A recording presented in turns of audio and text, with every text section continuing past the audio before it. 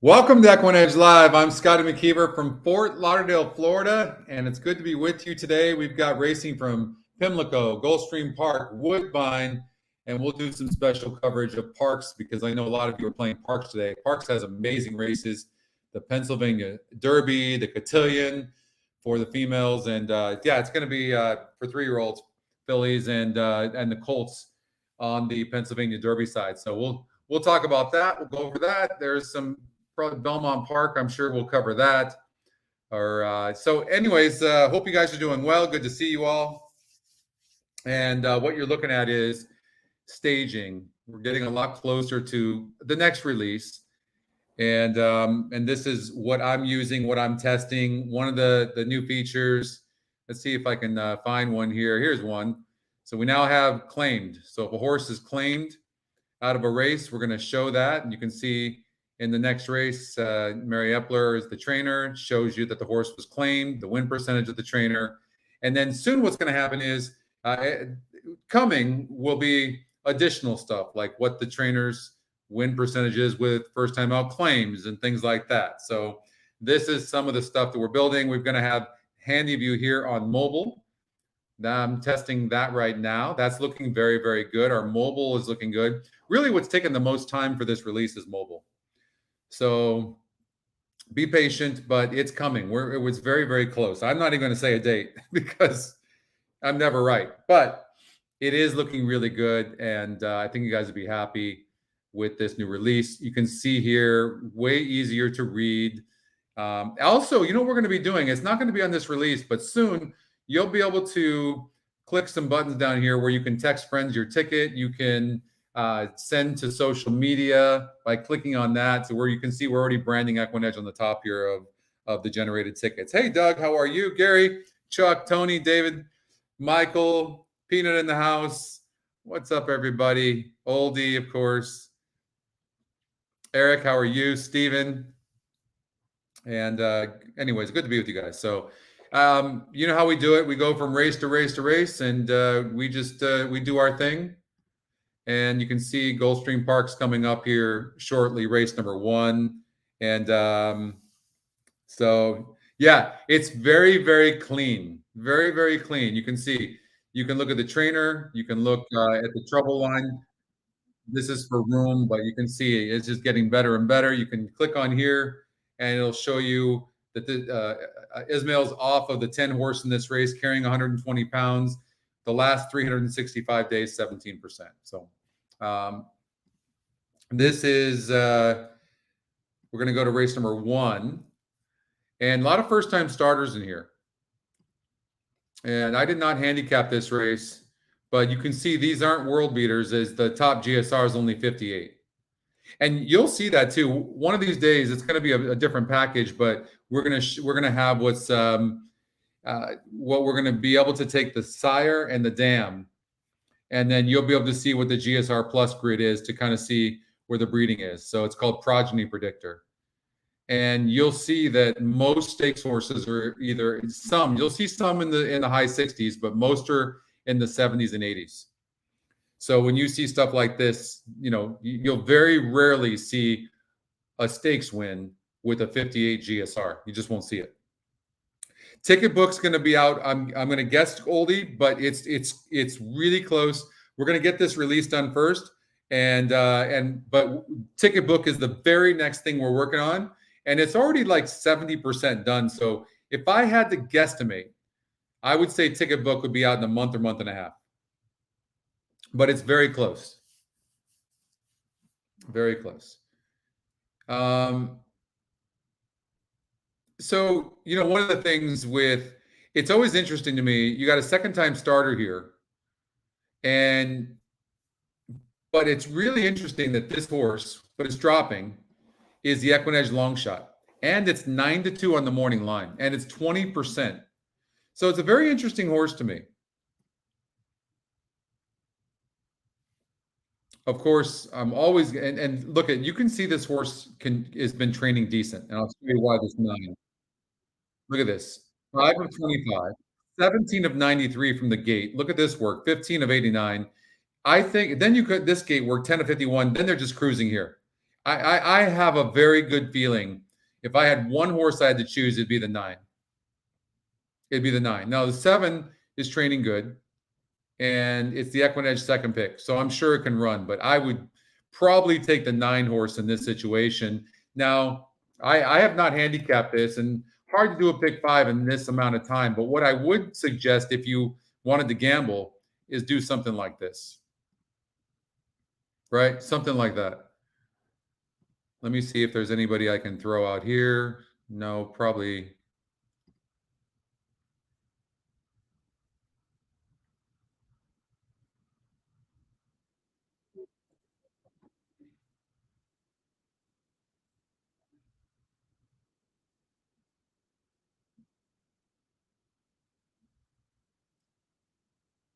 But yeah, maybe something like this. Take a chance on singling the 9. And if I had time to get the ticket in, I would play it myself as well. But I don't think I'm going to have time to get it in. But what I might do is just a win bet on the 9,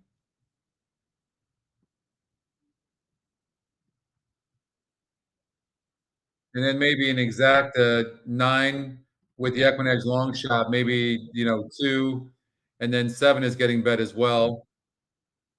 Is there one more long shot we can throw in there in this race that maybe has a decent win percentage or something? And it maybe would be the 6 or the 4, right?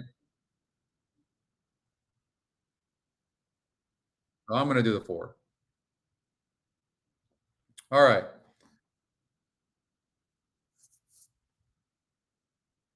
We've got Pimlico coming up in 12 minutes from now. We've got a little bit of time for uh, for Woodbine.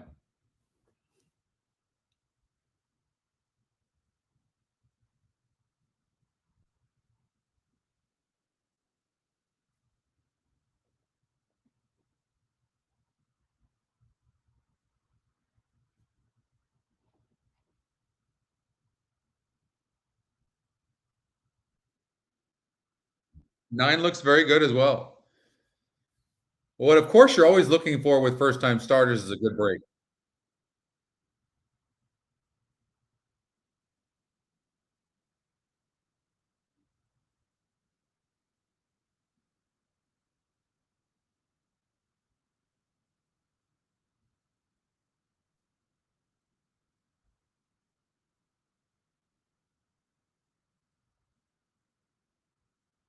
I don't know if you saw what the jockey did right there. Horse has got good momentum and gave the horse a breather. Literally gave the horse a breather. Now, of course, we would love a 9-2, right? I mean, that would be huge. Here comes the 7, but 7's one of the favorites. We prefer a 9-2 exacta for sure. And the 9's running, or the 2's running, I mean. We don't want it to beat the 9. Come on, 2, hang in for a second. 2's not going to make it. Hopefully, we can get we're going to need to count on the 7 horse to get second. But we got the single.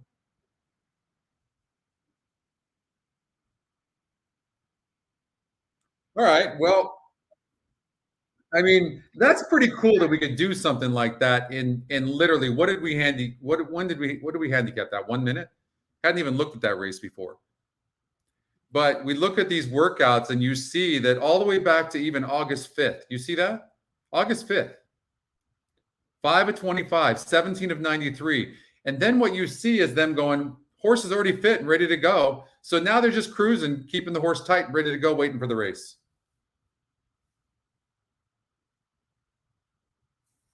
Right? So pretty neat. This was the pick 5, Scotty, right here that we gave out.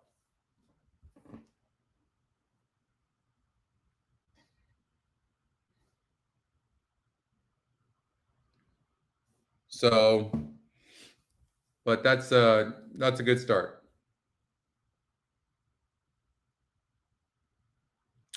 Nine, 7 exacta. At 2 couldn't hold on. The one ended up getting third. That was a first-time starter. Befriend the enemy. Keep your friends close, but your enemies even closer. What's up, Delroy? You got it, Jonathan. Yeah, that was. It's going to be a great day. But yeah, you could kind of, what you're doing is you're watching the system, but you're also making your own determination.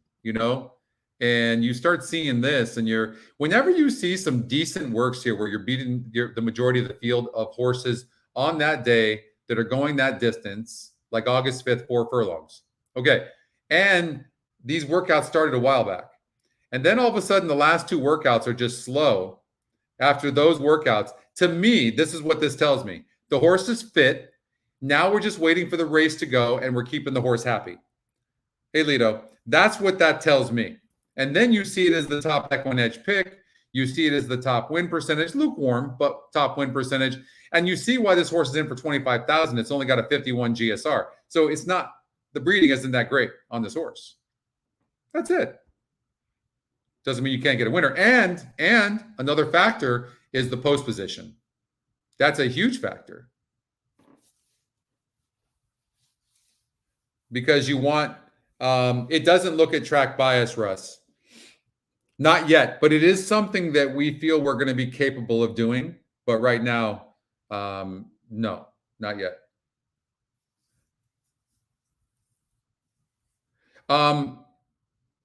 Maybe we can get to it, Tony, but we're gonna stick with Pimlico right now because we have to support the tracks that are supporting us. I would love to be covering Belmont, but we don't have live streaming availability to do that. And so if there's nothing else going on, then for sure I would do that. So, all right, well, that's a good way of starting.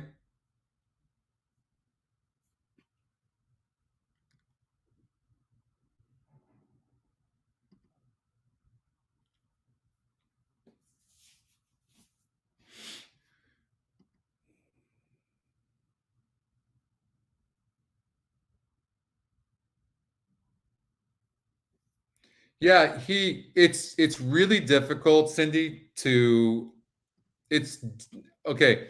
Our pace number is 72.5% accurate to predict who's going to be in first or second at the first call. Incredible.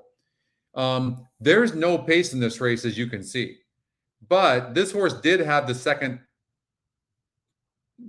fastest pace number, or second top pace number. So, but I don't think you can learn anything from this particular pace number, right? About the pace. It ended up being accurate in this case, but I think, with first-time starters, it's tough. Lito, I'm going to tell you that I think I'm going to guess 2 weeks, probably 10 days from now.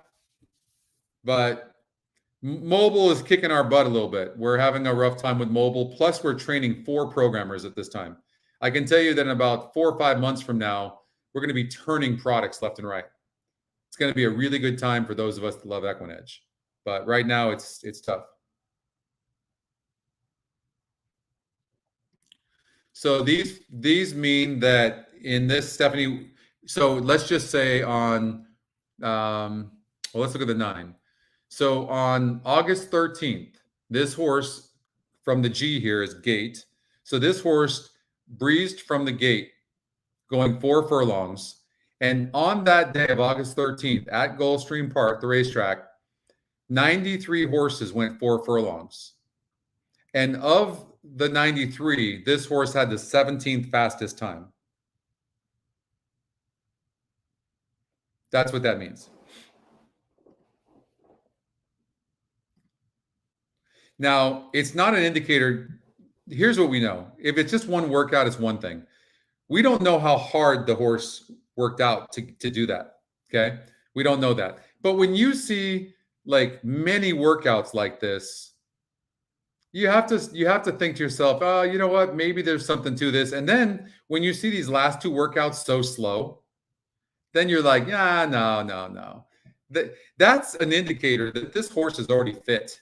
So why would you work the horse out fast? You got it, Stephanie. My pleasure. Okay. So we've got Pimlico coming up. Woodbine's in 34 minutes. Pick 5 at Woodbine is in race number 2. All right, let's get to Pimlico. So we have a big GSR here. 10 points, the highest, top win percentage. And what I've been doing lately, because I've been struggling a little bit with my handicapping, not my handicapping, but who I'm going to use, let's just say in some of the fictitious tournaments. So Cindy thinks the 3 could be a single. So when I look at this, it doesn't look like the horse has had the best trips. So you look at it from a pace point of view. What I do like about it is this. There's only 2 horses in the race that have any speed, and that's the 5 and that's the 3. If you look at their class, they're very even. But if you look at who has the better GSR, by far is the 3. But the 5's a player as well. What's interesting, though, is the 5 horse is the second EquinEdge pick, and it's not for sale, where the 3 is for sale.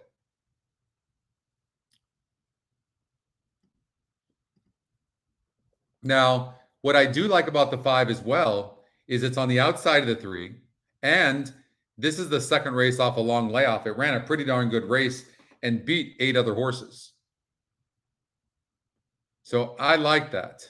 I would imagine that the 5 horse is going to be tough. That's incredible, Joe.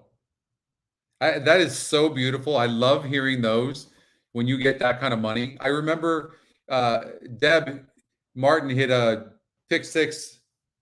It was early on when we, I think maybe 2 years ago, and I think she hit it for 23,000 or something like that on $12.60. Crazy.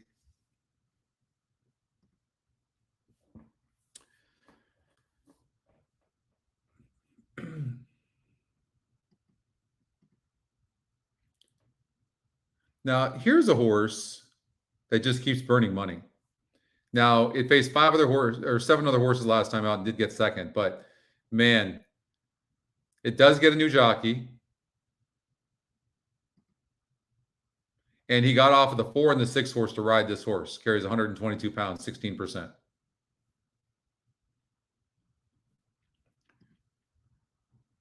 But the 4 and the 6 don't look like true win contenders to me. They look like just in the money. I don't know. It's a tougher. For sure, it looks like this race is between the 3, 5, and 8. It does. It looks like chalk. I like the 5. So what I'm going to do, this is how I'm going to play it. I'm going to do an exacta, but I'm going to do it with the EquinEdge long shot as well. 3, 6, and 8 with the 5. Okay, I'm going to do that. And then a win bet. So I bet 300 on the 5. So I'm hoping the 5 gets second, but I'm covering my bet if the horse wins. So a total of $500. I'll get 600 back unless the horse gets bet heavy into the gate, which is certainly a possibility. But if the exacta hits, it could pay decent. So there's nothing sexy here. This isn't going to make a lot of money. But I imagine that in the top 3 is going to be the 3, 5, 6, or 8.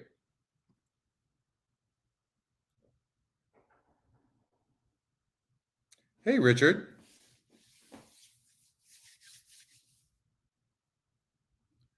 Well, you went on the hottest run I've seen in a long time. You went on a run Cindy, that I don't know, didn't you win like $100,000 or $150,000 in like a 2-week period of time? Maybe it was a month, but like you just went crazy.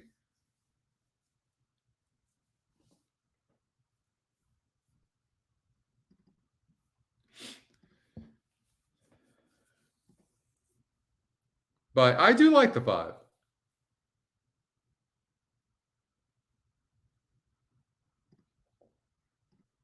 If you sort the SOR,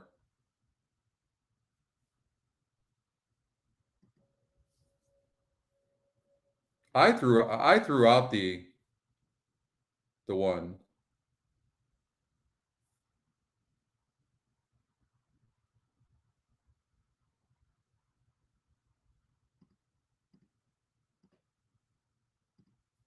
I mean, definitely if you do a trifecta, you could see for sure you could see the 4 horse getting the money. It's just that type of horse.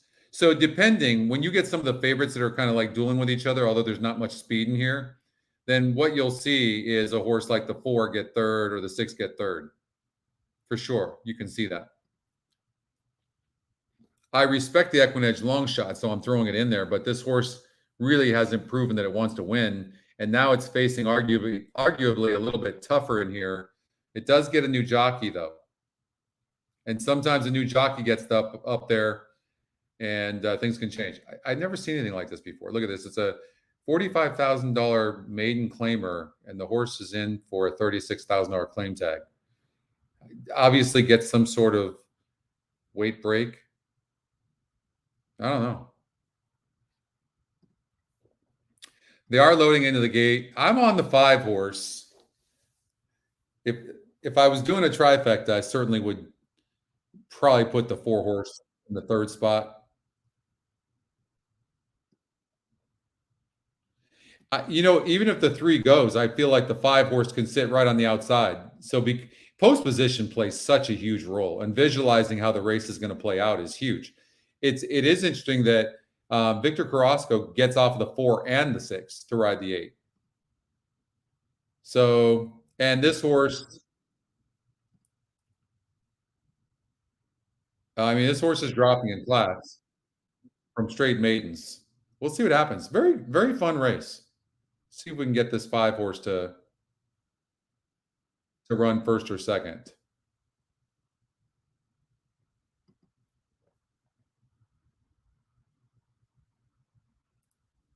I find that sometimes it's not worth getting cute in a race like this. Like, I want to so badly just put this 6 in the 3rd spot, but it can win. And if it was to win, you'd kick yourself, especially if the 5 got second, because a 6-5 exacta probably paid $50 for a buck. Late scratch of the 1. Honestly, one of you liked that 1 horse. I think you just saved money.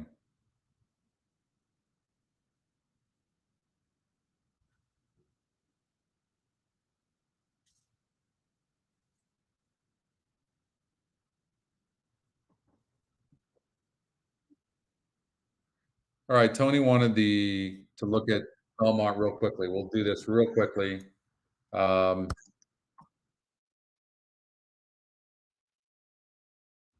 Let's see if we can find a single.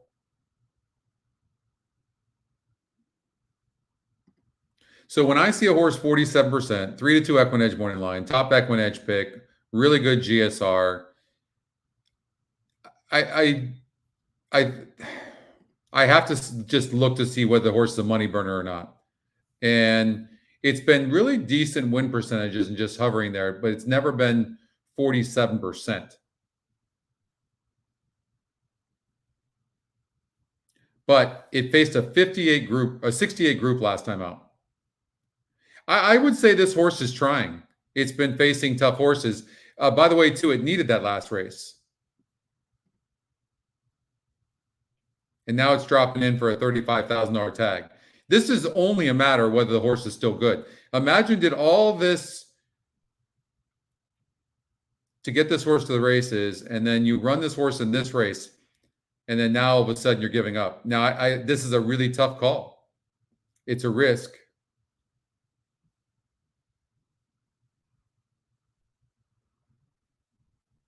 You singled the 7 here? Yeah, it's a tough one, Oldie. You know, I'd have mixed feelings about this. Oh, I'm glad, Michael. I'm glad. You're a pleasure to have on the show. I'm glad. And hopefully you learn how to use the EquinEdge tools. I've been saying all along, our coaching classes have been fantastic. People are loving we record them as well. And soon we're going to start giving them out to you guys that go to the class because there's so much to learn. It's slowed down. There's a max of 15 people in there, and it's been great. It's been really good.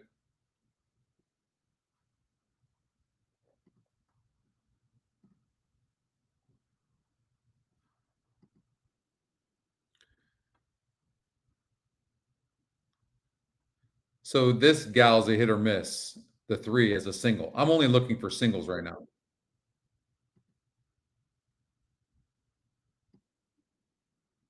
This horse, yeah, not very consistent either. The EquinEdge long shot. All right, let's see if we can get this 5 to win.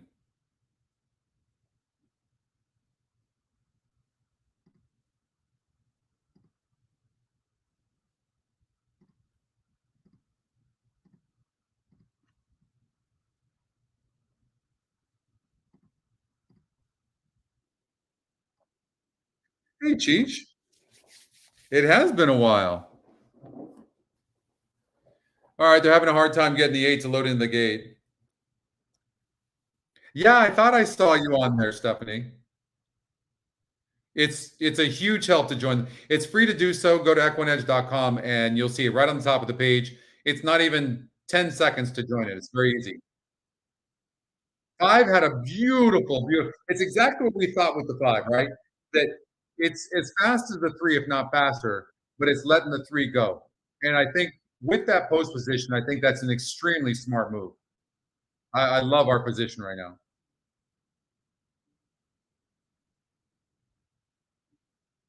And it's a slow pace on top of it.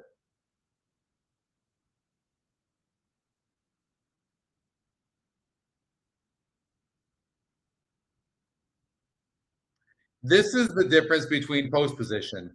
If the roles were reversed, then the 3 would be on the 5's ass right now, right?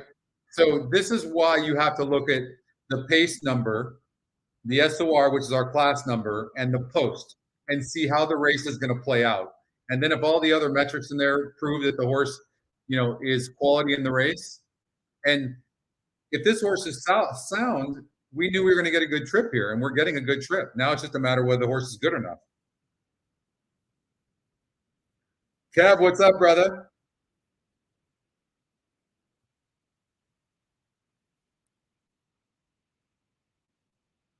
So I don't like the way the 5's running at all. 3 seems to be running better than the 5.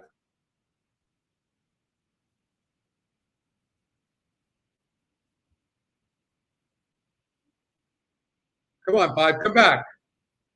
Come on, 5, come back. Okay. Come on, 5. Come on, 5. Let the 6 win. 5 gets second. Come on. Get up, 6. Get up. Oh,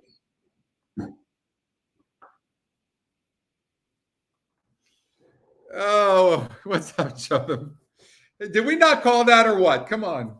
Look at that. All right, we might be seeing things a little bit right now. I mean, we knew it was between those horses, did we not? 3, 5, 6, and 8. 8 hung.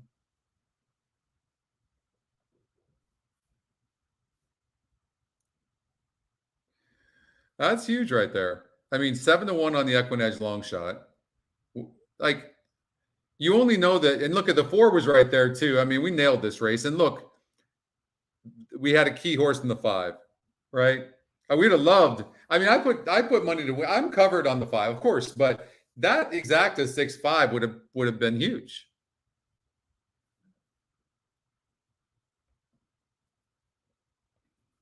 Nice.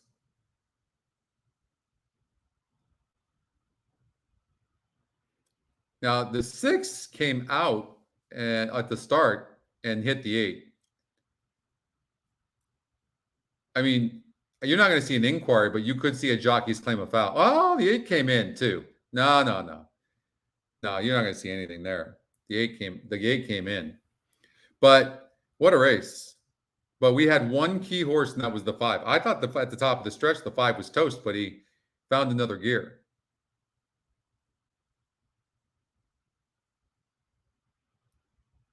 Three to 1 over 7 to 1.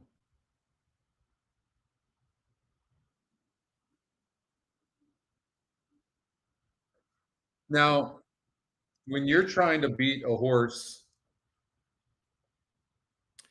like let's just say the 8 in here, it's not that I didn't like the 8 in Pimlico.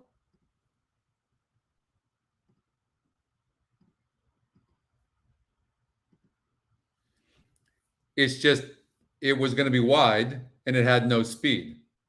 So when you look at it from that perspective, it's got to come in, and there really is no pace for that horse. So the horse is going to have to be closer than what it normally would be. And look, the 5 and 3 were on the lead. We said that those 2 horses were the front runners, did we not? And look at, they were in the front. That's how good the pick. So we played this race and handicapped it perfectly. We did. Right? 5 and 3 on the lead, clearly. Sitting a slow pace, the 8 couldn't catch them. The 8 needed a little bit of pace. So a good note basically is that a couple of things. One, the 5 and 3 weren't that great because they set a slow pace and still barely hung on. The 8 horse had a wide post and actually came on, but then hung a little bit. And the 6 was way far back. Really, the 6 ran the best race.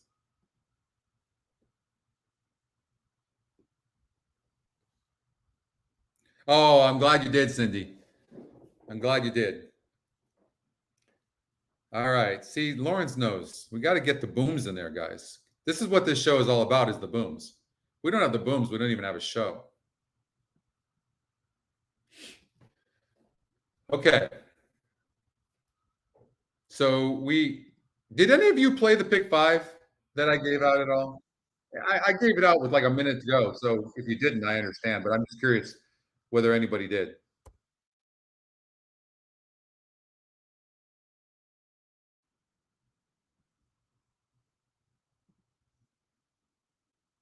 So okay, so look, I bet a total of $700 and I got back 1640. The exacta would have paid way more than that. Hey, Manny, best of luck to you. All right.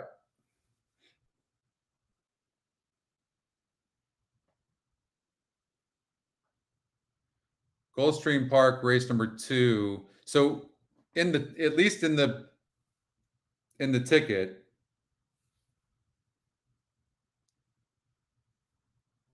oh, that's the worst, Stephanie.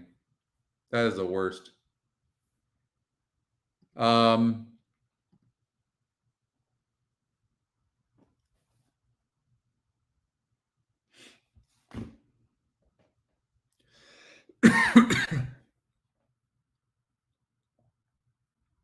all right, let's dive in.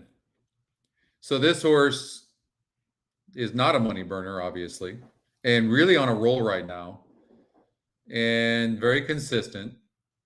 37% to win this race. And let's look at the way the pace is going to play out in this sprint race. Sprint races are a lot easier to make out.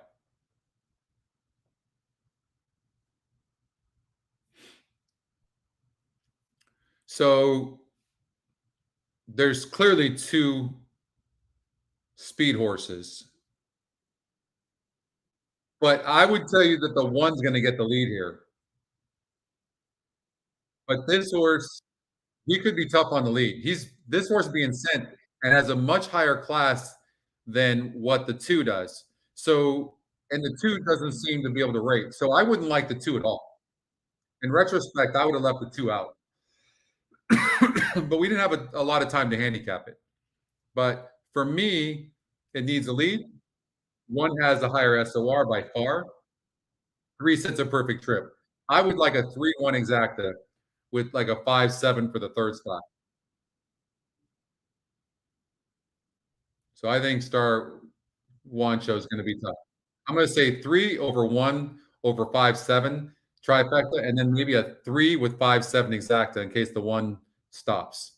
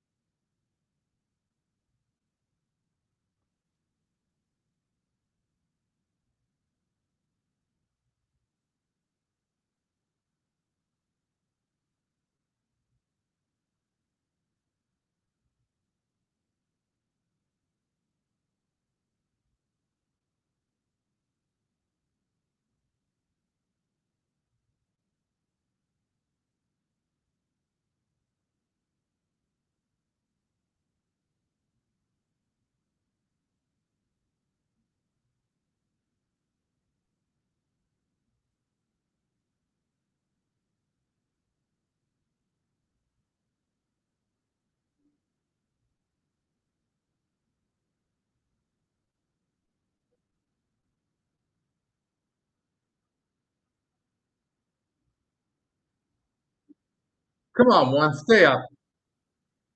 Oh, two didn't stop.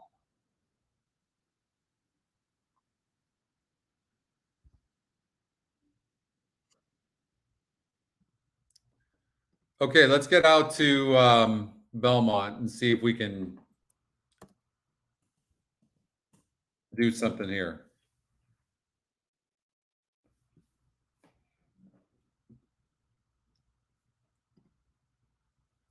There's no way of knowing with the 7. Is the 7 the horse to beat? By far. It is. Second race off a layoff. Manny Franco jumps aboard.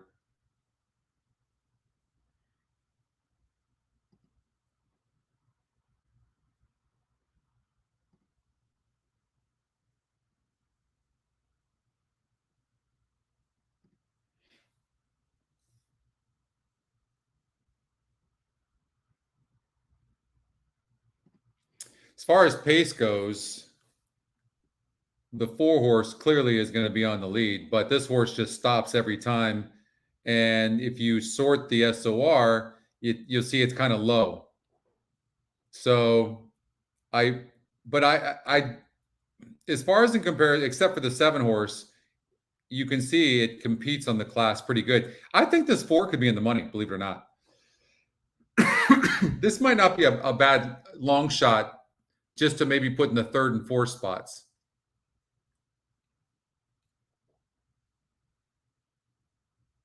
I don't know who else you would single, so I would for accuracy purposes, if I want to give the system a better chance of winning, I would try to bet against the 3 horse who's on the inside, only 18%, and EquinEdge morning line's 3-1, not 8-5. So I would just do something like this just for the hell of it and then regenerate. And, I would do something like that. That would be a ticket I'd give. Remember, when you're using the ticket generator, if you just make any positive changes, then you've increased your chances of winning exponentially. Why am I going to use a horse that's going to get bet so hard and is only 18% to win? And on the inside, may not get a really good trip.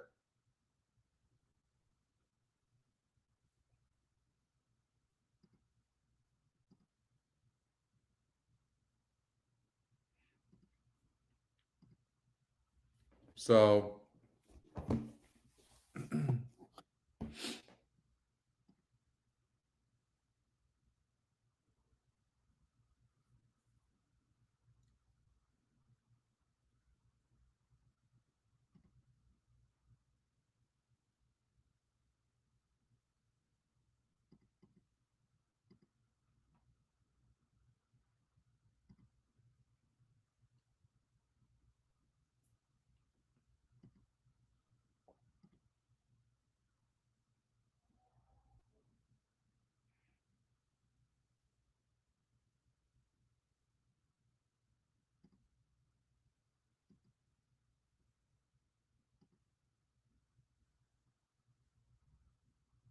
62% and lost.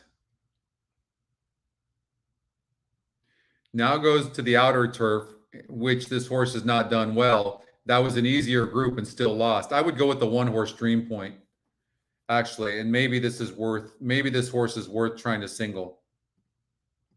I would try to beat the 5. How about something like that?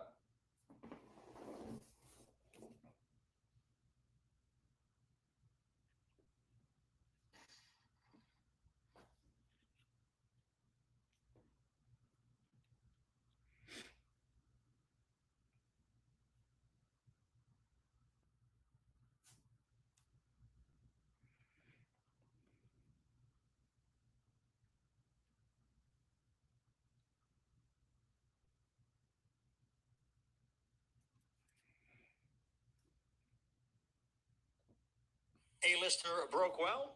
Now moving up is Oregano on the outside. Excursion East along with Silent Running as the field goes into the clubhouse turn. And it is A-lister. A little tough to handle there going around the turn, but in front nonetheless. Oregano's on the outside in second. Excursion East has made his way down to the inside and is racing in third, but now being passed there by Valentino's here as they head for the back stretch. And it is a battle now between A-lister on the inside and on the outside, Oregano. Just behind is a Valentino's here in third. Excursion East down at the rail in fourth. Silent Running is on the outside in fifth. Then comes Dream Point in sixth. Alongside is Stand United in the seventh. And a first-time starter, Kiyomori, is the trailer in eighth.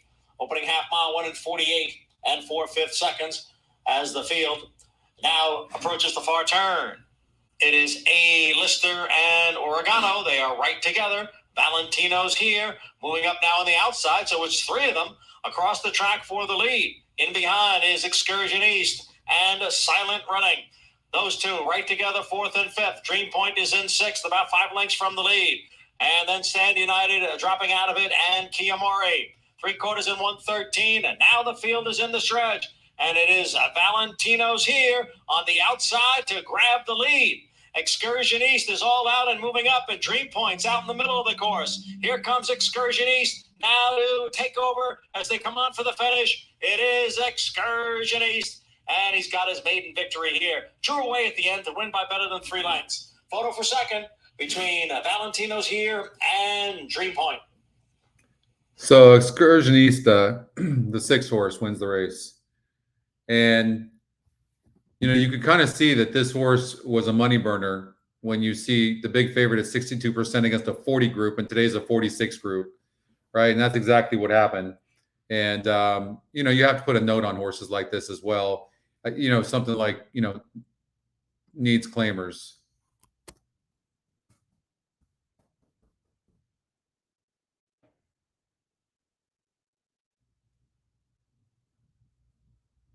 Oh, that freaking one got third, Stephanie. I don't think it did. I don't think it did. Oh man, that was a nice bet. I don't think so.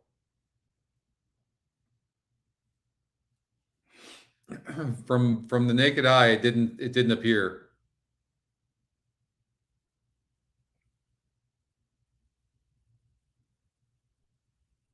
Yeah. 55-1. Yeah, I'm sorry, Steph. That's a drag.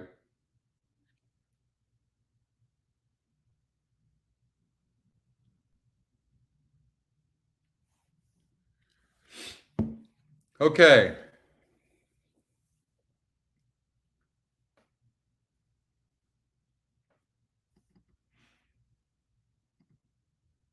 I don't think we're into the stakes races yet over at Parks. No. We'll look at this. We'll look at this race when the time comes. But it does look like there's this horse looks pretty dominant, doesn't it?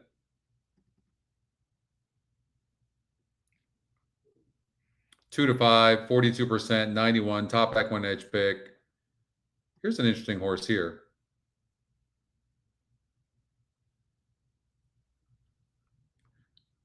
Nicely bred. EquinEdge second pick, a maiden.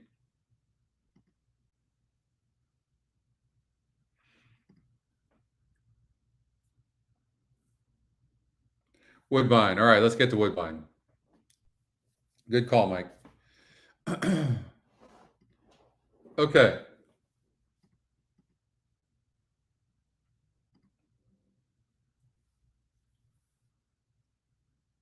So we got a big, first of all, what I see is the win percentages are wide open. Sort the SOR, and I see a horse that's 24% that has the highest SOR. So instantly, I'm confused. Instantly, this is a wide open race. Okay. You have to know that. You have to find something else, because my tendency is to eliminate a horse like this, but it's 24% and it's the EquinEdge top pick. And I've gotten beat by these horses a lot. But this horse barely won against a 44 group last time out. And by the way, Justin Stein gets off of this horse to ride the 3 horse. So maybe the 4s, and it seems dead on the board, but maybe this 4 is worth trying to beat. It's not my type of horse, but it's certainly a contender in here. But it's hard to imagine Justin Stein winning, going 6 wide, and then being taken off this horse, especially when he's ridden it the last 3 times and got 2 wins and a second place finish. It would be hard to believe. And he's only 6% jockey trainer combination with this trainer, whose name I can't pronounce. And so just hard to believe that he would do that. And he's ridden this horse the last 3 times. Now, there's a slight chance he was obligated to this horse, or maybe they decided to enter this 4 horse late and he already committed to the 3. It's possible. But he also gets off the 5 horse, who he had ridden the last couple of races, who's the top win percentage to get on the 3. What's happening here? Then you see Slade Jones get off the 2 horse after he just won on the horse. And there's a jockey trainer combination of 0 for 8. You confused yet? 7 is, yeah, with that class number 2, Kevin, yeah. 7's lone speed. But that's if the jockey sends, because a jockey is looking at a form, right? And when he's looking at the form, he does not look at this horse and go, oh, okay, I'm the speed of the race. You see what I mean? I doubt he's using EquinEdge. I think one day they will. Trainers and jockeys alike will be using EquinEdge. There are a lot of trainers that are. I don't know about jockeys. But this horse should be sent. And here's the thing. He might not send this horse. You know why as well? Because he's got the 7 post. But we know the horse is tactical and can sit. There's a lot going for the 7. That I can promise you. Whether it's good enough or not, I don't know. But there's a lot going for the 7. And one of them is the post. I would bet the 7 horse to be first or second.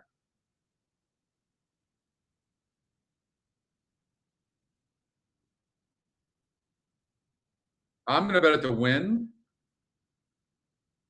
And then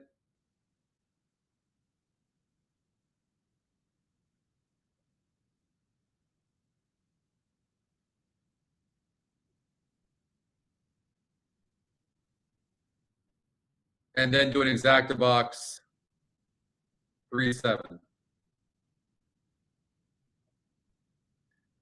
We'll see.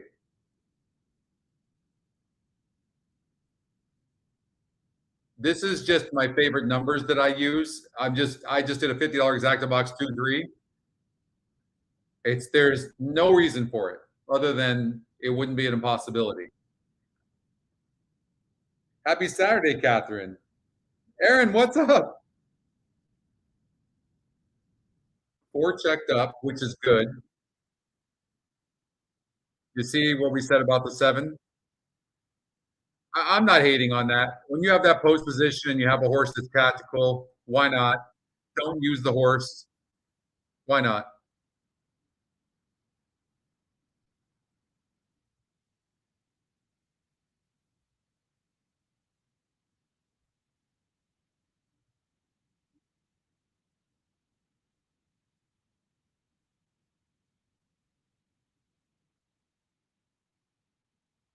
Oh, the jockey on the 3 lost the stirrups. Oh, no.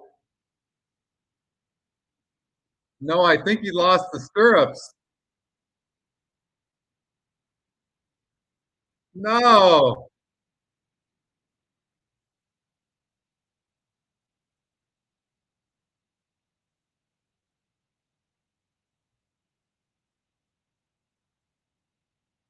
Come on, 7, stay up.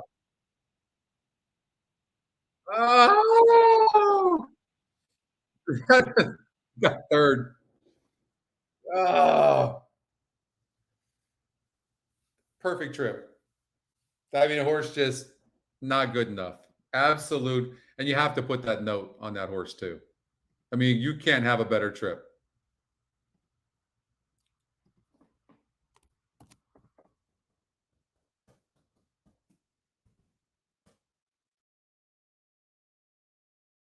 So for me, in perfect trip, it tells me the horse had a good post position, tactical, and had no excuses, which tells me next time the horse runs that I'm going to need to see the horse in an easier SOR.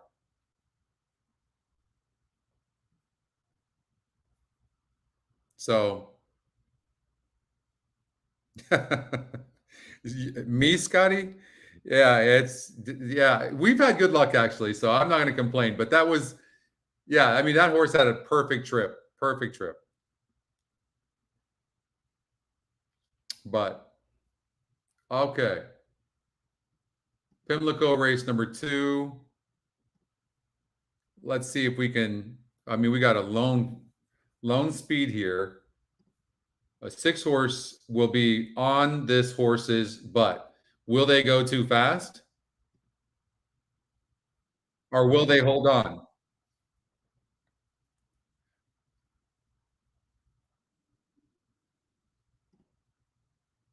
I can tell you, just looking at this, for whatever reason,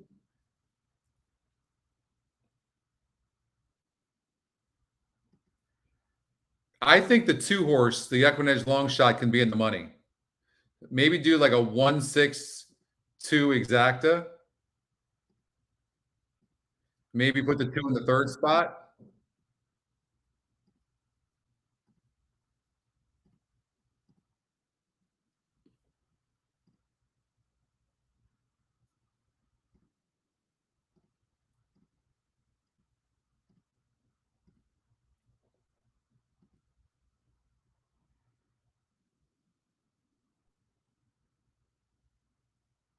So I'm just making the 2 my key horse because the favorites are going to duel most likely.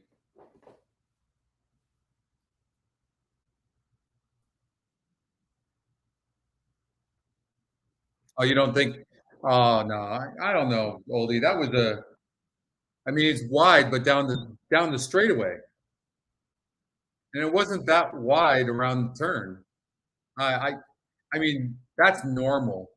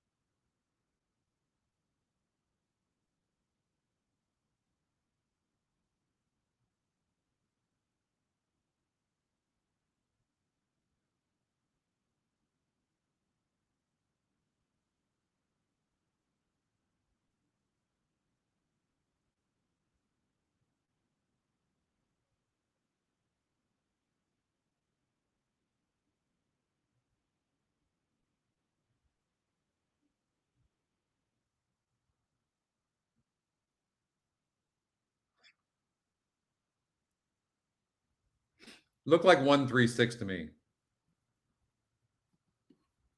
So speed held.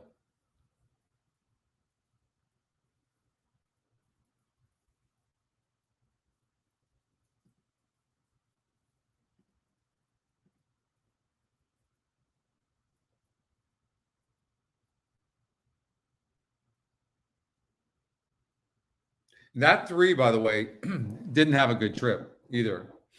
So ran good considering.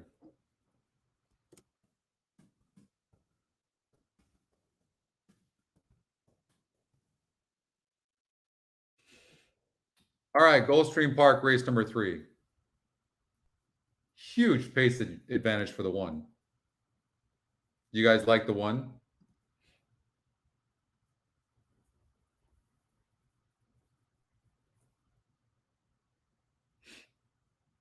There's an inquiry on the 7.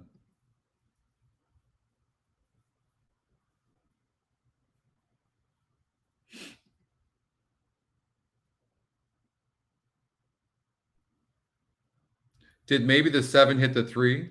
Is that what's happening here? No. Yeah.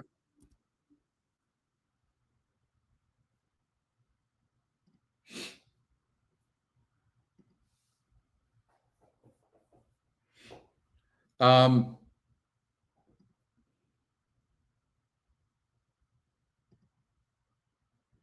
let's do a pick 3.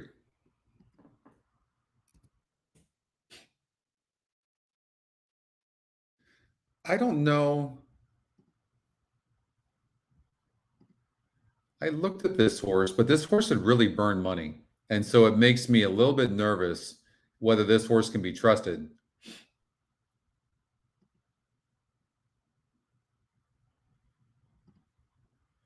So you can see here, look, this horse had a big pace advantage, but this horse was a first-time starter at 30%, got the lead. And this horse was second. So it looked like this horse, and this horse came back to actually run a good race against, okay. So this is just the type of horse that needs the lead. That's what it is. And if it doesn't get the lead, it'll stop. So let's take a look at the last race. What happened here?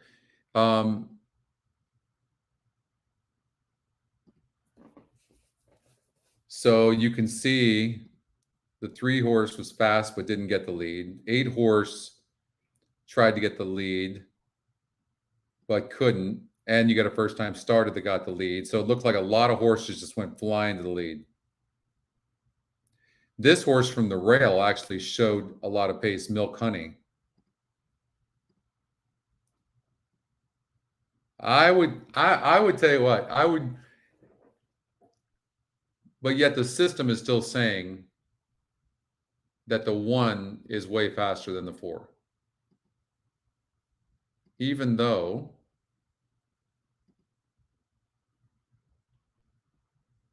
they faced each other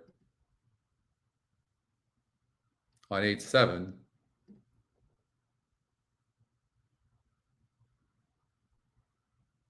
I think this horse broke slow.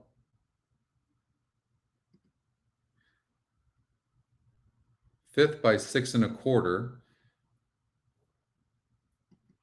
Huh. It's a tough race.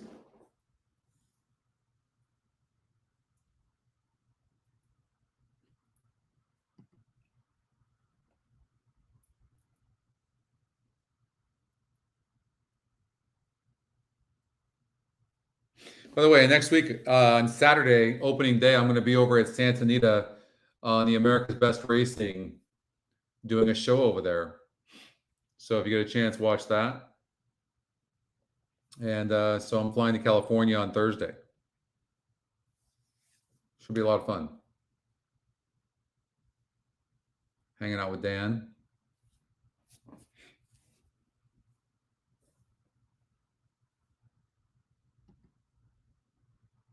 So you got a first-time starter here.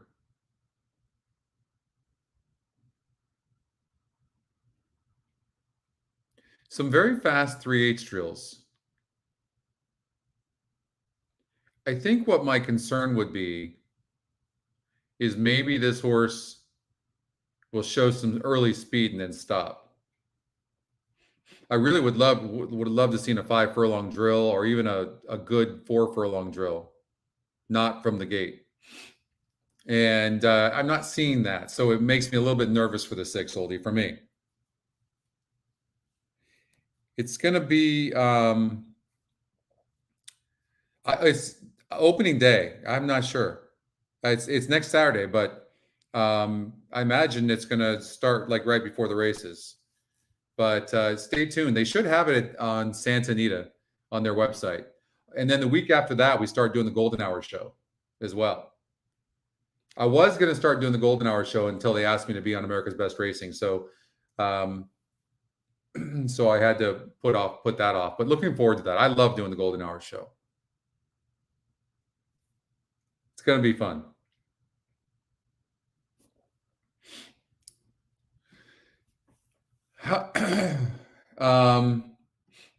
I think what I do think is this, Oldie. I think that maybe the 6 is going to press the 1, possibly. And then the 4 is fast. So I'm starting to kind of gather that maybe there's going to be a lot of pace in here. And then just maybe, and it's starting to rain, by the way. It's raining here as well. And Gulfstream Park's about 25 miles south of me. Let's see. So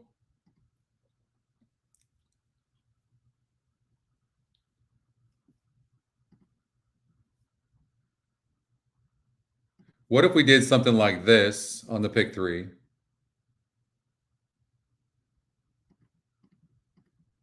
You know, look, the 9 horse is, now there is 2 scratches, so from the 7 hole, but the 9 horse is 7-5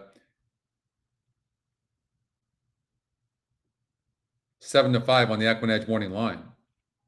And by the way, this is a very big drop. The problem I have with this horse a little bit is its breaks, but it drew the rail on the 2 hole. Now it draws the 9 hole. You know, yeah, you know what?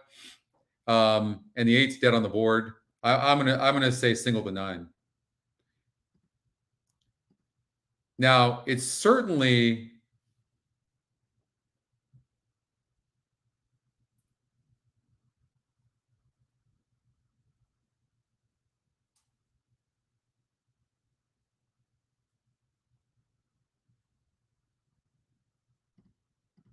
I don't know. I think this 8's going to run a better race, but I think the 9's the horse to beat. I think you're going to see a lot of speed in here, and the 9's just going to be sitting.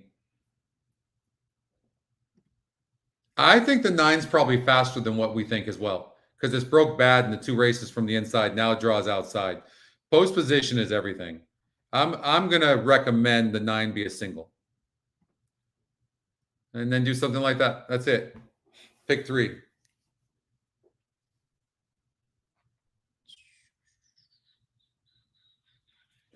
The closer I look at that.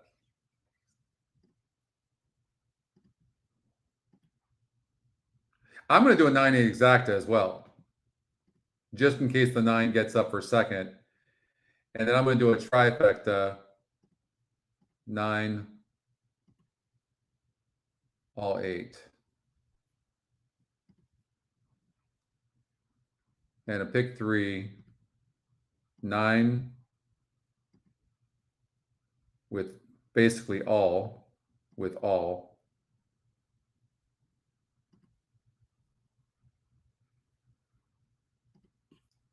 I like this 9.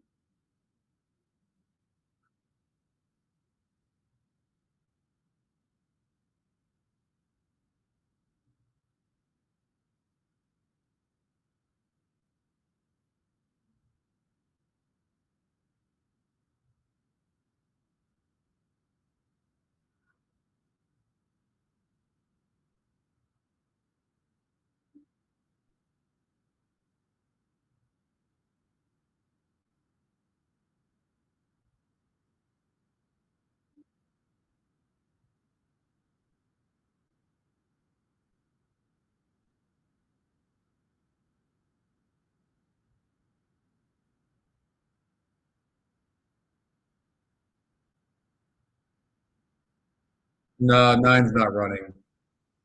I was way off on that one. Good call, oldies. 6 first-time starters going to win the race. 2-1. 6-4-3. My bad. I wasn't even close on that one. Ah, I hate that being that far off.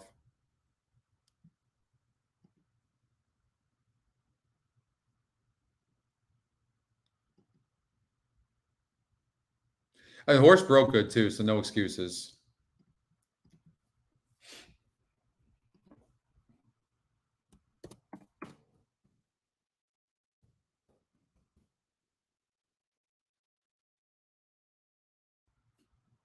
Okay.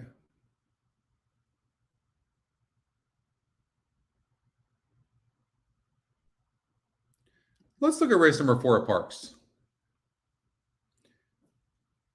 So, yeah, but I was really far off. I'm not usually far off like that. I miscalculated that horse. Okay. I mean, this horse is going to be very tough to beat. You have a maiden here who ran good. Let's look and see who it faced.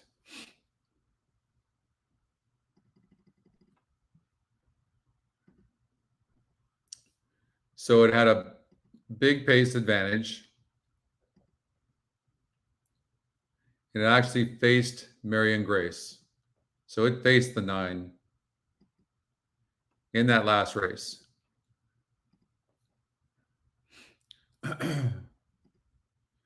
Broke last. Now gets extra distance.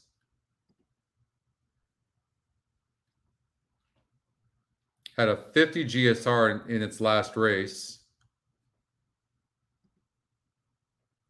And now has a 70. Is that right? No.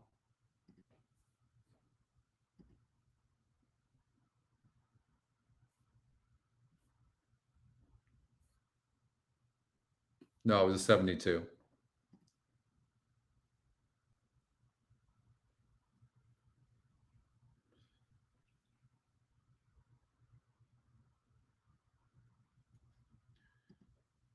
The one horse in here seems to need the lead, Uptown Amanda, and it doesn't look fast enough. So probably eliminate that horse.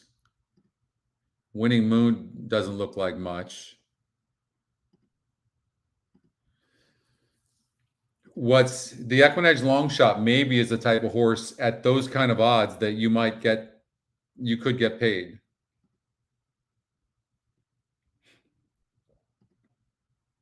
This horse won easily last time out as well.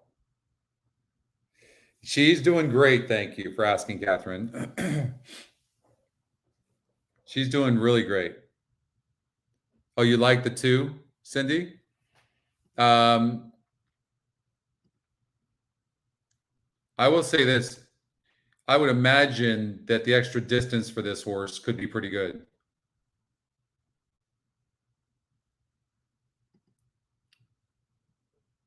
Let's take a closer look at this horse.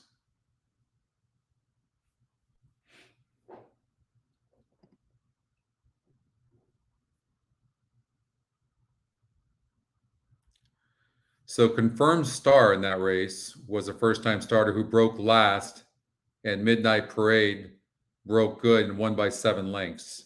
And Confirmed Star lost by 7 after breaking bad and got carried wide.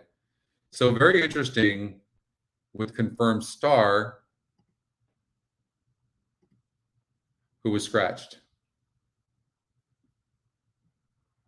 I wonder why this horse was scratched.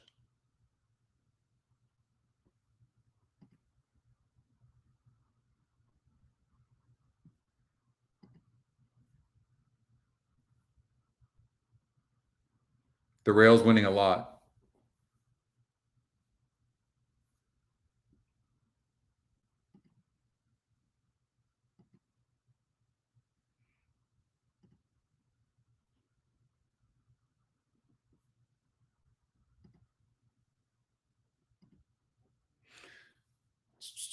So this horse came back to win a 25,000 maiden claiming.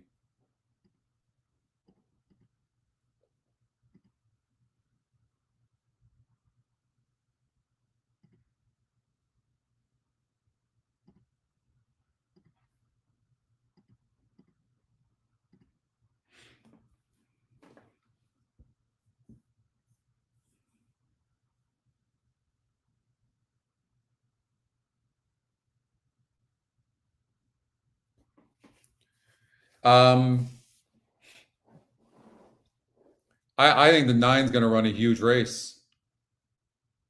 I really do, because I mean this 5 was stopping in that race and was 65% to win.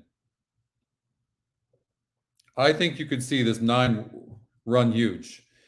The extra, think about this. This was 5.5 furlongs that the 5 had a lead, 7 lengths, 6 lengths, easy, and still only won by 2 lengths while the 9 was catching, and now they're going 6.5 furlongs. I mean, it would. I would imagine the 9 could be really tough to catch. I think the 2 is going to run good too. For me, it's just about how do you bet this thing? How do you bet it? I mean, if the 5 was stopping at 5.5 furlongs, what's it going to do here?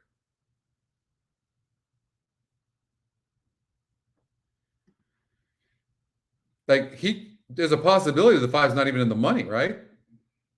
I mean, obviously it depends if this horse is getting pressed at all, which I don't know that it will. The 9's the real deal.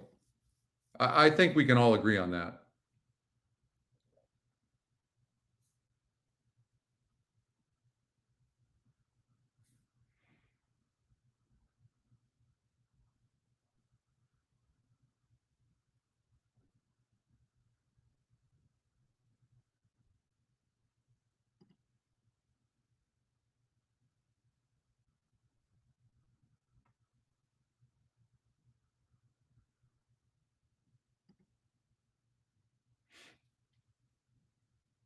I think this is just going to come down to how we bet it.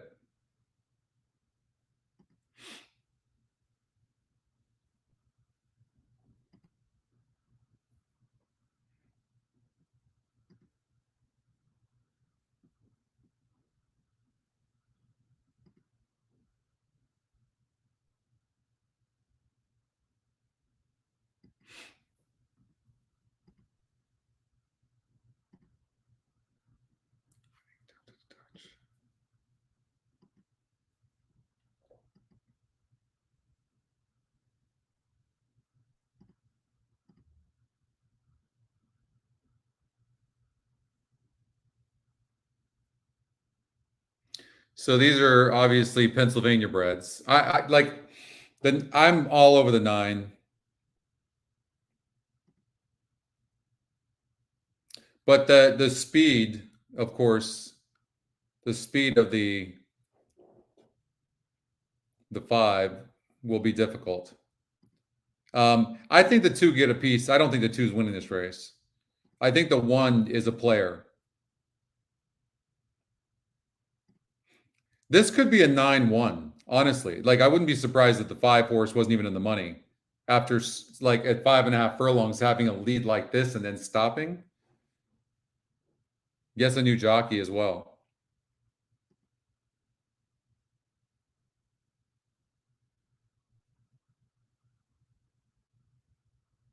Yeah. I'm not going to be surprised that this 1 horse wins as well. It's a very tough one to judge.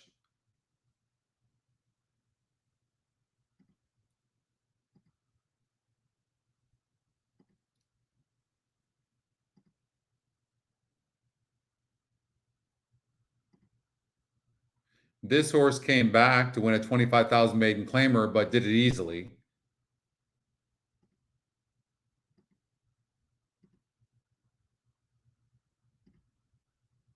This horse came back in a maiden special weight over at Penn to get second. Right?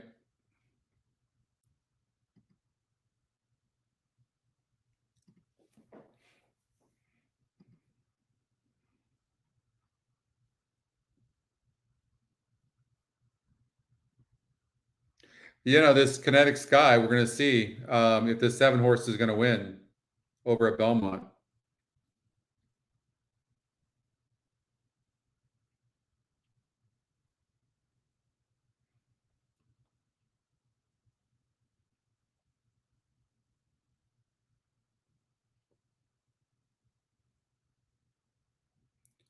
It is getting bet to 4 to 5 right now.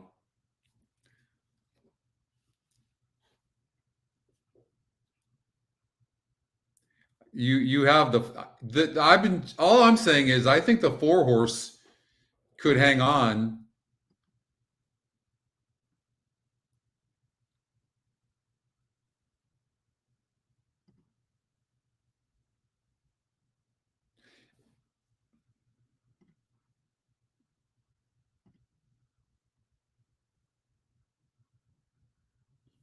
I don't know.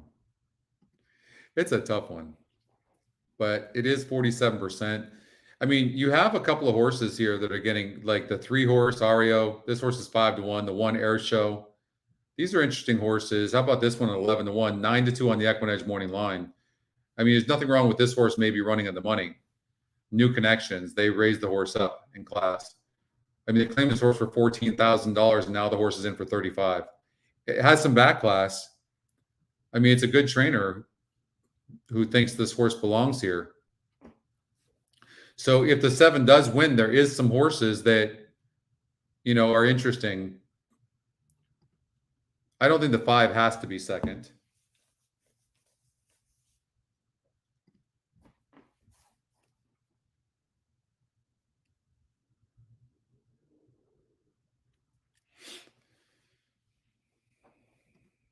You know, the issue I'm having a little bit with the 7 is the lack of speed this horse has. But maybe the class will move this horse up.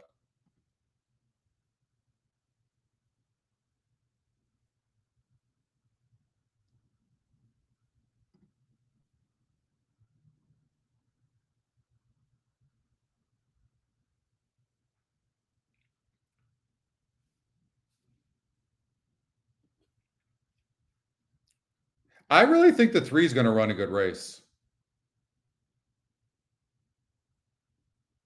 So we got races coming up at Pimlico and Woodbine. They're kind of coming on top of each other, so we're going to get out there. But they're going into the gate. I think the 3 horse is a horse that you might want to have to watch out for.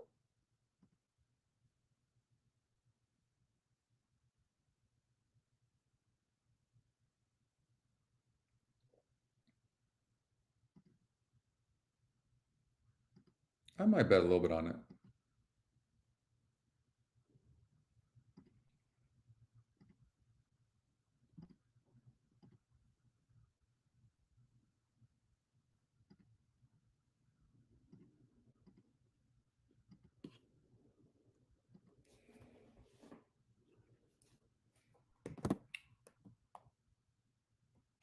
They're in the gate. Let's see if the class of the 7 moves it up on as far as the pace is concerned. Kinetic Sky broke well from the extreme outside. Spectatorless away well. Willie Sutton is right there. 3 of them across. And Ario is next in 4th as they race up the chute. It is Spectatorless, Willie Sutton, and the favorite Kinetic Sky on the outside. Ario sits behind in 4th with Air Show down on the inside in 5th. Then it's Corkman, and the trailer is Bingo John in 7th. Spectatorless, the gray, leads by a head. Willie Sutton is in between horses, and Kinetic Sky's in the clear on the outside in 3rd. The quarter went 23 and 3/5 seconds. It is Spectatorless with a half-length lead. And then it is Willie Sutton running in 2nd. Kinetic Sky's on the outside in 3rd. And then we have the trio of Ario, Air Show, and Corkman, and farther back is Bingo John. I'm going to bet the 9, Doug. Yeah. 3's not running here at Belmont. Willie Sutton is now right 3 just stopped. The 2 of them are together. Kinetic Sky now gains. Wow, I mean, literally going to get last. Something is off with the 3. Willie Sutton, Spectatorless, and Corkman has now advanced up into 4th. Here comes the 5. One of you liked the 5. Show in 5th. As the field comes off the turn, enters the stretch, and there goes Kinetic Sky now to take over. Kinetic Sky is in front. All right, so it's going to be chalky. Second, Air Show looks to rally down at the rail. It is Kinetic Sky who has the lead here by 3 lengths. Corkman runs in second, then Spectator. All right, 7-5. Okay, let's get out to...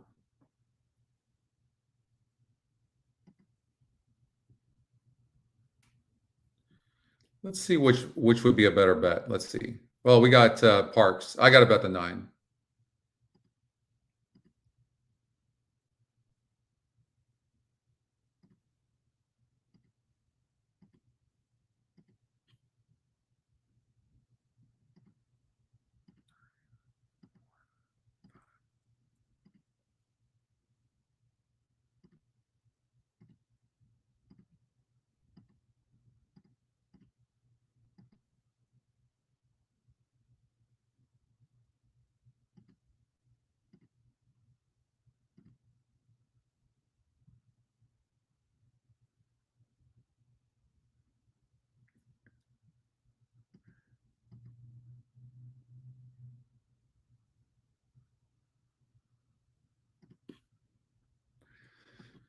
So I'm going to try to beat the 5 over at Parks.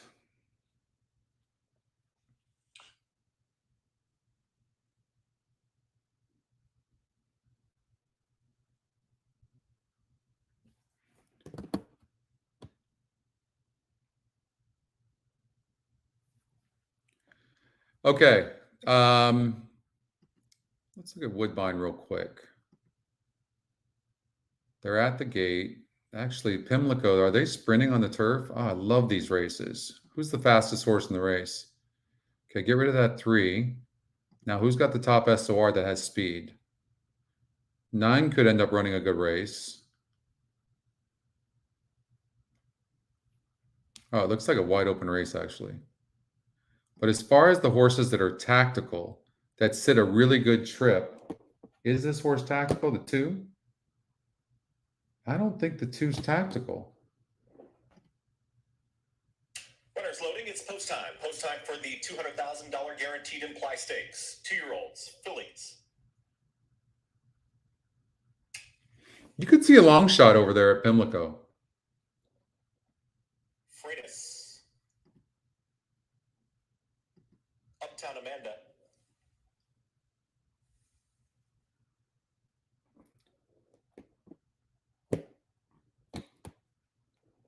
There's going to be some speed in here.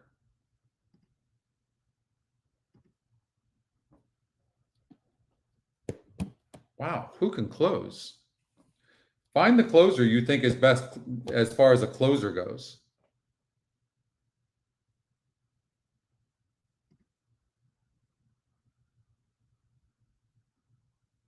I think the 8 or the 5. I think the 2 favorites.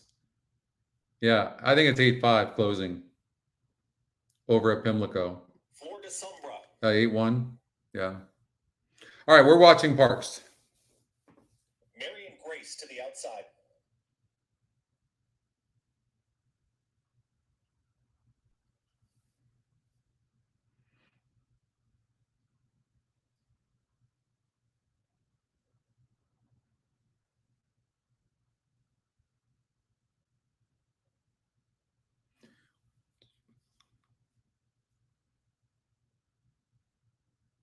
All in line. All set for the imply.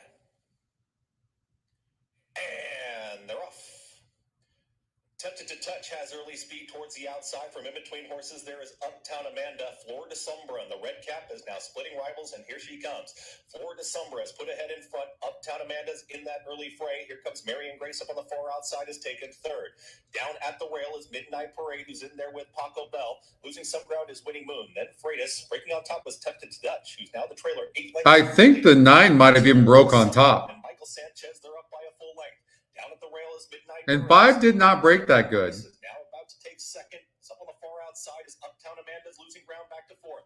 Paco Bell is progressing from the 5th position. Winning Moon is lugging out, bearing out. 9's not going to win. Tempted to Touch. Florida Sombra went 22 seconds flat for that opening quarter mile. It's Florida Sombra who has kicked on well. Up On the outside is Midnight Parade. Pocklebell is now taking third to the inside. Here comes the 2-horse, the EquinEdge long shot we talked about as well. At the top of the stretch, Midnight Parade is chasing it. Pocklebell is within 2 of the leader. It's Florida Summer. She's got a race on her hands as Midnight Parade is rolling, and Pocklebell is at the rail. 3 across the racetrack as they approach the 16th pole. Midnight Parade is taking the lead. Pocklebell's going to try and nail her down at the inside. Midnight Parade way out the center of the racetrack. And we talked about this 5 maybe not even being first or second. That's exactly what happened. 9 ran a really disappointing race, but we handicapped that pretty darn good. The EquinEdge long shot was right there. All right.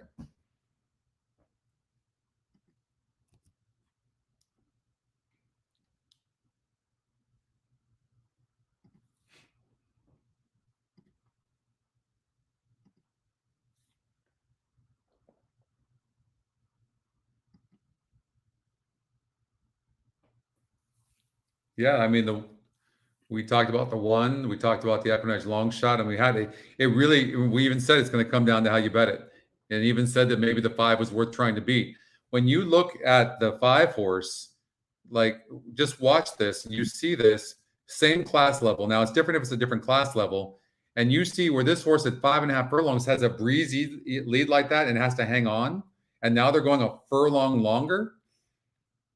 You know, and then you have a lot of horses that are young and lightly raced that are getting better. So it came in 1-2-5-9. So just the bets were wrong.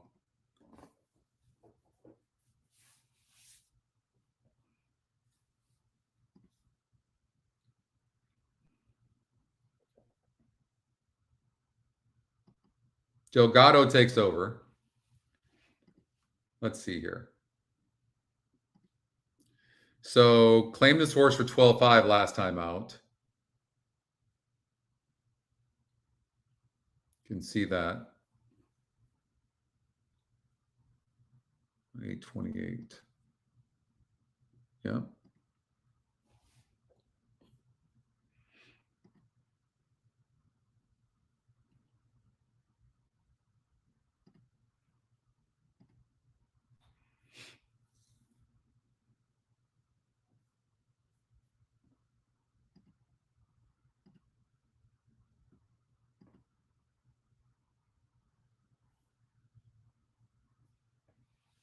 Oh, nice, Russ. Nice trifecta. So I look at this horse and I see a horse that doesn't seem to want to win.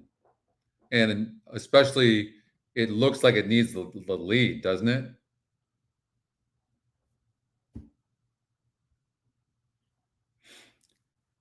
And you look at, of course, this is very interesting because the 2 is very fast as well and seems to need the lead. No, this horse doesn't need the lead, actually. Will it let the 3 go, though?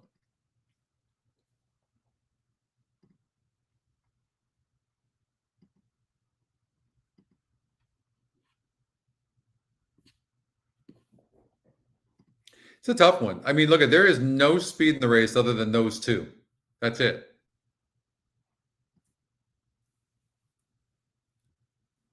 Nice, Michael. Nice going. It's going to, listen, we're going to have horses all day long. It's going to come down to how each person bets them.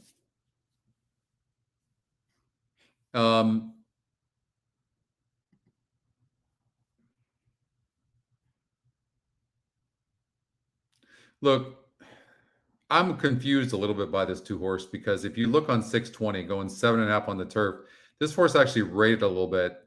It was near the lead and won, and then you can see after that, this horse just loses ground. And it got the lead against an easier group last time out. And we're gonna look and see why. Like, are these horses bad? Let's see here.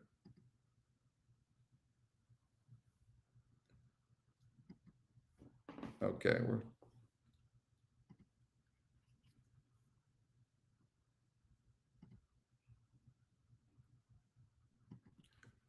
let's see here, Gulfstream Park.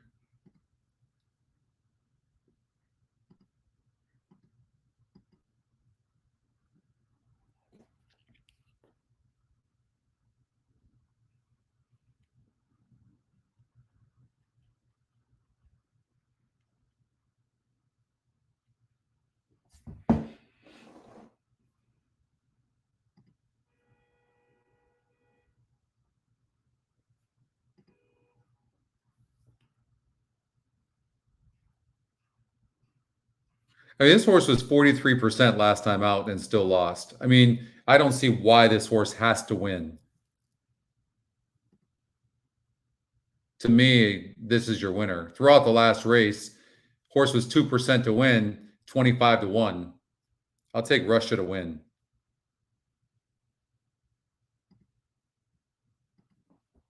Eight to 5 right now. It makes sense unless the 3 gets an easy lead. I mean, which could happen.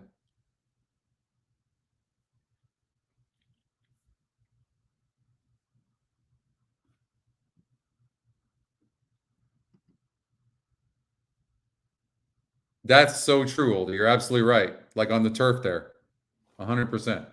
No doubt about it. Let's just assume that the 2 and 3 are going to stop. Let's just say they do.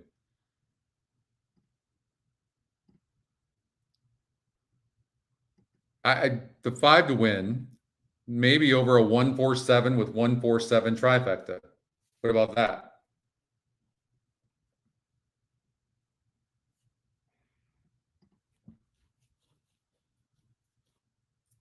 This 4 at 10 to 1 is very interesting. And this horse hit the gate pulling, certainly capable of running a better race, the EquinEdge long shot.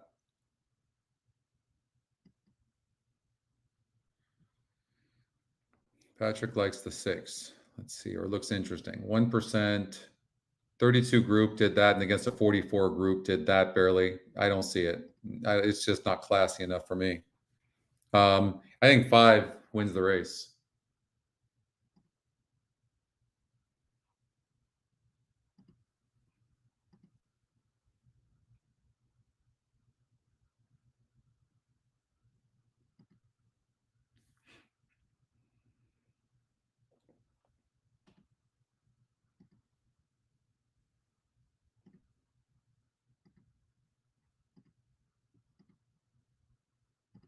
Yeah, I mean, I think the 5 wins the race, Russian to win.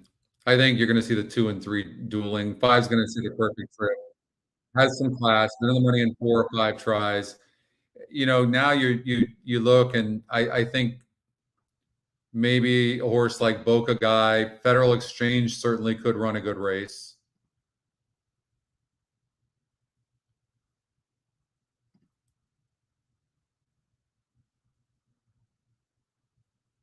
Federal Exchange faced Desert Ruler in this race and beat him coming from behind. So why not do that again? How about the 4? So maybe 5-4 exacta.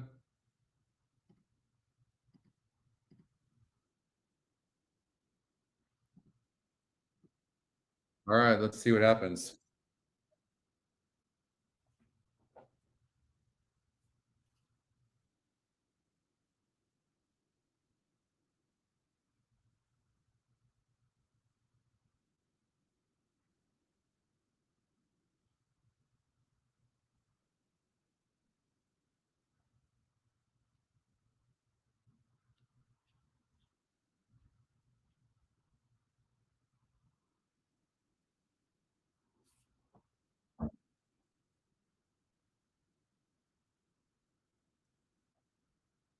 All right, Stephanie. We'll see you later.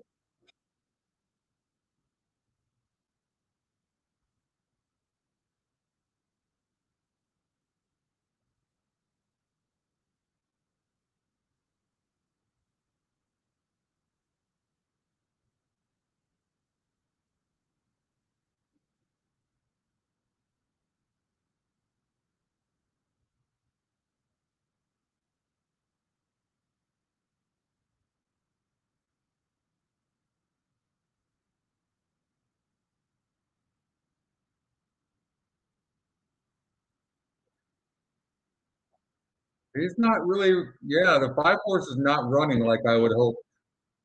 Really disappointing effort for me right now. I hope he kicks in late. I mean, they went fast up front. I mean, this horse should have pounced on them.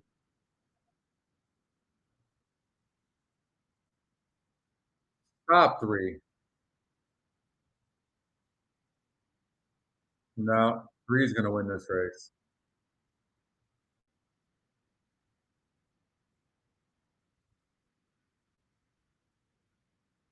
Not changing lanes. This is just a horrible race. Wow, look at that.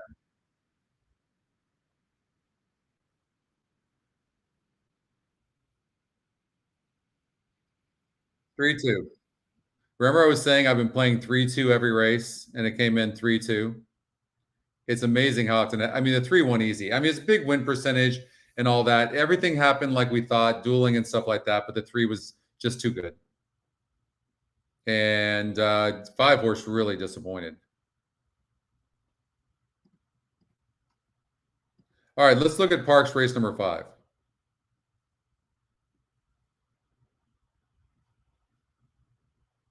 Wow, huge number.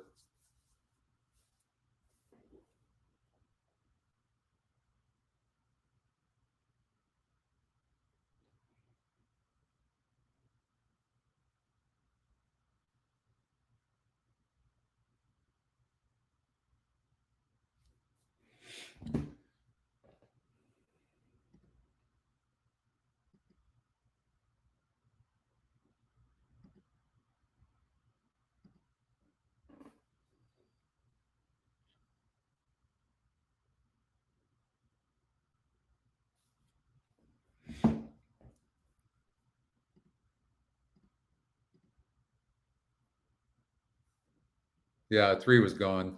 All right, so this is the Prince Lucky Stakes. I mean, look, you can't play against horses like this. This horse looks long gone. Nicely bred. There's really not much in here.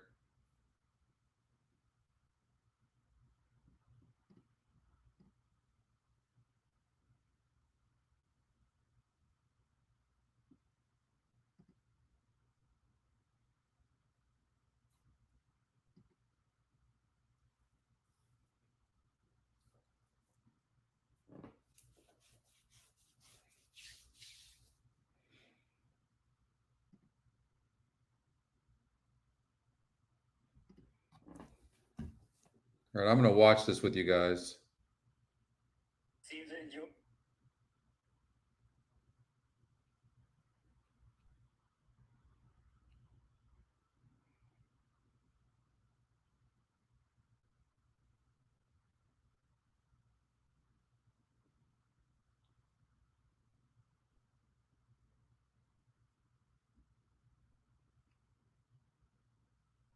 So race 5 is 12 minutes away. I guess we have it wrong. All right, 10 minutes before Pimlico.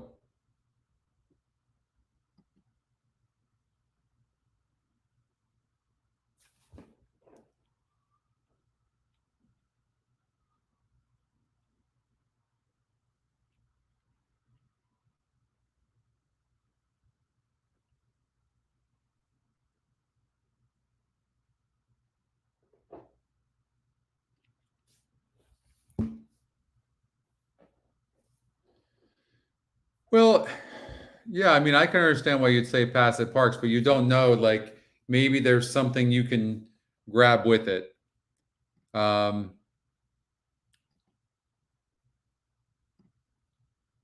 Give me a few. Hey, what's up, Christy? Give me a few minutes. I'll be right back.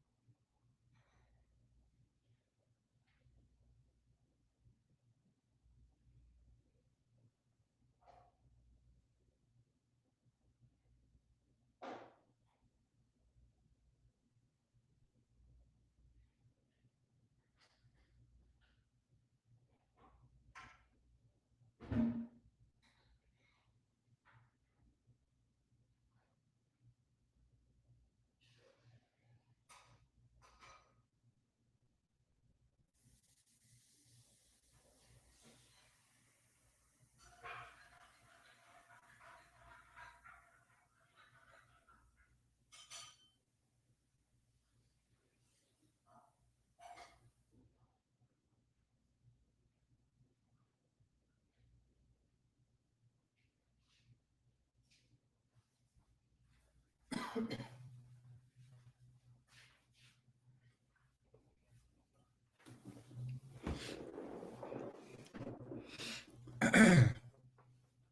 right, I'm back.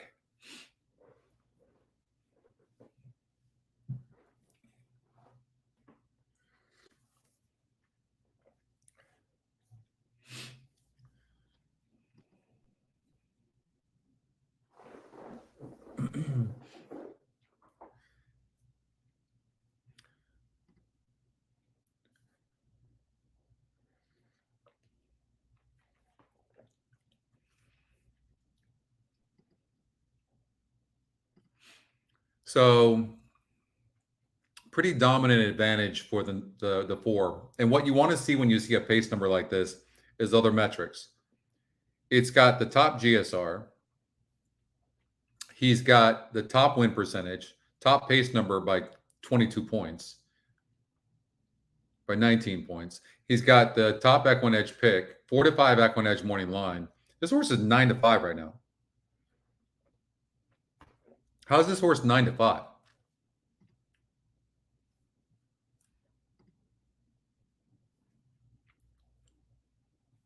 There's no way this horse stays 9 to 5.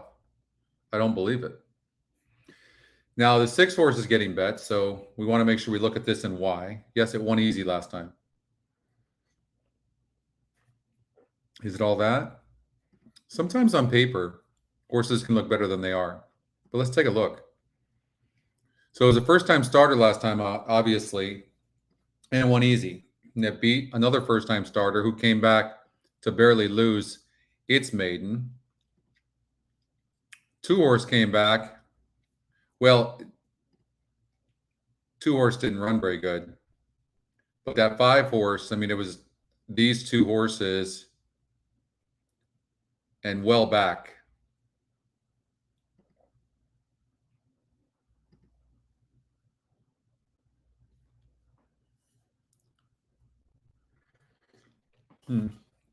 Second by 7 in here. And the 5 came back to get third barely. And the 2 didn't come back to run.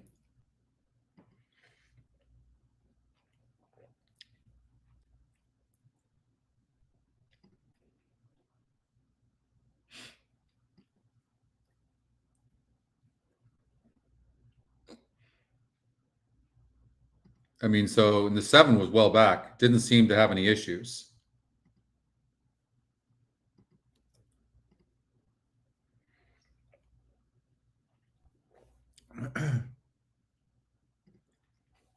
But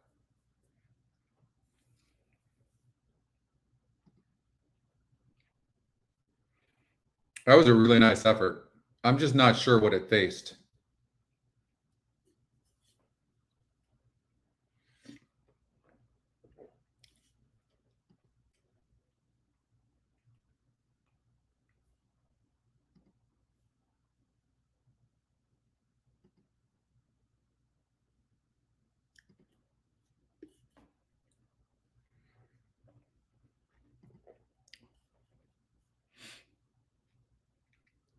I think it's pretty shocking. This race is between the 4 and 6, and what we would hope is the 8 could get third.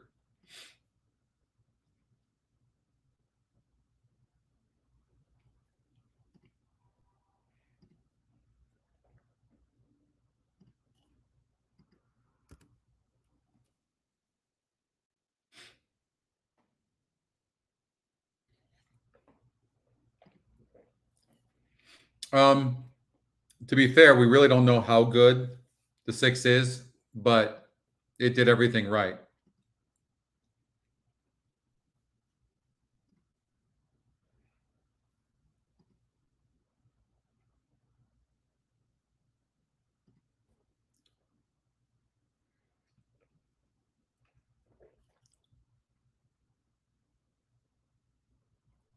But this horse didn't beat much.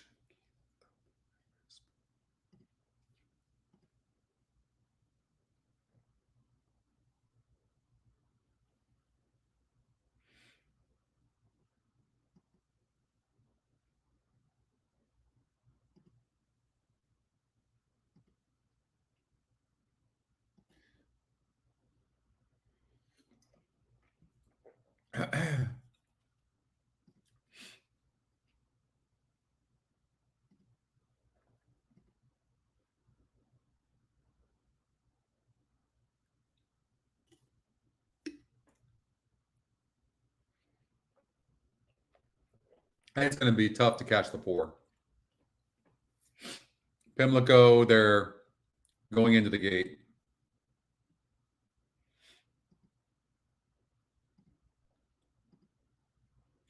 For race number 4.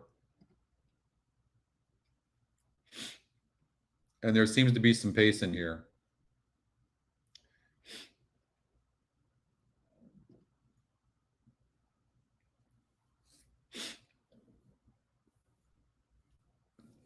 That's a tough race. We're going to stay with Parks.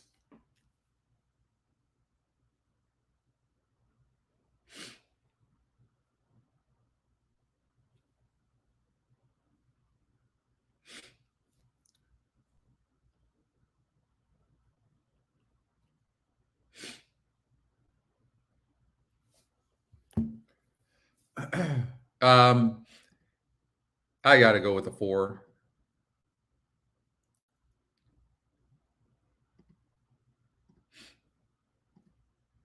And I got to do an exacta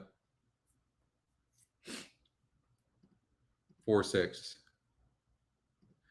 And it looks pretty simple to me as far as 4-6-9. 9 kind of has that style, that outside post that's just going to like get up for third. 6 is the real deal, I think. But the 9 is going to be really tough to catch.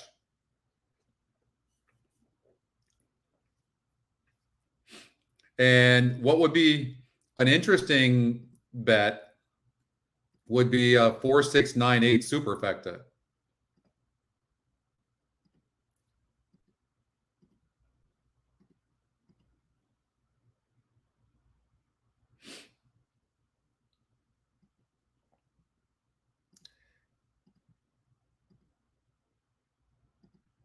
And then I'm going to do a 4-6-8 trifecta just to cover.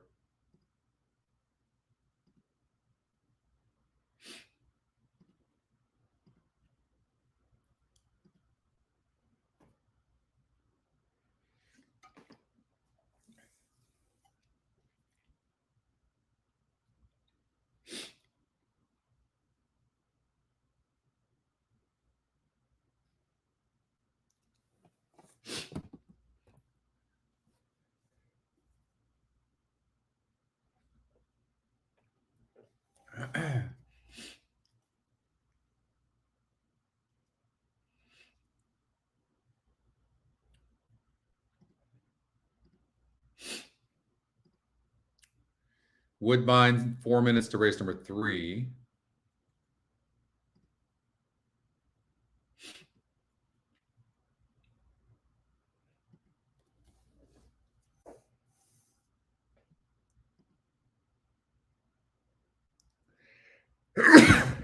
Excuse me. What happened to the 5 last time out?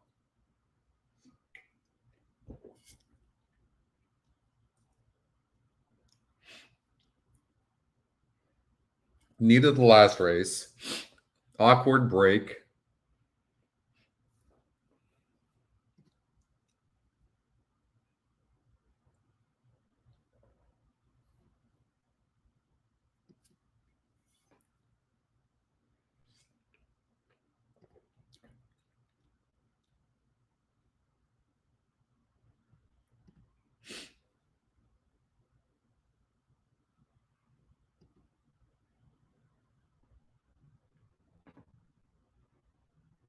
It's been scratched from today's 5th.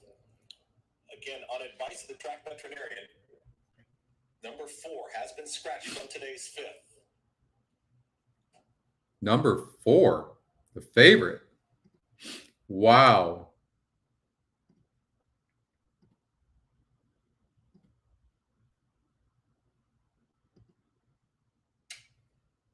Future windows do remain open here for today's 5th. Refunds in the win place show.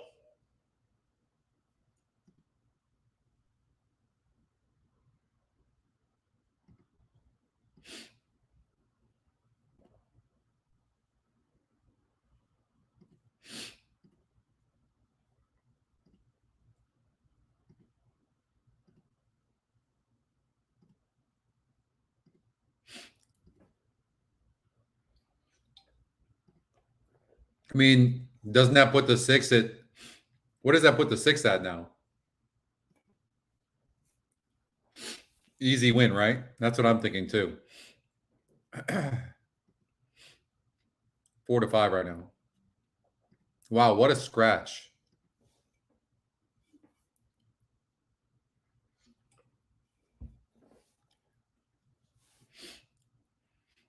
I mean, not only that, the 6 is going to get a good trip Consolation doubles in your multi-leg from that post. Post time favorite.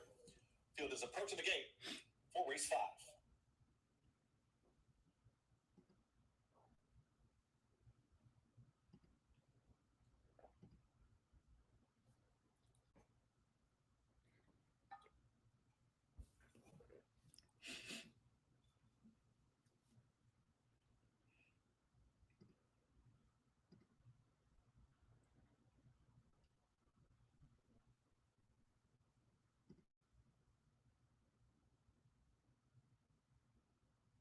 I mean, to me, here's the thing. This is free money, I think. But who's going to get second? Field set to load. It's post time for the Prince Lucky Stakes. I'm going to try the EquinEdge long shot. Favoritism has moved to the 6. Gordian Knot.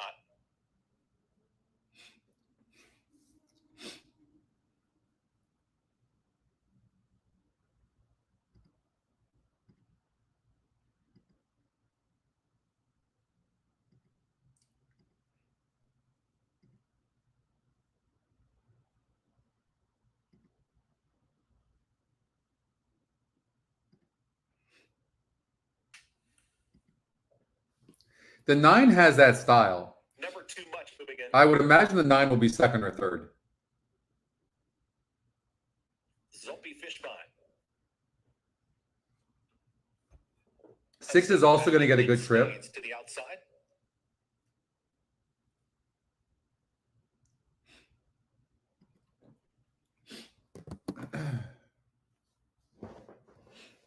All on.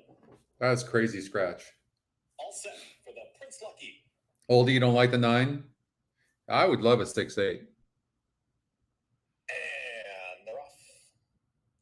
Beeson shows early speed, so does Never Too Much. Keith sends hello, and at the rail there is Respirator. It's Never Too Much, and Tunon brings him out of the chute, is ahead in front of Respirator, down towards the inside for Luis Ocasio. Now they're head and head. Beeson is to the outside of Keith sends hello. They share third and fourth. Then comes Gordian Knot, who's progressing up on the far outside, is 5 wide up the backstretch. It's a gap of a quick 5. Back to Upstate and back in spades, and the trailer, Zombie Fishbine. Respirator's got the lead. It's Respirator in front. A tight hold here on. Yeah, it's a long race to go. One's likely to stop. Second, in between horses, there comes Beeson. At the rail is Keith sends hello. The leading quartet. They are 4 lengths in front of Inspade, who is progressing with Upstate and back. Dropping back was Never Too Much, and Zombie Fishbine is second to last. Gordian Knot to the outside of Respirator, and Gordian Knot is a neck in front with a quarter mile left to go. 45 and 4 was that half mile time.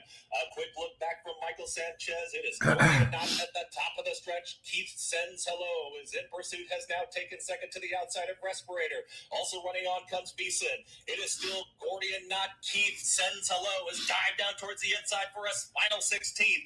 Gordian Knot is still 2 in front. Keith sends hello is game, but Gordian Knot is best in the Prince Lucky. It's Gordian Knot over Keith sends hello.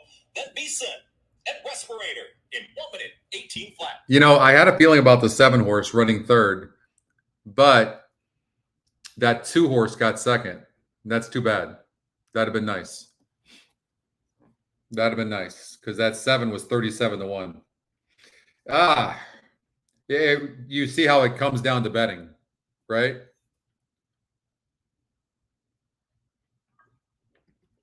It comes down to betting.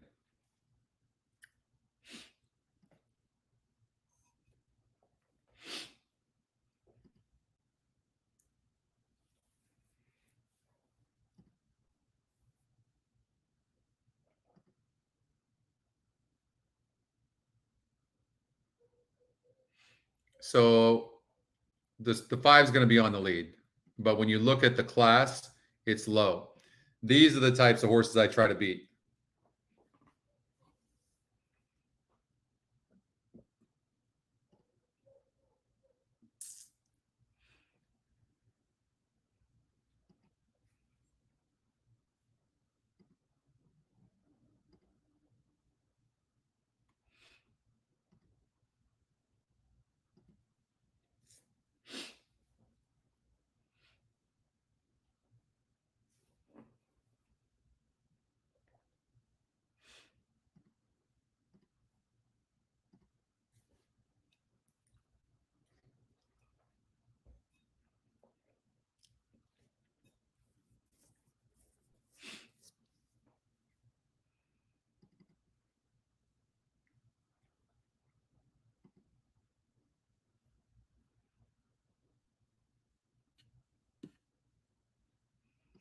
Well, the 5 is very fast, and the 3 horse, I mean, unless somebody can see something I can't see, it looks like its best races are on the lead and against easier, right? If I knew it could rate, I would like this horse, but I don't know that it can rate.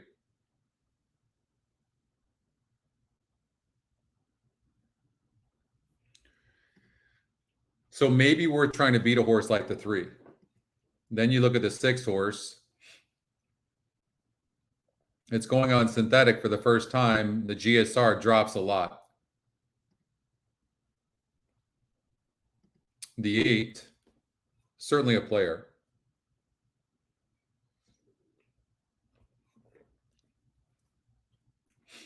You know what's interesting, though? I mean, this horse has been off a while.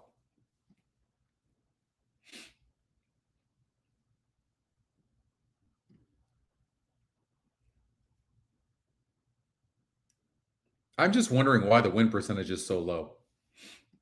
That's what I'm wondering. Get it, oldie.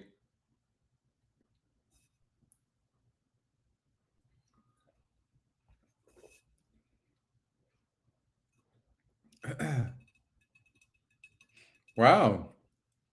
Get him, Tony. 2458.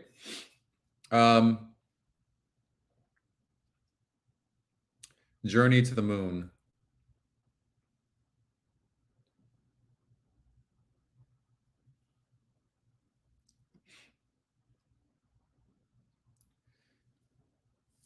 Face looks like a queen. Last time out, who had a significant pace advantage and just stopped.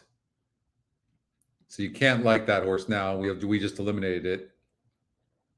Had no pace whatsoever and lost to Midnight Bella, who's a decent animal and in really good form.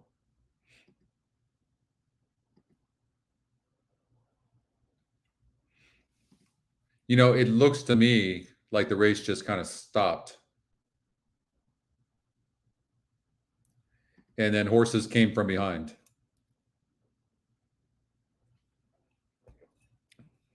So it doesn't look that impressive.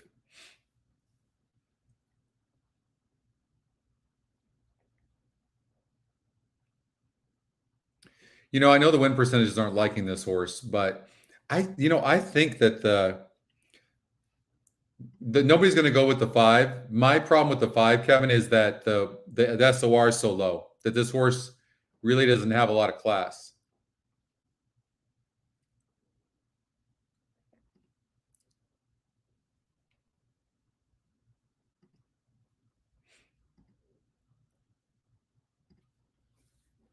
That's my problem with the 5.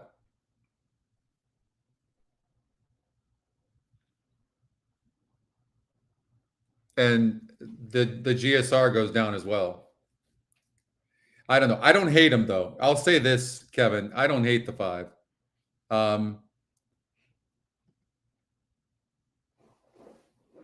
There's a lot of different ways to look at this race for sure. I mean, there are a lot of things pointing towards this 4, but the 8 has more tactical speed. It's coming off that layoff. But there's a high likelihood this horse runs really good.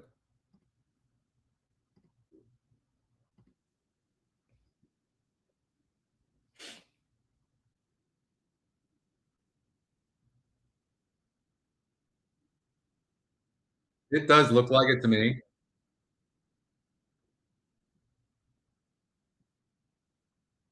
I'm gonna do an exacta 8-4 only, or 4-8. I mean, just trying to beat the 8 because it's had that layoff.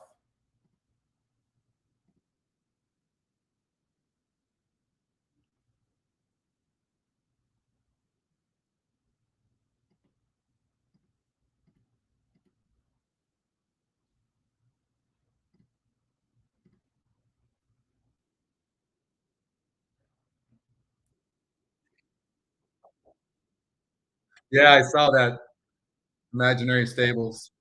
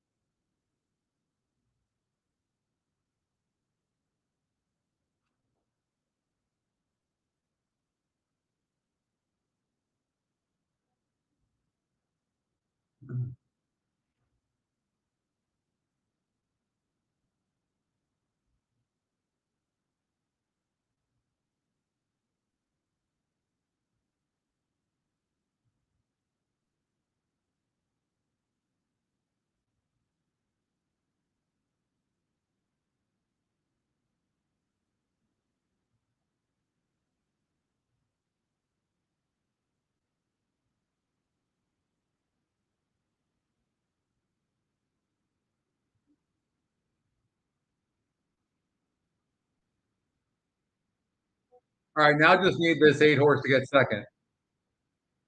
Stop 3. And I did the 6 horse to get third at 6-1, but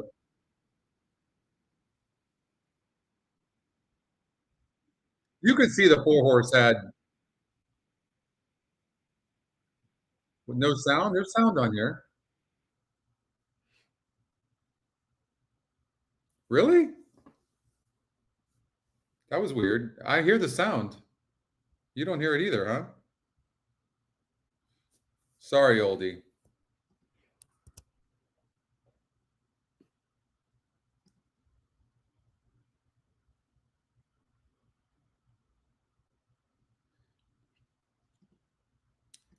You've got to connect those exactas or trifectas as well. And I got the win bet, but didn't get the exacta. And I like that sweet pearl as well.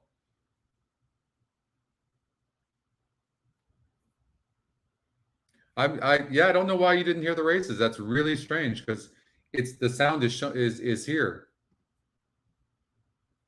Weird.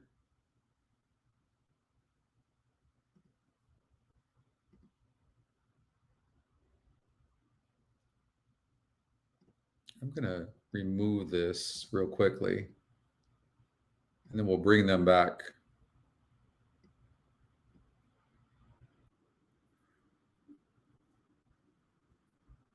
You guys hear that now?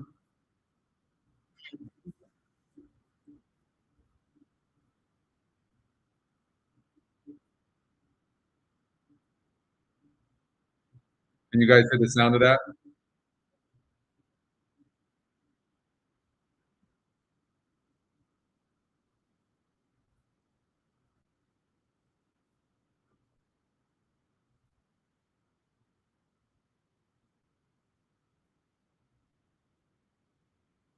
No? Whoa.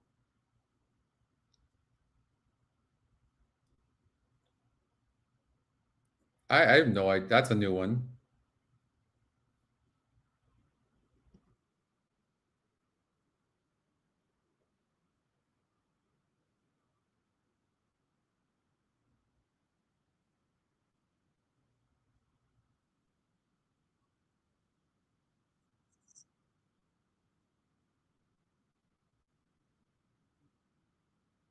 I've got it so loud right now. I cannot believe you guys can't hear that. That is really strange. I'm going to get rid of that there and try all over again to bring up the portal.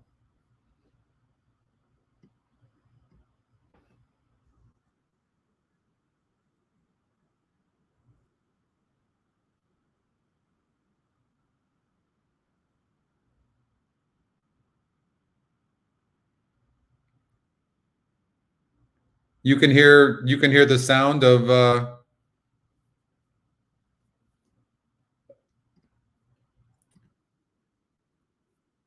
analysis over here from Pimlico.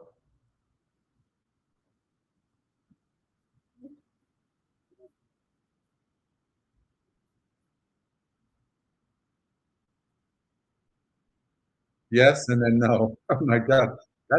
You guys try refreshing your guys' screen, each of you, and see. I don't know what could have happened. It's working here. Because some of you hear it, some of you don't. It's so strange.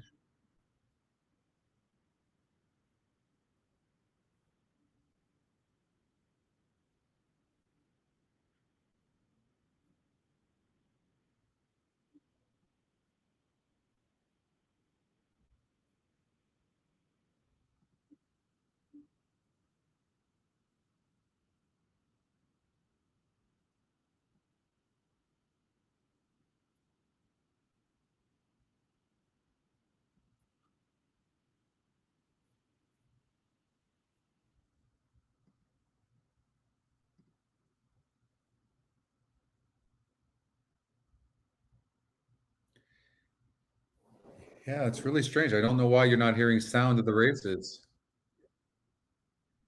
They're bringing them onto the track right now at Pimlico, and the horn buglers. You guys should hear that.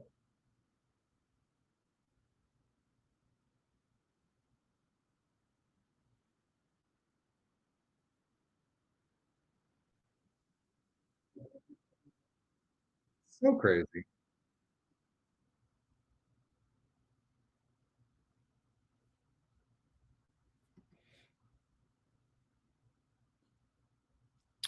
Okay, let's check out the Plum Pretty Stakes real quickly. Big pace advantage, but there's some class. Yeah, they are. They're a little bit behind, but no sound. Gosh, that's frustrating.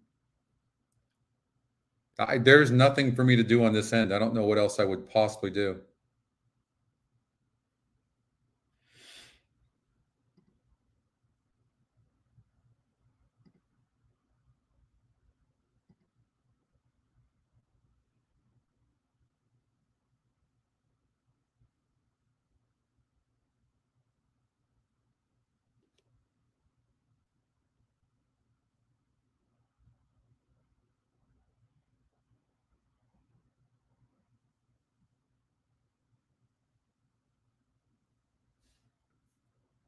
Hmm.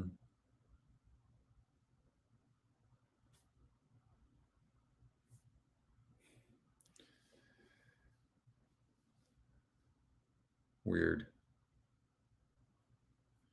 All right. Okay, so leader of the band, this horse coming over to Parks, won a non-graded stakes race over there.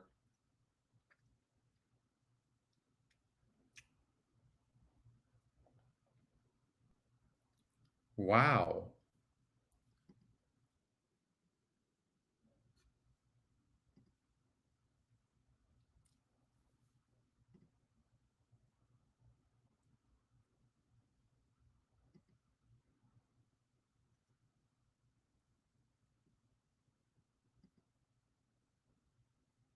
I wonder what it had prior. Let's see if it always has such a big pace advantage. Yeah, last time it had a huge pace advantage as well, and it still barely won.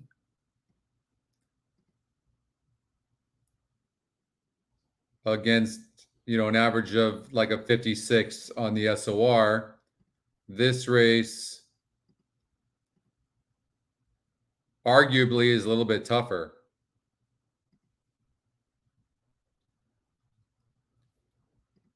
For me, I would like the 4 horse at Delaware, Boldy, for me. But I actually think it's pretty chalky here between the 1 and the 4.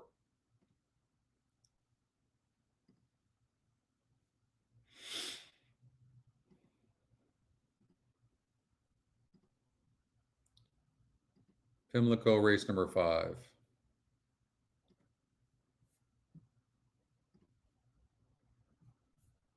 All right, let's see what we can do. So let's eliminate a horse like this one who probably can't win. This horse is fast, but we want to make sure it has class. And it's a bit low on the class on the 7. I would get rid of those. I would say, you see how fast, look, we just eliminated, and I think confidently 5 horses. I think the winner is in here somewhere. Now we find other things. EquinEdge morning line. Nothing really stands out. I think the 3 could win. This 7-1, 19%. It's just a system predicting accurately what the horse will go off at. It doesn't mean it's bad. I think that you're looking at a very, very tough race between these horses. How you bet this, I don't know, but it's here. You have a lock.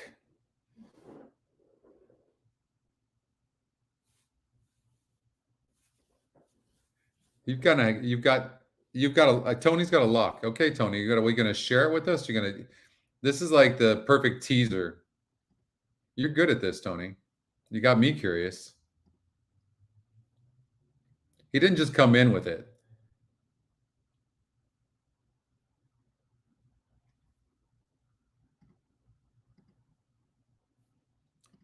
I mean, Levin can win this race.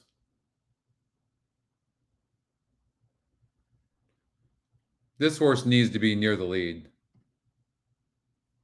But 3's fast. You might not catch the 3 on the lead. Mike Maker. Victor Carrasco jumps aboard.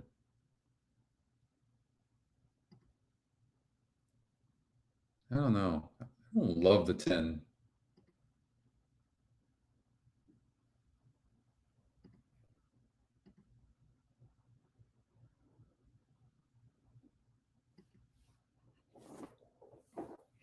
I like the top 2 win percentages.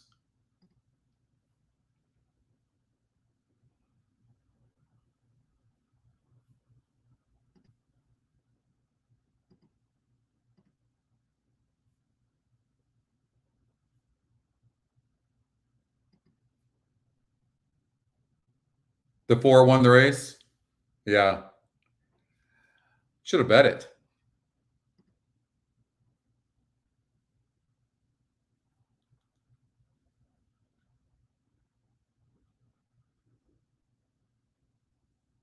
That was also very deep, Aaron.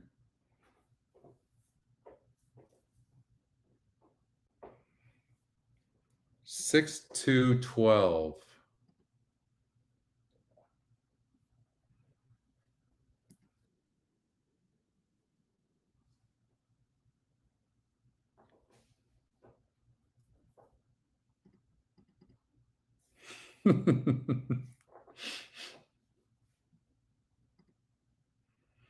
Race 5 at Pimlico. Let's see here. 6 horse English Tavern. Bump late. Pressed pace. So it pressed the pace from the outside last time out, which is interesting. But it was a tougher group, to be fair. It was a grade 3.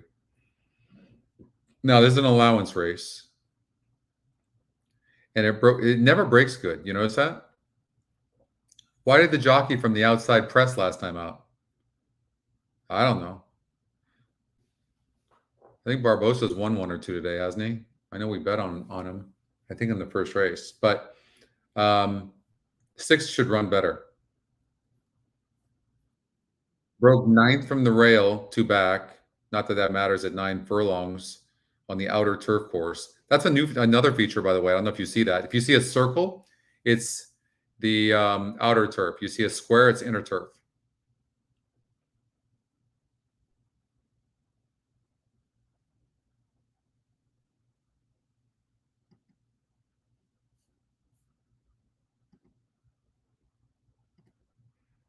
Hamilton Smith is the trainer.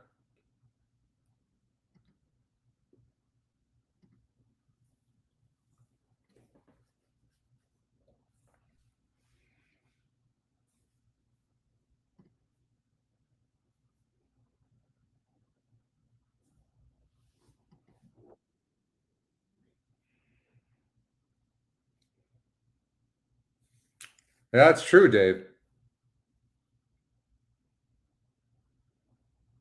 No, that's not him.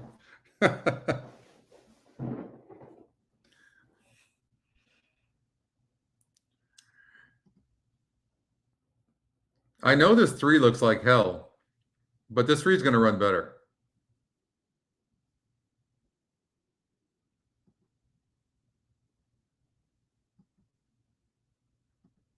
I love turf races.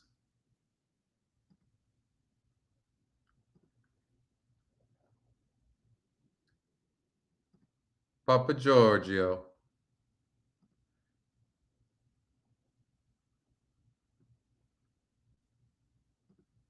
I'm going to do an 11-3.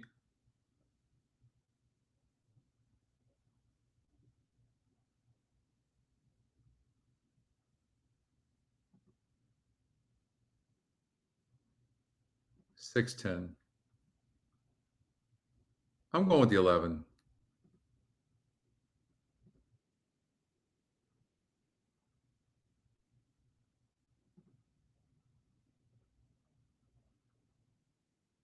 Nick Papagiorgio, the best. That was Chevy Chase in that movie.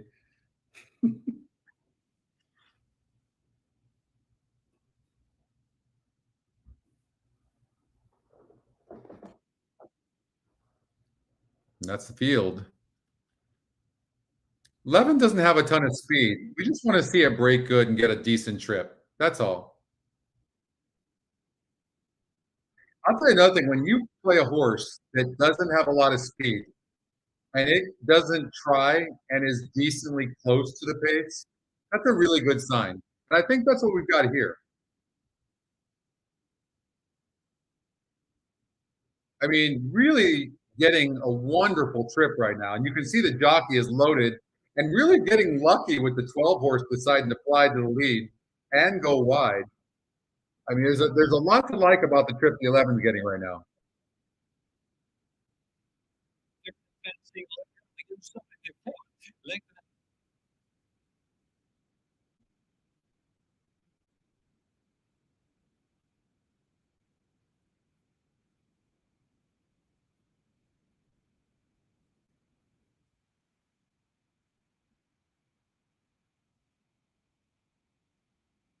Six is killing him right now.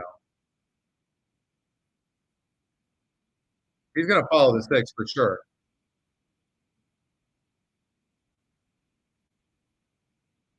And he's going to have to go wide. And that's never a good thing, but I think he's best.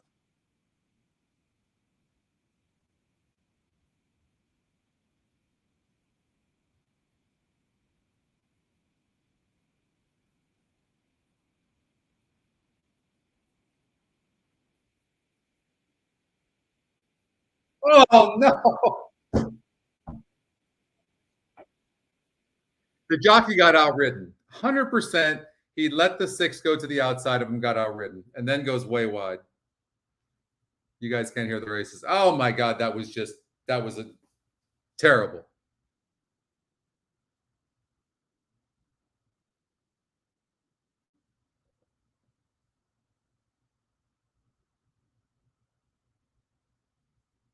Oh, you got that, Van? Nice.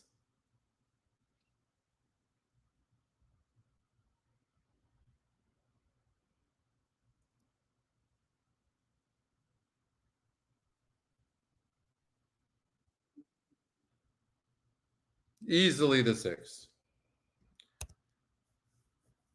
6-11.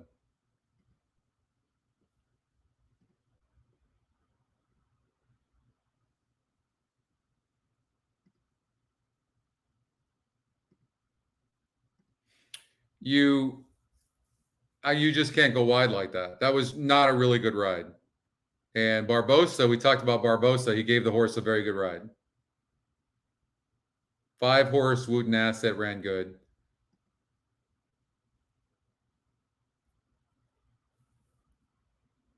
I don't know why you guys can't hear the races. I have no idea what to do. My sound's working. Clearly, I'm not on mute. So I'm not sure what I can do on that. That's the first time that's actually happened since I started doing these shows 3 years ago. It's the first time that's ever happened. I don't know.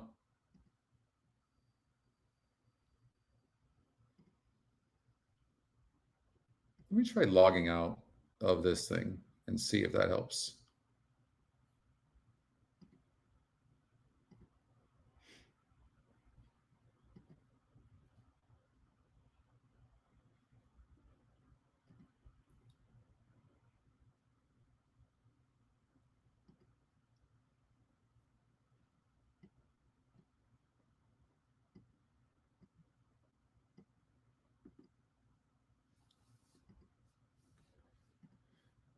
Okay, Woodbine, race number 4. Maybe I'll tell you what. If you can't hear it, I will call the races. That's a good idea, David. When I was working for TVG, a few times I had to do that actually. The first time I was a nervous wreck. Then I got comfortable and I was like, whatever. You just kind of throw caution into the wind and just go, whatever. You're just used to embarrassing yourself. You got it, Goldie? Good. Okay, so look, we sort the pace. We're looking around with our peripheral. We're looking to see, okay, what are the other things? We got a very fast horse in the 1. We're going 6 furlongs. We got a very fast horse in the 5. We look at their styles. They both need the lead for their best. Okay, so they're going. Now, who's sitting in third? The 9. Does the 9 need the lead? See, I see the 9 is needing the lead. No bueno. Okay. So we go like this. Boom, boom, boom. Get rid of those 3. Now what do we see? What do we see? Anybody see anything? Speak up or forever hold your peace if you see something here I'm missing. I think somebody comes from behind. So the 6 horse is conceivably sitting, and it's 7-2 on the EquinEdge morning line. Top EquinEdge pick, 8-1 on the odds makers morning line. And I don't love horses like this only because when they win barely. You can see that. But they try. This is the type of horse that almost for sure is in the money. So I would do something like a 3, 4, 7, 8 with a 6 exacta. Like you could do something like that. Watch.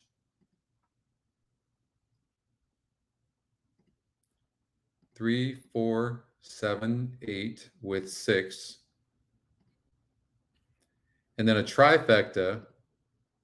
3, 4, 7, 8 with 6.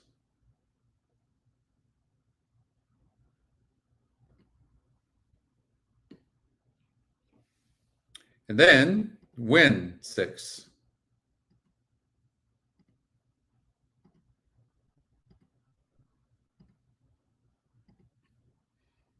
Something like that.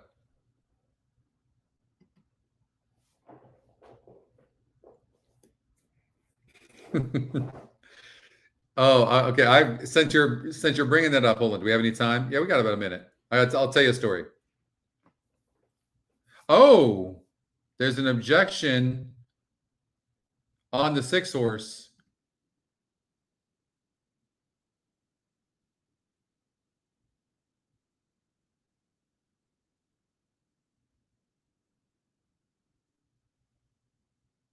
He did. He came in front of the 5.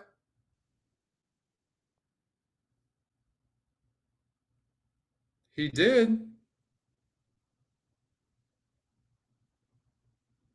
Oh. I mean, he certainly came out. Nice, Russ. I mean, he certainly came out. We got a shot. Van, though, I think has the but that would put the 6 horse for third, the 5 for second. Anyways, so I was the best man at a wedding years ago in Vegas, the Little White Chapel. It's been in many movies. And it is 120 in Vegas. Inside the chapel, it's got to be 150. I'm just no joke. And my best friend at the time, I did not get along with his fiance at all. I mean, she was such a raging lunatic and not a very nice person, to be kind, that, I mean, there was no like there. And then, so we're hot, we're all sweating. She dismissed the claim. So she had this look on her face, just natural look where it was a frown. So you would look at her and just start laughing. So we're in this chapel. It's hot as hell. I'm hot. No, hot. And all of a sudden the minister comes out. It's a woman. And she had this almost white makeup, almost like somebody that just died. She was white as a ghost. And she started speaking, and she had this monotone voice that never, no variation, never changed. She started talking. Hot as hell. Everybody's sweating. There's like 80 people in this place. I look over at my friend's fiance, and she's got that frown on her face, and I lost it. I started laughing. You ever have that happen? I started laughing during the ceremony and could not stop. And the more she looked at me and frowned, the more I laughed. Then he starts laughing. Jerry, it was one of the funniest. I often said, if that, I don't know where that video is, no one would give it to me. But if that was on video, it would be it win $100,000 on America's Funniest Videos. So funny. Never forget that. All right, Woodbine, we need the six to be first, second, or third. Space at 9-1 right now. EquinEdge's top pick. Resting bitch face. That's the one she had. Yep. It was hilarious. All right. God, I think this six is going to run good. 9-1? What up?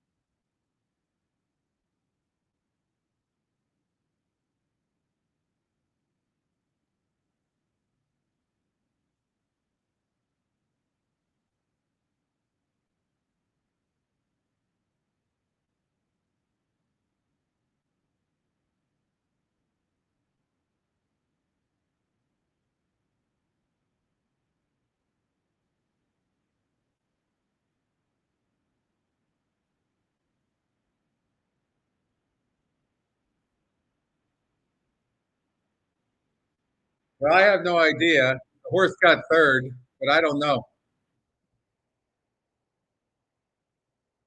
No nine. Seven? No nine. That's just so brutal.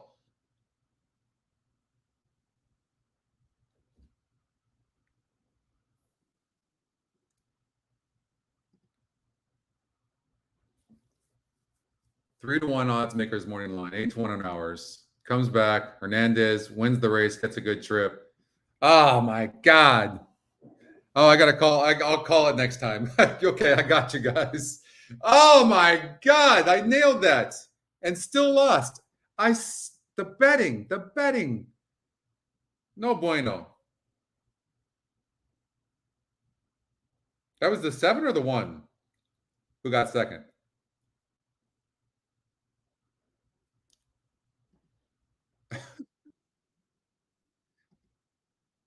Seven. Yeah, 8-1.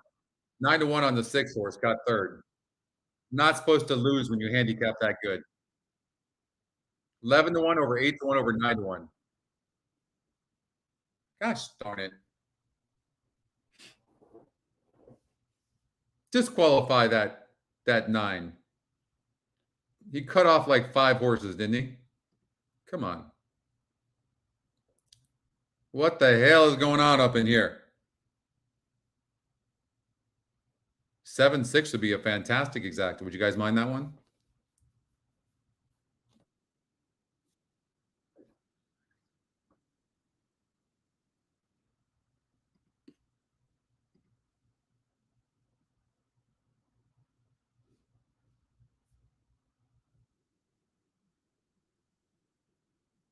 Oh, you were right there too.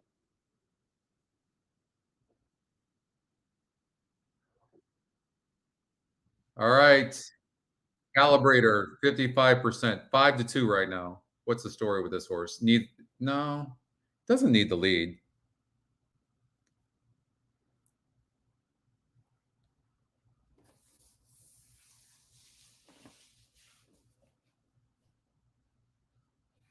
Yeah, I for sure. No doubt about it, Ken. It is. It's always about the betting. You have to bet it right.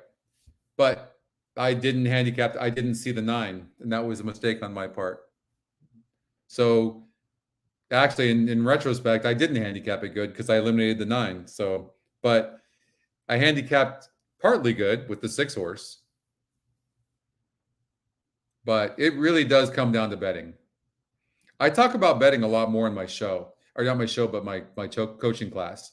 Sometimes you get with everything going on with the live show. Sometimes the betting is really the last thing that I focus on, and sometimes that's a negative. Calibrator. I mean, you've got these two favorites. They're going to be dueling. Who's got the higher class? Calibrator has the higher class.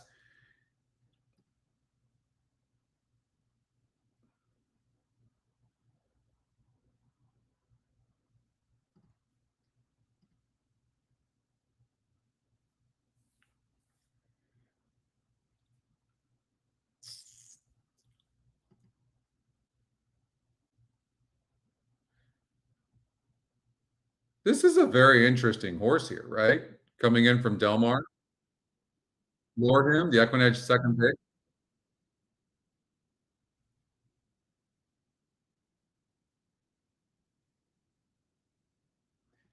And I wouldn't be surprised to see the 2 horse run a good race.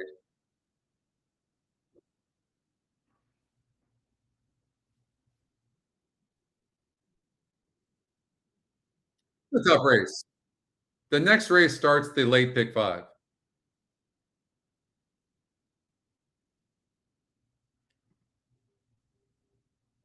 Let's see if this 55% horse in the 6 can win.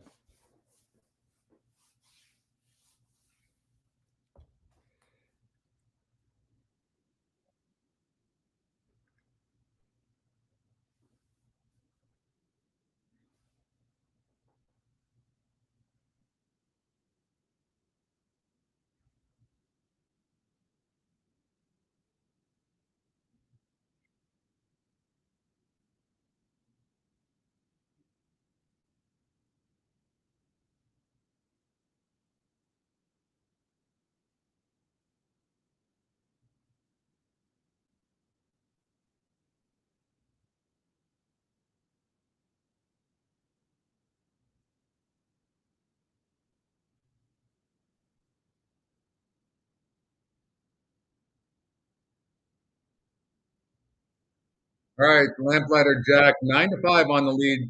Calibrator is 55% EquinEdge pick in second, just cruising there, but the 3 is cruising as well. 5 horse lure him in, certainly waiting his turn. You got some horses in the back, but they're going pretty fast as well. So I think there's a pretty honest pace up front here in the race. But Lamplighter Jack, your 9-5 favorite right now, going, but getting some pressure now from the 5-2 third choice behind Lure Him In, the 5 horse who's making a move. And it looks like the 5's already all out, so he seems to have lost some steam. And nobody else really closing. Maybe the 7 horse to get up a piece for third, but it does look like the 2 favorites right now that are going to be first and second in this race, it looks like. But the 6 horse now is starting to disappoint and stop a little bit. And here comes the 5 who got a second win. And this horse might even catch them both, really has the most momentum. And we'll see. It's going to be very, very close. 3 is trying. Can he hold on? Yes. 3, 5, 6, 2 is your order of finish. So 3 held on. You got your wish.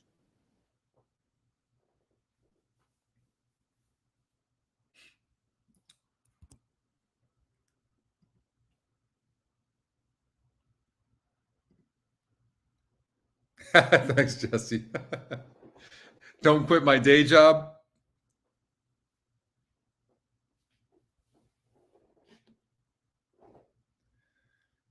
Oh, you missed a really good race call, Oldie.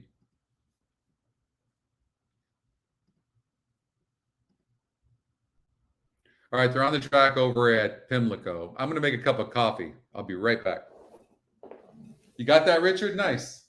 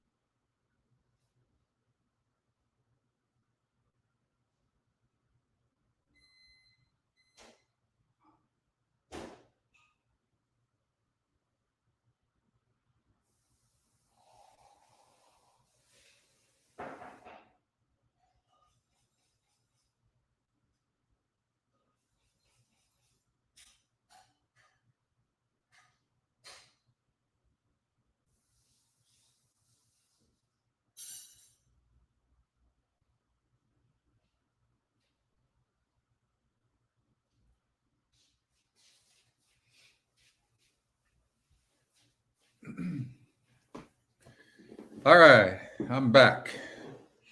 I'm just looking forward to the race calls. Okay, Pimlico, race number 6. upcoming races is off on staging. But let's see here. Many first-time starters. Going to get rid of this. Those are dead. Got a first-time starter here in the one who draws the rail and has a low win percentage and low GSR. It is maybe the connections are getting this horse bet. I don't know. And maybe it wins, but maybe we're trying to beat. Get rid of this 11 horse. 10 is wide with no speed. It's going to be tough to win there. So I probably get rid of that one.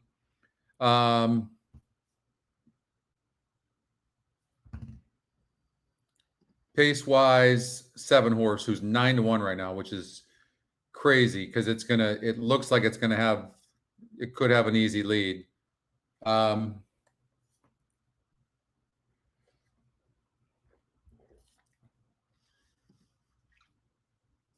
It's a really tough race, huh? Wow. Loading into the gate right now.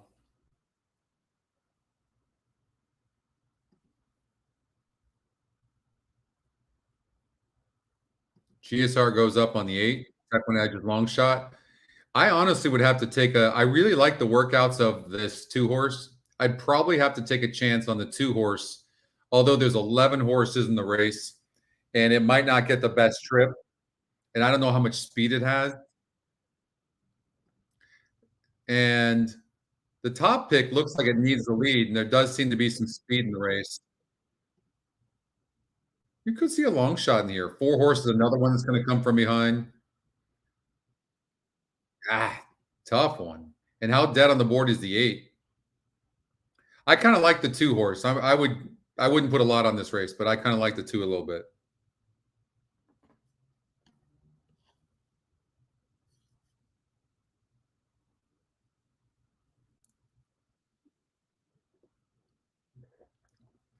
That used to all, in the past, Cindy, the Quinellas almost always paid more than the exactas. But the problem is the pools aren't as big.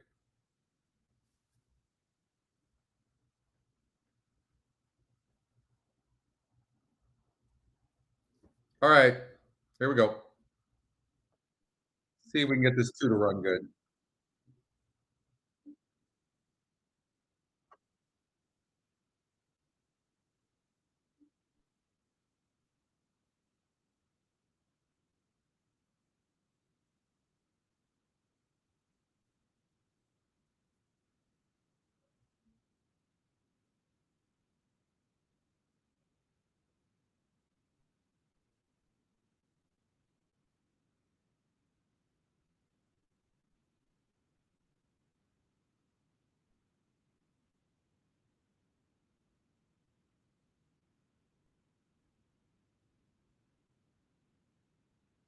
How about this? Is that EquinEdge's top pick in the lead right now?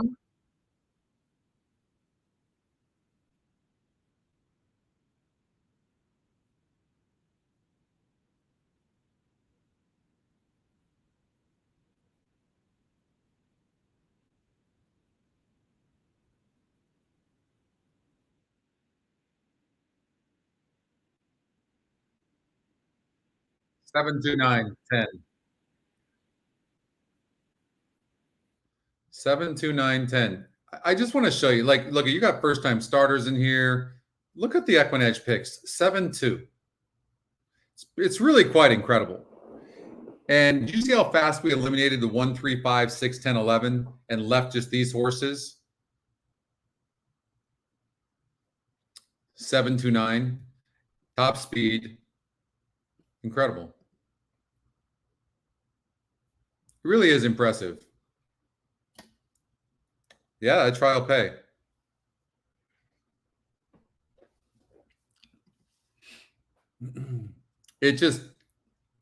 I never stop getting excited about seeing stuff like that. Top win percentage, top EquinEdge pick, top pace. It's really incredible.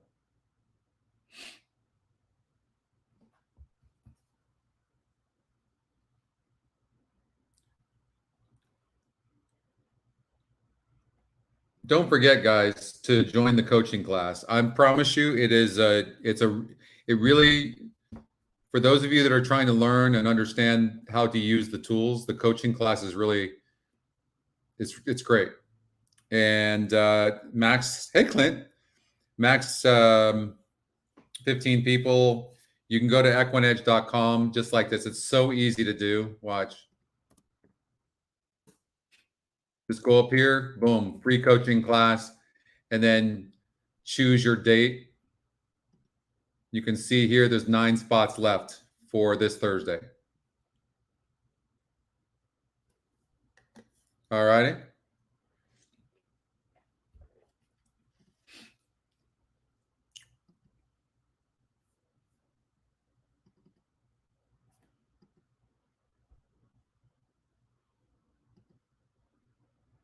No, it's free. Free to join. No charge.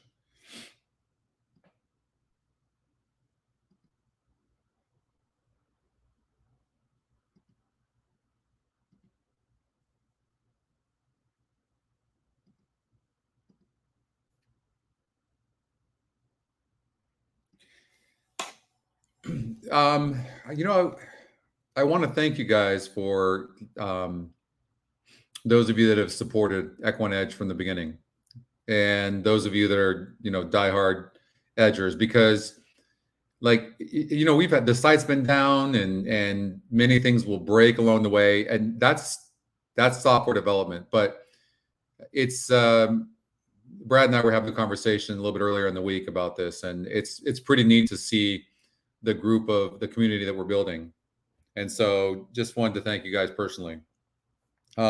I cannot wait to share with you and share with you some of the new stuff that's coming up over the next year, and even in a couple of weeks, and then by the end of the year, and then the stuff by next year. It's gonna look like a different site. The one you see me using right now is staging. So I'll show you, for those of you that aren't EquinEdge users right now, just to show you the improve. So this would be currently what most everybody sees. This is what I see. And you can just see, first of all, this has way more information.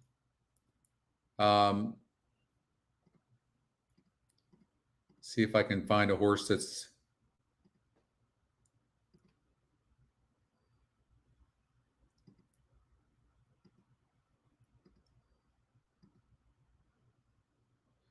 okay. Trainer. So here's an example.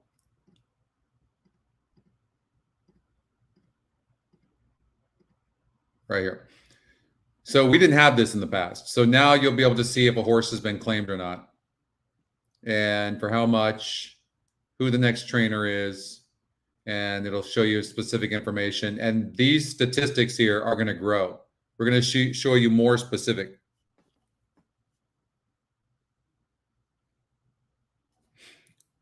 Yeah, you know, and you're one of them, Oldie. Like, you're one of the glue that has been great.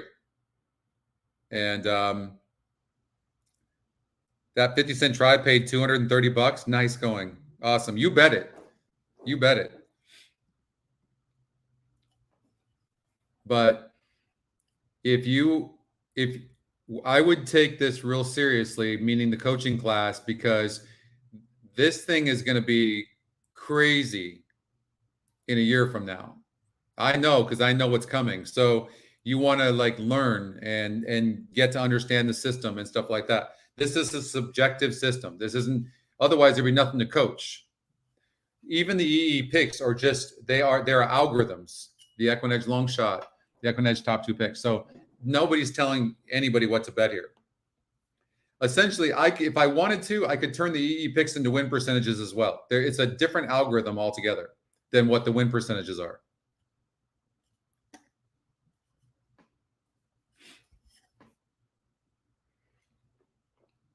This is one of the designs for mobile right now. This is for HandyView Plus. And this is what part of it's going to look like on HandyView. And let's see if I can show you mobile. It's coming along. Click on the horse and you see the past performances here. Those are the past performances. So we're, you can see GSR plus here. And so this stuff is being designed right now. This is what's taking a long time is mobile, because 80% of you use mobile. So it's taking a while. So literally what I do is I'm on comparing this with this, which this is production, what you guys see now, and what we're building. And so I want to make sure that there's no lateral moves, that everything is an improvement. And so I go back and forth and I work with the developers on doing this. So nice, Under. It's good to have you. These tools are only going to get better. Yep, that's coming. You can see it right here. Bam, right there. And you'll be able to turn your phone landscape as well. And so now what we're doing is we're organizing all this and kind of putting it together, because it just looks like a big blob right now, but it's going to come together. Thank you. So it's a lot of work, but it's worth it. But so, and not only that too, can you imagine being able to play like Australia here on EquinEdge and have it look exactly the same, not having to interpret different PPs?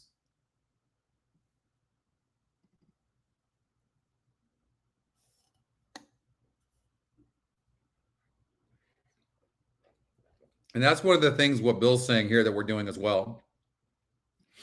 And that is we're working all the real time.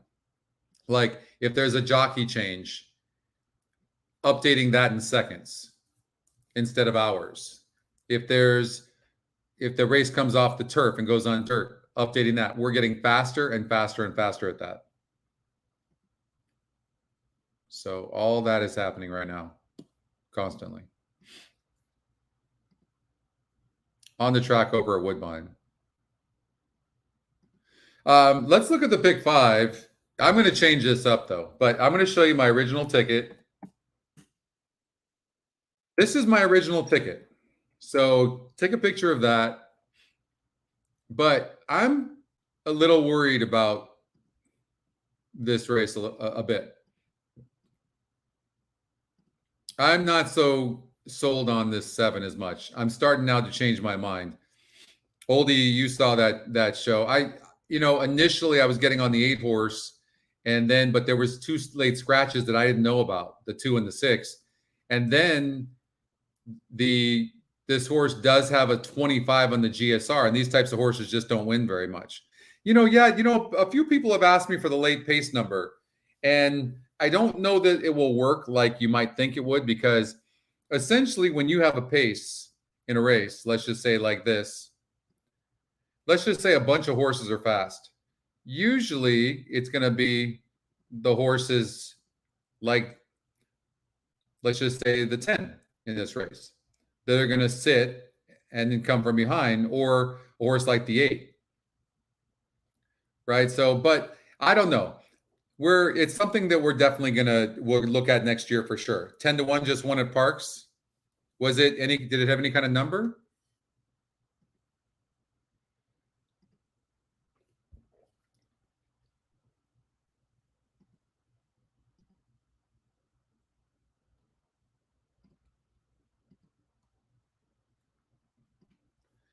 All right. So let me talk about this 10 horse here. So this 10, here's the thing. I have a note on this horse. I remember this race. This horse, first time starter, was 34% to win. Absolutely way the best horse in the race, and had a really bad trip. Boxed in, flattened. Here's my note. Bad trip on the rail and behind horses was best. Okay. Now this horse is going from a 46 SOR to a 38 SOR, and 25,000 maiden claiming down to 12.5. Right? All that being great. You're like, holy crap, this horse was best in that race against better. And now this, and Zayas jumps on. Why Jaramillo's not on? I don't know. He's not in this race. But then I look at the win percentage on this horse. It's only 12%. So it threw me off a little bit. We're going to have that too, Kevin. Not on this release, Kevin, but 100% we will have that. I'll show you one way you can get that. This is called the link feature. Watch this. So if we want to look at this 10 horse, watch. I can click on it and click on the date. And it'll take me to this race as if it was today. And you can see horses. You can see that Poetic Code faced between the covers, in that race, what the finish was, what the pace was, all that. So that, and then also race replays like that. Boom.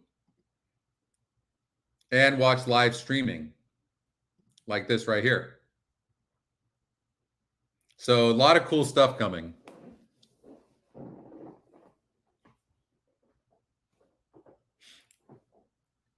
We're building up the team. We just hired 4 new developers, 4. 2 of them started over 2 months ago, and then the other 2 started about a week ago.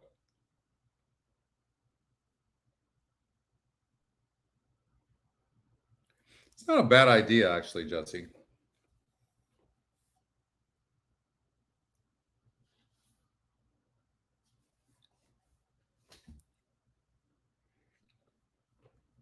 You're always dealing with space issues. Always space issues. But anyways, I had mixed feelings on the 10 only because of the win percentage. Other than that, everything to me seems like a no-brainer. This horse is best in that race. So I think that in this sequence, I didn't see a better single. Pasquale, when we did the Hippica show this morning, thinks the 1 horse is a single. And maybe it is. It always runs good. But what I don't love about singling a horse like this is 1, it has no pace. 2, when it wins, even it barely wins, right? So that 1 win was by a nostril. And that was against a 48 group. So these types of horses seem to burn money. So the other thing is this, the 7 horse, Katie's a Lady, is very fast, but now drops to 2% because it's a tougher field. So I left that horse out, but on paper, it seems like a really rough race. In here, Maximo needs to be near the lead. So, all right, let's get out to Woodbine race number 5 as we've got about a minute before the race. Big pace number. Wow. Gospel Way.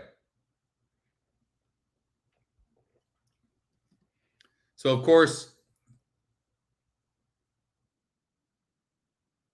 we want to make sure that this horse has.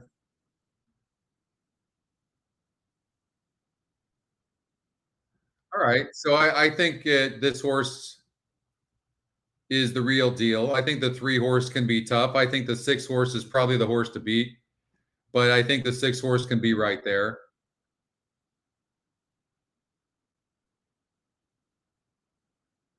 I would imagine that this race between the 2 favorites.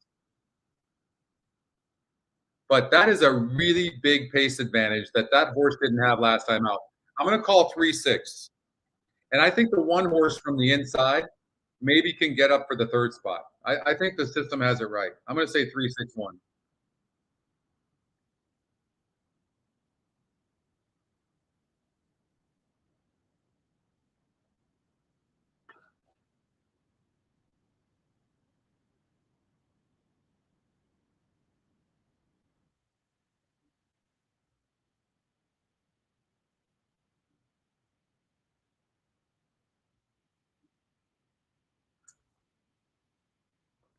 Remember I was saying, or a little bit earlier in the show, that when the 6 horse got a flyer out of the gate and is way closer to the pace than what you would imagine. Right now, if I had to bet $1,000 on the 3 or the 6, I would take the 6. I could completely be wrong here, but 3 kind of struggled from the gate a little bit where the 6 got a flyer, and the 6 would normally be 4 or 5 lengths back from the 3. And so really everything is setting up for the 6 horse in this race.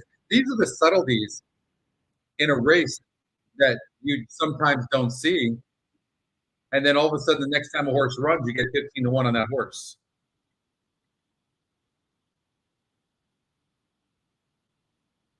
I would single the 10, Tony. I don't know. I honestly don't have a better pick than the 10 horse in the last race.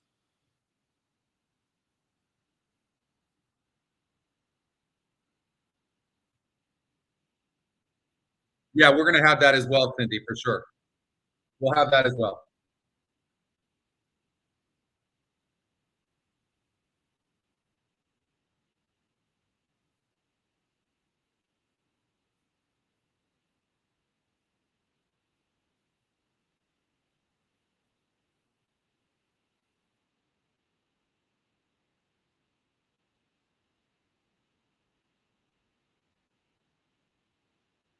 163.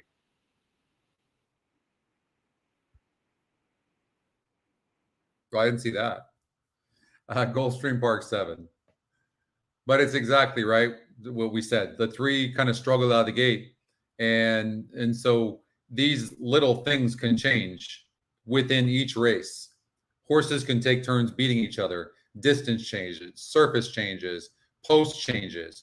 It's crazy. This is why the pace number and the strength of race to me is so valuable. Like, I don't know how this race is going to play out because look at these pace numbers. They're all on top of each other. Anything can happen here. And then 4 of these horses are first time starters.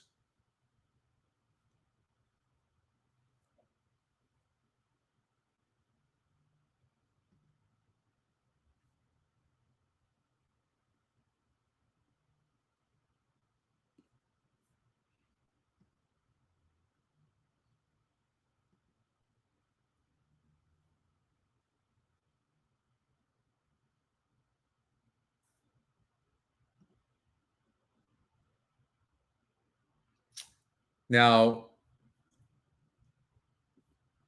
we've got this pick 5. Again, I think that the 10 horse is really the single.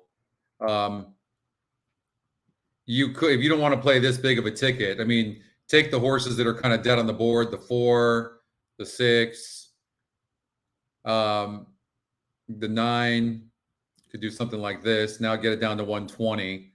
I said all along, I really feel like the 1 and the 5 are the horses to beat. They're both first time starters. I really like the workouts. We look at this. We talk about all the way back in July, 6 of 35. You see that? Then 1 of 45 in August, 12 of 52, 2 of 37, 1 of 14, and then just cruising here. I mean, there's a high likelihood this one horse is going to be fast, and it has the top pace number, I believe. And then look here. These are really nice workouts. 21 of 88 back in July, 4 of 59, 4 of 71. You know, the more I'm looking at this, like, why even mess around? Maybe just do something like that.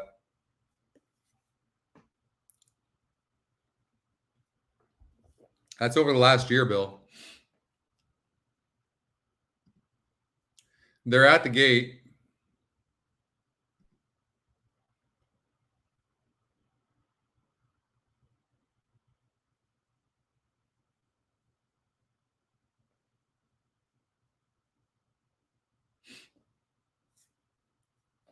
Five looks very fast to me.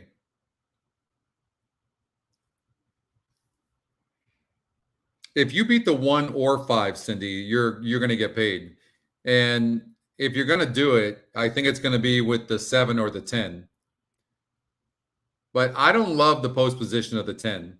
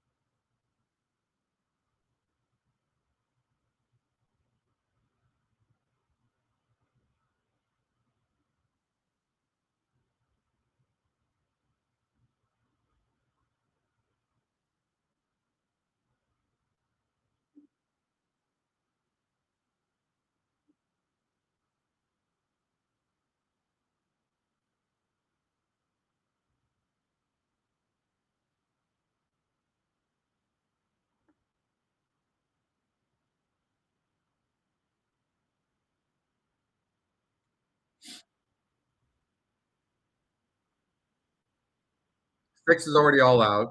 7 is running decent. 8's done.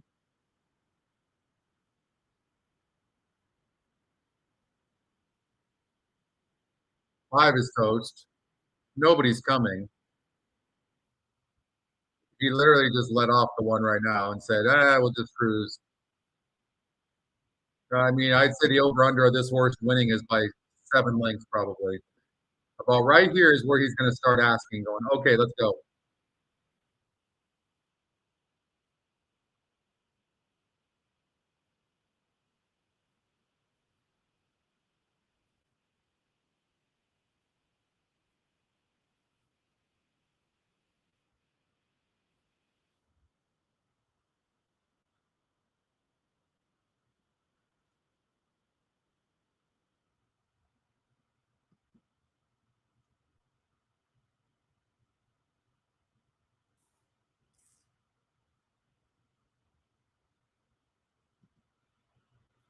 I love these races at Delaware. They do a lot of 5 furlong sprint races at Delaware.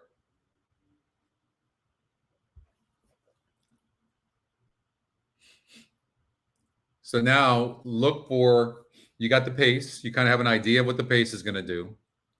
And then visualize the trip. And see maybe who's got the class.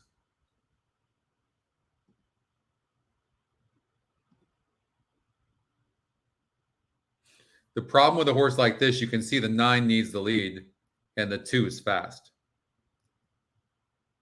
And 2, this is a high class for the 2. I'm going to suggest to you that those 2 horses are going to stop. And then you have a horse like this and this. I think the 2 favorites. I like 4 and 1. I like the EquinEdge picks. Look at the I don't love this horse. I was going to say look at the EquinEdge long shot, but I'm not a fan. 3 to 1 on the EquinEdge morning line for that horse, and it's 11 to 1 right now. I think it's pretty chalky.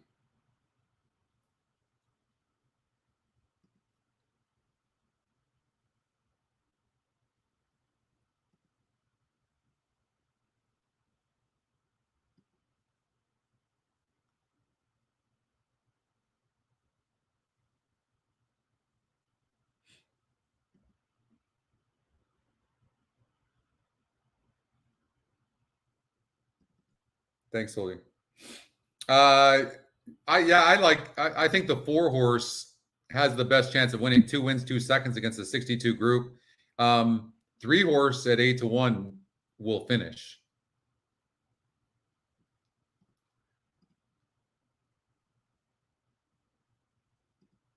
At Delaware.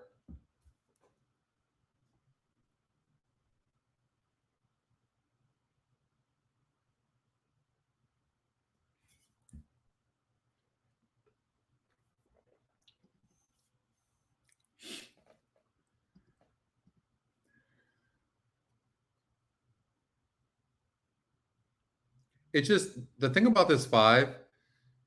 Well, it was closing a little bit here and it broke 6th. Yeah, I could see why you would like this 5 a bit.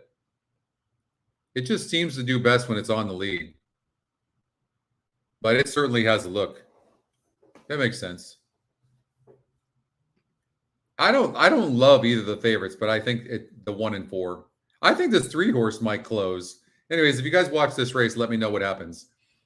What do we got here? 22 minutes there. This just went off. Pimlico. All right. Our upcoming races is off on Pimlico. That makes it tough to do the show and then have that be off like that. But they're almost at the gate.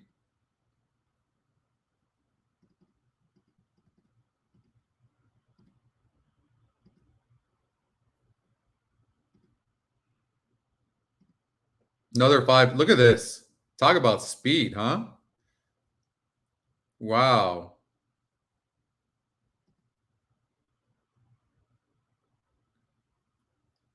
Carmouche, who gave us a bad ride on the 11 horse, went completely wide. Going to probably go wide again. But the 3 is going to be in the money, I would imagine. 12 horse seems to need the lead for its best. This one can rate. Will it rate, though, from that post? I don't know. This is a good race. This is a really nice race. Seems to need the lead for its best. 11 needs lead for its best. It's going. This 2 can rate some creative credit. 7-2, 7 wins. I like the 2. I like this 2. I don't like the 12 or the 11 or the 4. You know what? I would say a 2-3 exacta box. How's that? 2-3 exacta box.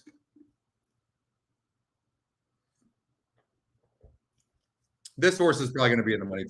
Okay, 2-3 mainly, but 2-3-8 cover. 2-3-8. All right, see what happens. Good race. Can you guys hear the, or do I need to call this thing? I like to do my race calls. Who won the race? What's up, Linda? Miss J. McKay. Call the race. Who won over there?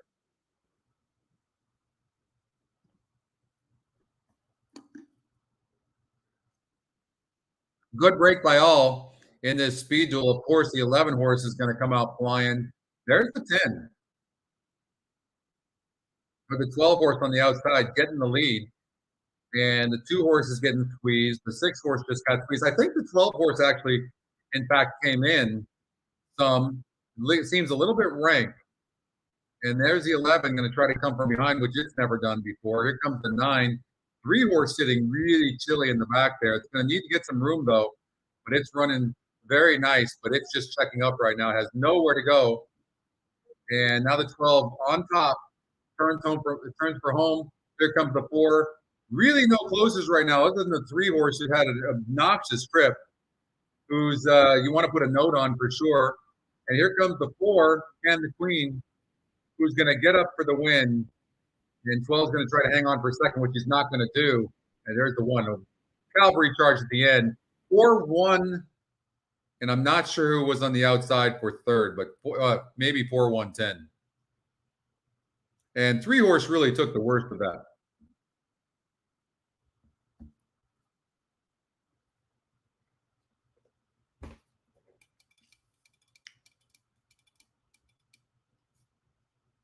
But 4 horse really didn't have to do much because there really wasn't anybody closing because there was so much speed in the race. And disappointing effort in my mind by the 2 horse. Here comes the 1 closing late and the 10 closing late as well. But clearly 4-1-10 and the 12 hangs on for 4th. There might be an inquiry on the 12 horse who cut off a few horses early on. But 4 clearly gets the win here in the 7th from Pimlico. Can the Queen. Disappointing effort from your second choice, Miss J. McKay. Didn't run a lick. Miss Honeypants, terrible trip. I don't like the way Carmouche is riding right now at all. Terrible trip.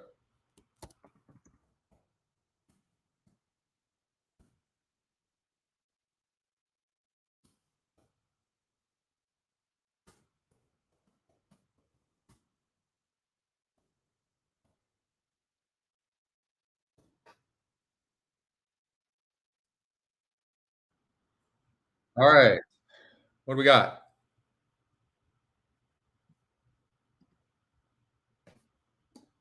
Who, me with my race calls? I should be. All right, we got Belmont. Belmont Park. You guys still good? We keep going? Join the coaching class, you guys. Especially if you need some help. Oh, Carmouche. Yeah. Really bad. Broke slow and went very wide. Never asked, guessing has some talent, and then came back and ran like dog hell in the next race. And now Jose Ortiz jumps aboard for his bro. And is EquinEdge's second pick. 3-1 on the EquinEdge morning line. So I don't know. Mixed emotions there, right? Roll on, roll on. All right. Rolling, rolling, rolling, rawhide. 30 on the GSR. No bueno. You see now, guys, we're showing outer turf, inner turf. Pretty cool, right? I mean, there's a lot of progress happening. A lot of little detailed things that are going to be seamless for you guys. And it's exciting. It's an exciting time for EquinEdge right now with this team we're building. They're coming together. Believe me, teaching programmers about handicapping and then even your code and things like that can take a year. So we're building our team right now. But I'm going to get rid of this 30 GSR. These horses, now this horse has got a 17 win percentage, but it's going from a 59 and arguably it's getting a tougher field, but it's the EquinEdge long shot. I still can't use a horse like this. Can't do it.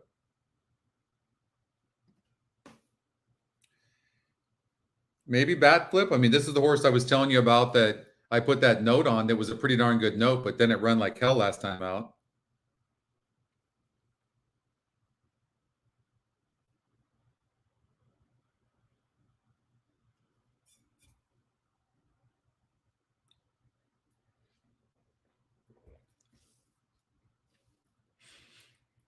A wet turf GSR? Yeah, let me check into that, oldie.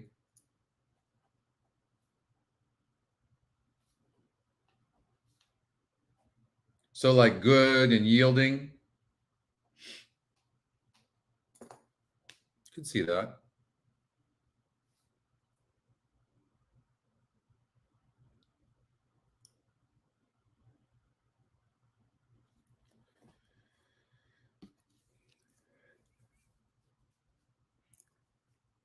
Eight to 1. You're betting to win. Who are you betting on? Who you're still teasing us and not telling us the horse.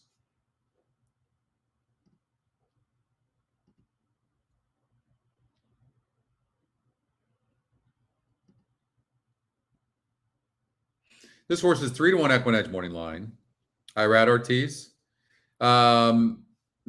Nagarick. Ground motion takes over. Manny Franco jumps aboard. Did not break good and ran second over to Indiana on the turf, sprinting. Goes from a 54 GSR to a 64 GSR. Okay.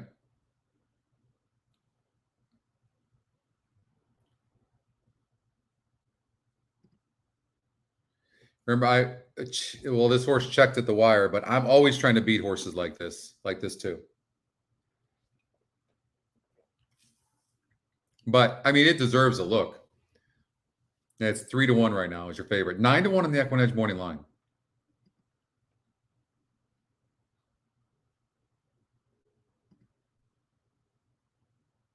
Cut back in distance after showing speed. GSR drops.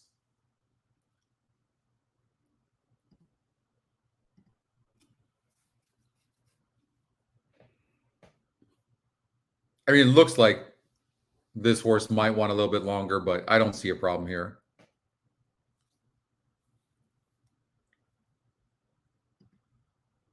I'm on this horse. I don't really think there's anybody great in here. You got a first-time starter here who's got a couple of works on the turf, 3 of them, in fact. You don't need fast works on the turf. And from the gate, it was 2 of 36, so almost a bullet. And there's a fast work here, so it looks like this horse has some talent. I know they just took off here over at Belmont Park. Going for the lead, Shea on the lamb on the far outside. Deccan Prince is there. Rutherford up close. And then comes a Mullingar, who's running in 5th. On the inside is Global Surprise next in 6th after the slow start. Paros moves up on the outside in 7th. Bat Flip is next in 8th. And alongside is Happy Cat. Trailing the field is Uncle Dan in 10th. Nagarock leads here by 3/4 of a length. Shea on the Lamb on the outside, runs in second. Rutherford is down at the rail with Deccan Prince alongside the quarter in 22 seconds. It is Nagarock who leads now by 2. Rutherford coming through on the inside. Deccan Prince on the outside. Shea on the Lamb drops back. And then it is Paros, followed by Mullingar. They are in the stretch. Come on, Poor. Hold on. Still Nagarock with the lead. Come on, Poor. Prince is all out. Oh, he's gone. Outside in second. Nagarock leads by 3. Deccan Prince in second. Then Batflip and Rutherford. It's going to be a front-running score here for Nagarock as this 2-year-old breaks his maiden on the turf. Batflip got up for second. And Deccan Prince was third. Here we go. In from Indiana, 5-1 we got on that horse.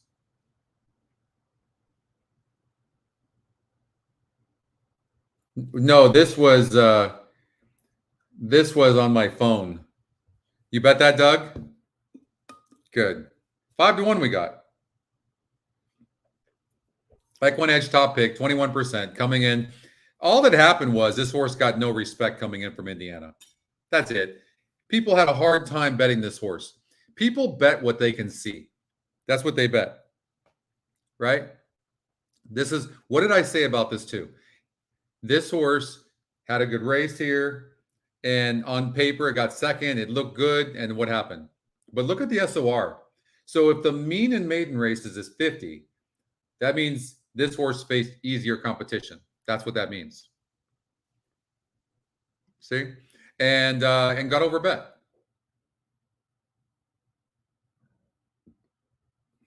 Thank you, Doug. Thank you.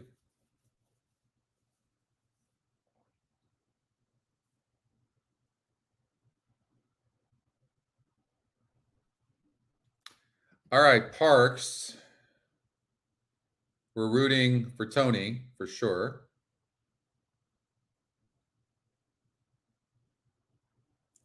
This is the Greenwood Cup. And sort the SORs. So, 8 Fearless. Who are you like? Tony likes the Reds.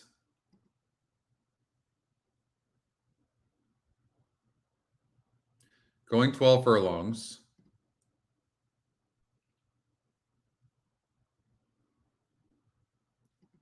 It's off the 4 after a win.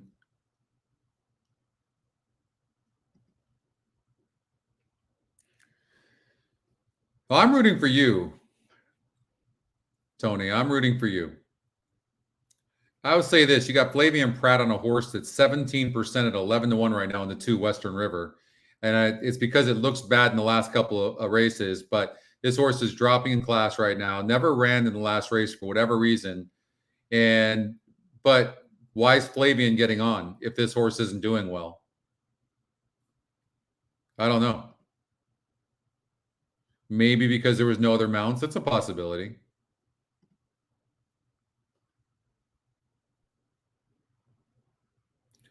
But they're about to load into the gate. The 5-horse riding with Biden.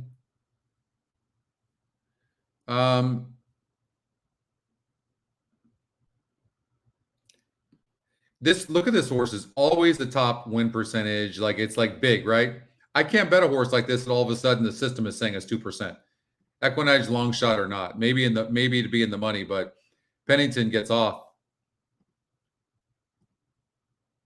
and stays with this horse who really doesn't look like it has much of a shot either. I don't know how you're going to beat Fearless, but I hope you're covering yourself with the 7, Tony, like to be second or third somehow. I think 8-horse is going to be really, really tough to beat. Really tough because it seems to have the class as well.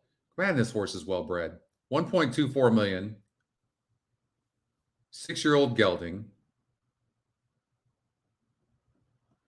This will be the 7th race this year and has 3 wins.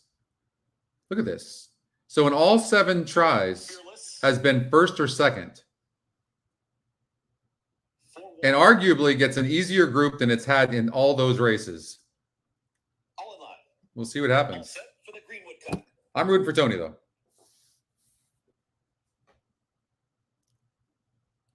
The Reds, James, or Fearless? And they're off. Riding with Biden right out to the front with Brooklyn Strong, who's going to take back to second. Here's the move from Magic Michael, just gets passed by the Reds, who's now secured third. Out wider is Fearless. The favorite is now in fifth. It's 3 off the leader, riding with Biden. So they're going to go around twice. So don't start screaming. Making boss moves. On the front end, it's riding with Biden. And Paco Lopez under a tight hold is doing it on his own. Riding with Biden is now 2 lengths in front. Out just a touch, but riding with Biden is clear. Brooklyn Strong is right. How come you always come up with the horses that I eliminate? I only eliminated one horse in the race, Cindy, and you put the one. Fearless is in the 5th position. Forewarned is out wider with Western River second to last in the trailer. Boss making boss moves. Past the wire the first time. Riding with Biden. How about that 7 horse? Wow, Tony. This horse got bet down to 7-2 last minute. So obviously a lot of the CAWs agree with you that the 7 horse deserved to be lower than that. I know. I was thinking the same thing, Jesse. Riding with Biden. Boss making boss moves. I love that name. Come on. That name's great. Fearless. Orange cap. Napoli Silks is progressing to the outside of Magic Michael, who just split rivals.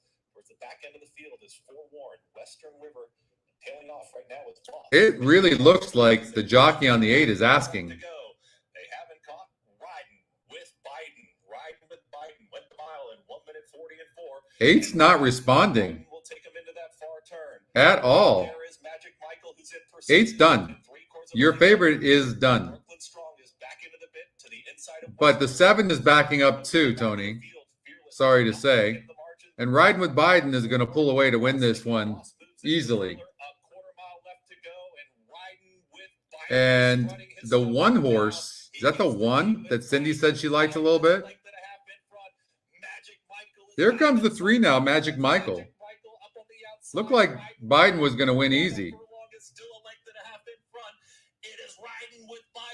Magic Michael with 1 final push down the center of the racetrack. Riding with Biden wins the Greenwood Cup. Going to win the race. Riding with Biden over Magic Michael. Brooklyn Strong and Western River. You know, on this note, I think it would be nice hit, Jesse. I think it'd be prudent to show you this, that for whatever reason, I don't know why this horse ran bad, but let's just say you looked at this horse and you're like, I don't like it. Or you're like, okay, well, what happens if this horse doesn't run? Just do this, just eliminate it for the moment and then look at it. So then a horse like 2% doesn't bother you as much. First of all, there's a couple of things going for it. I will say this. Now, this is after the fact for sure. So don't write me. I get it. I'm just saying, like, if we were to see this ahead of time, it's the top pace number by far. And it's also EquinEdge long shot. Right. And then, but now on paper, the 8 looked like it was, gone. But I'm just saying, like, this is where you can kind of get an idea of who you might want to use, because even on the strength of race, right, this horse fits. There's nothing positive about this horse right here. So we get rid of that one. Boss moves, nothing positive. Okay. So now this is what you're looking at. You're looking at the 8. And then you're looking at the 2, 3, 5, and 7. That's what you'd be looking at. And you got 2 metrics that are saying the 5 horse might be a horse. So, okay. And there you go, Jace. I guess I haven't been following it, but I guess the track speed favoring, right? All right, let's get out to Gulfstream Park for race number 8. Woodbine, I don't think we're going to get to it, probably, because they're going to probably be going off at the same time.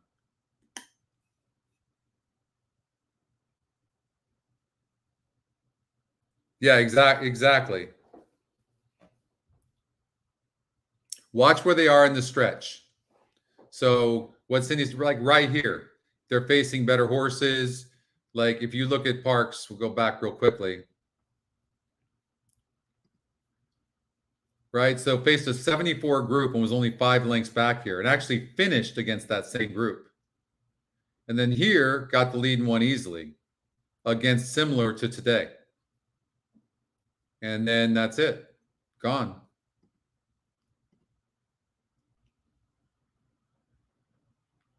So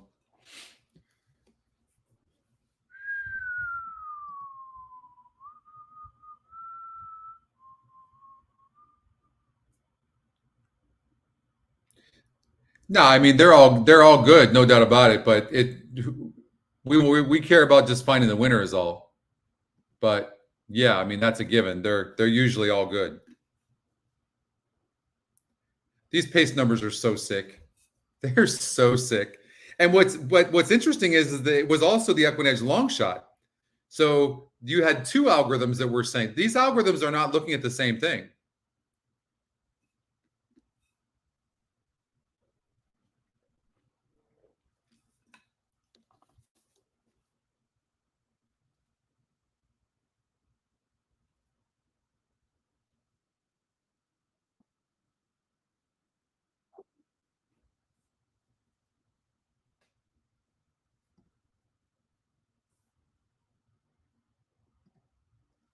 So top pace number here, but a low SOR and a low GSR. So there's really nothing else to like about the 7. So I'm going to get rid of the 7.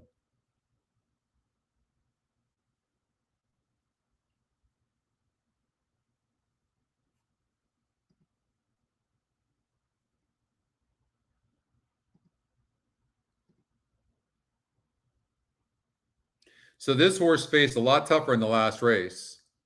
Now goes on the synthetic. The GSR does drop. So I don't like the 9. Grandma's Pudding ran a good race on 520 against a 44 group. EquinEdge long shot. I don't like this horse. This race is between the 1, 5, and 6. You could do an exacta box, you're going to hit it. I don't know what it'll pay. I don't think the 1 necessarily has to win.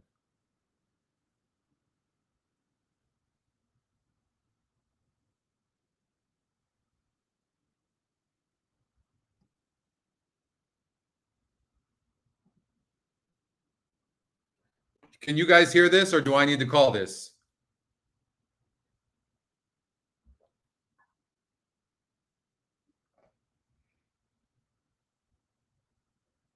Nice hit, Devin.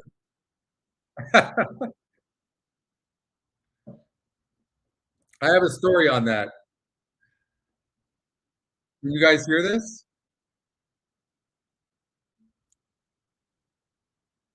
There goes the 7 horse in the lead.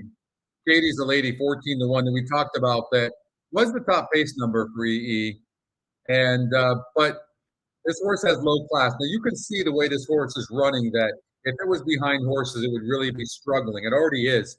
And it's exerting a lot of energy right now by running the way it's running. And even the horses that are in second and third right now are having to be too close to a fast pace. So there's a likelihood that somebody that's relaxed in the back, like the 1 horse, who's going to need the trip because there's a bunch of horses in front. Really, the horse getting the best trip right now are the 5 and the 6. So the 1 will have to get the trip because it's going to have a wall of horses in front of it. And 5 is really sitting in the garden trip right now, I believe in magic, and a 48 and 3 half as they come around the 3/8 right now. And there goes the 4 horse, Grandma's Pudding. And here comes the 1. Actually, the 1 saved all the ground and getting a good trip right now. 5 seems all out right now, and nobody else is really coming. Here comes the 6, but not going to be in contention for the win, I don't think. It really looks like it'll be between the 4 horse and the 1. And the 6 is closing, but it's going to be tough. Going to have to get a good trip in between horses and really making a nice run. And maybe the 4 will stop, and maybe the 6 can get up for a second, but I don't think so. It's going to be 1, 4, 6, or 7. 1, 4, 7, 6. I'm going to call it ahead of time. And your favorite wins 1, 4, 7, and 6. 141 and 4 was the time. I missed my calling, didn't I?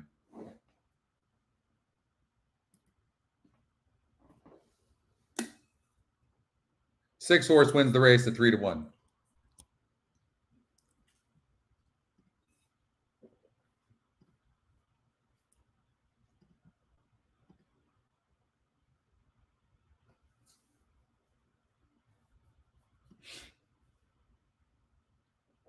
That was EquinEdge's second pick, second-time starter, who won impressively.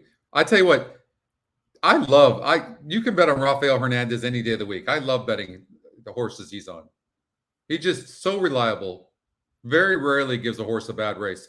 Really deserves more opportunities, I think. I think he's a very solid rider. And look at the GSR on the 6 horse, 78, 14 points, the best, 18%, third top win percentage, top pace number, EquinEdge second pick. This is what we talk about that you look for. You look for a horse that is going to get a good trip that has good metrics. 5-2 on the EquinEdge morning line. So it's the second morning line favorite. There's just so much going for this 6 horse. And got the win.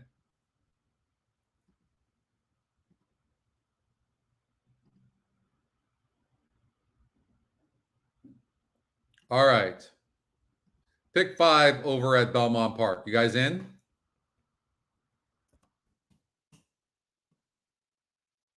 Oh, you did, Oldie? You gave that? So Oldie liked the 6. I think that horse, if I would have seen it, I would have liked it as well. I mean, after the fact, I liked it. Okay. So you can sort metrics like this and go, okay, 4 horse. But first I want to see how is the pace going to play. So the horse that has the most class, it looks like, is the 6 horse. Right? It won last time out after stumbling at Saratoga at 24%. Brian Lynch takes over.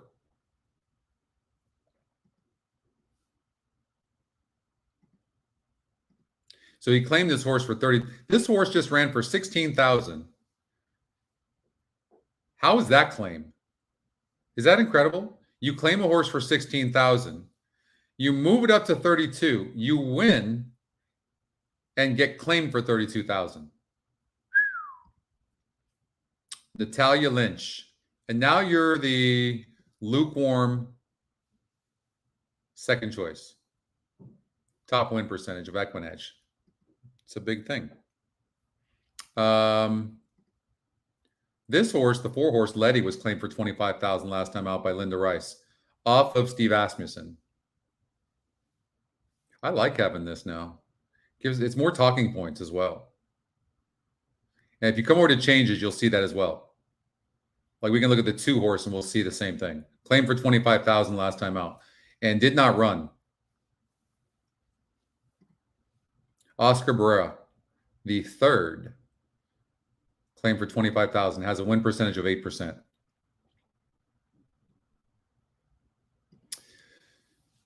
Yeah, that's definitely. We're going to look at that. I'm glad you brought that up, Joel. We need to look at that for sure. We will. We'll look at that. I might even join you guys on that bet. You guys are going to get this as well. The SOR. This is the strength of race for the current surface and distance, and which is what the GSR is, current surface and distance. So that's why this SOR is together with the GSR and what the record is at the current surface and distance. So in this case, 6 furlongs on the dirt.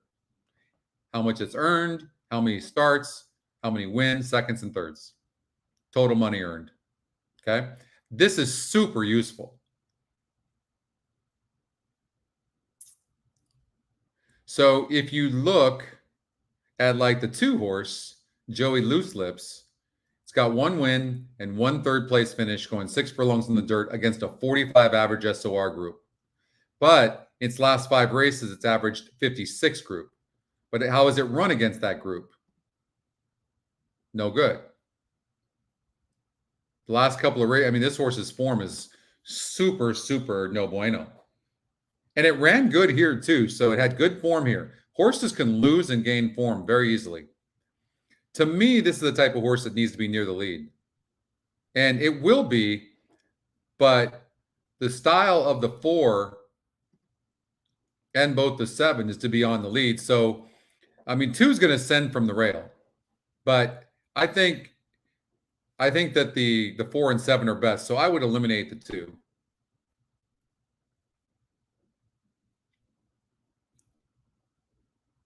I'm glad you're joining, Joel. Thank you for that. Yeah, don't forget, I'm on staging, Jesse. So our staging has a lot of issues, and because it's really not the focus. So if you go to prod, I don't think we're having issues over there, right? Let's see.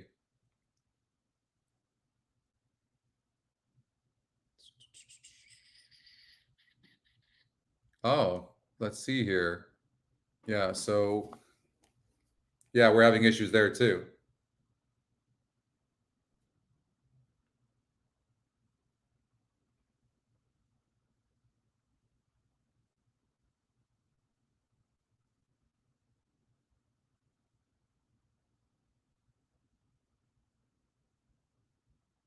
Thank you for that.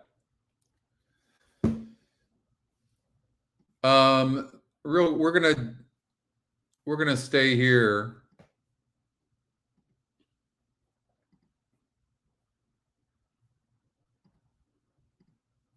At Pimlico.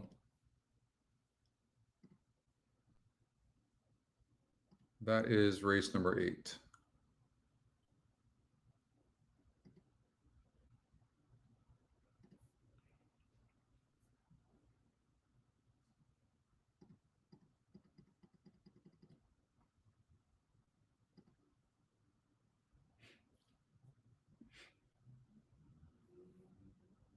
So you have conflicting information here with the 9. Second pick EquinEdge, 35%. But when it did go 6 furlongs in the dirt, it was a weaker group. But look what it did against a tougher group last time out. So it's just mixed feelings for Brad Cox. Sheldon Russell jumps aboard. Smash Ticket barely hung on last time out, going 6 furlongs at Saratoga, off a bit of a layoff. And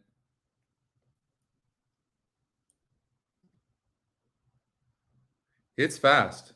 And it was getting pressed the entire time and still hung on. It's a nice horse.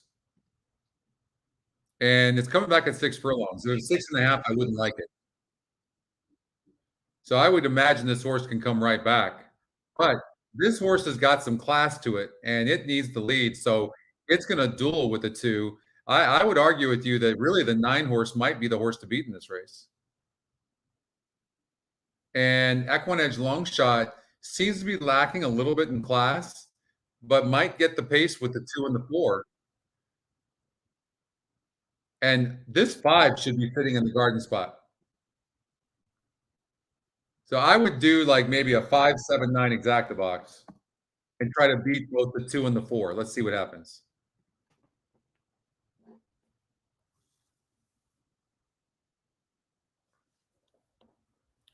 Let's see if the 2 and 4 are going to duel because they both need the lead.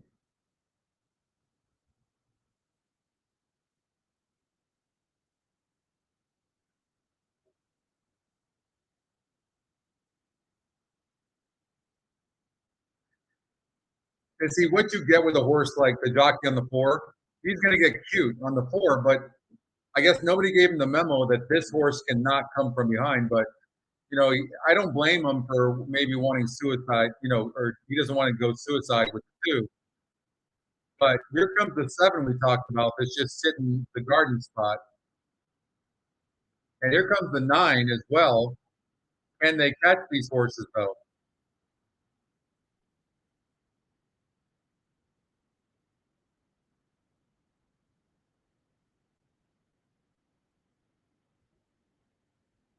The 2's going to hold on. And partly there needs to get a check to the jockey of the 4 horse for letting off of them. But 2, really impressive. And of course, here comes the 9. 7 was the other closer, who maybe had to get settled for 4th. All right. So Belmont Park finishing up that pick 5. Actually, I'm going to go to Parks. We kind of did that already. Oh wait, pick 5 doesn't start. Well, we have no pick 5, right? That already started, didn't it?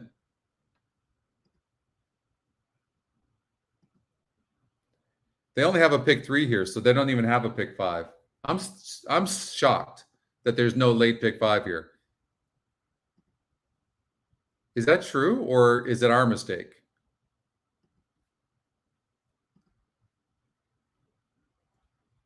It's our mistake. There is a pick 5. So somehow that got mixed.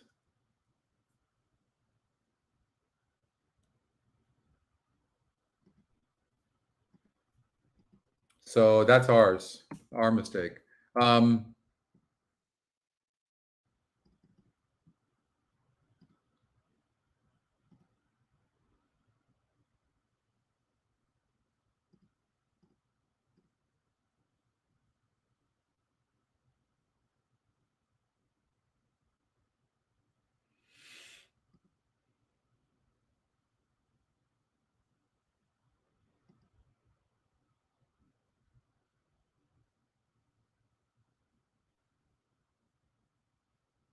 Look at the breeding on this horse.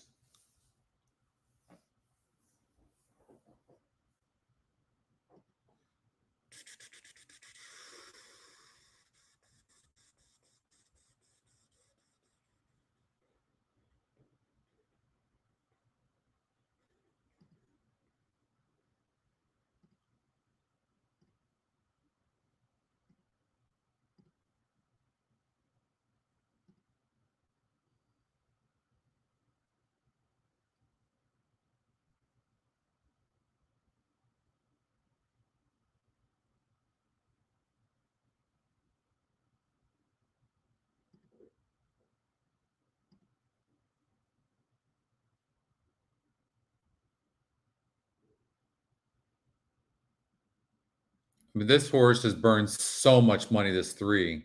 And so if you eliminate the 3, then maybe you just go with the 4-horse transactional as a single. It's 4-5 on the EquinEdge morning line. It just broke its maiden, I think. Yeah, it's only raced 1 time and 1 first time out. But it had some issues. Seems like it was green from what I can see.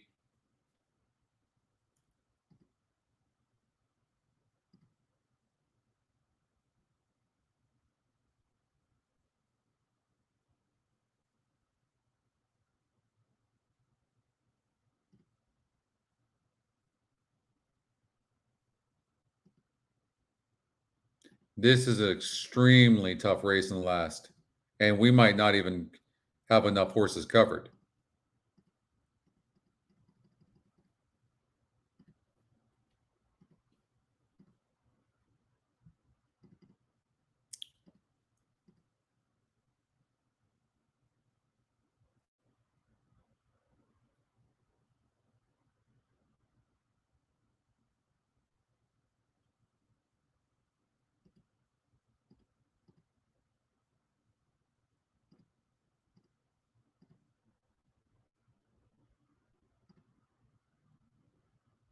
Huge pace advantage for the 2-horse. So I'm going to recommend singling the 2 and then doing a ticket like this.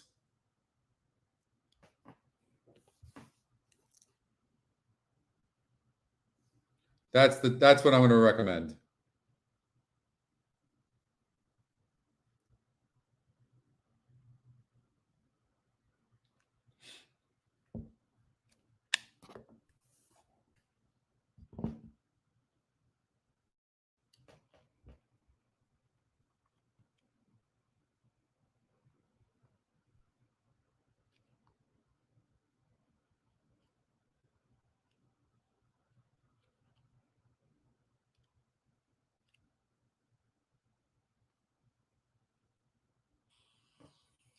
And they're off. Drink the Wind breaks right on top from the outside, but now moving up at the rail is a Catching Cupid, and Letty is in between, so it's 3 of them across. Joey Loose Lips runs in 4th. Cathedral Beach is on the outside. It's 4 lengths back to Dr. Love, who trails the field. We're going to have that, Jesse. For sure, Rail, we will have A and B picks options and multi-race or multi-tickets, I mean, for sure. Drink the Wind moves up on the outside to challenge through a quarter to 23 and 1.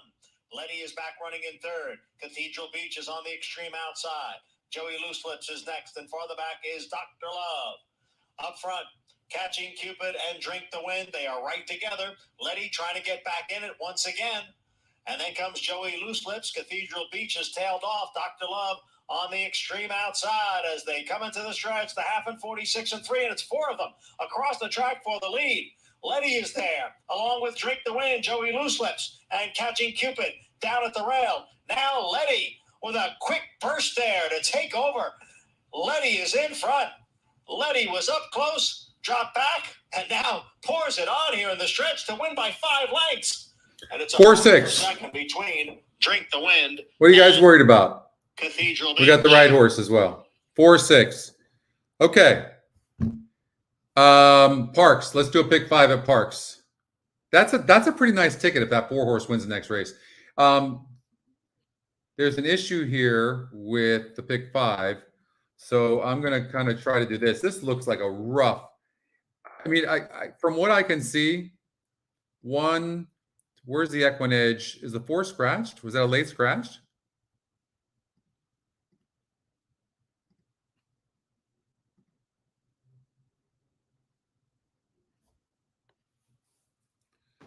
It must be a late scratch, huh?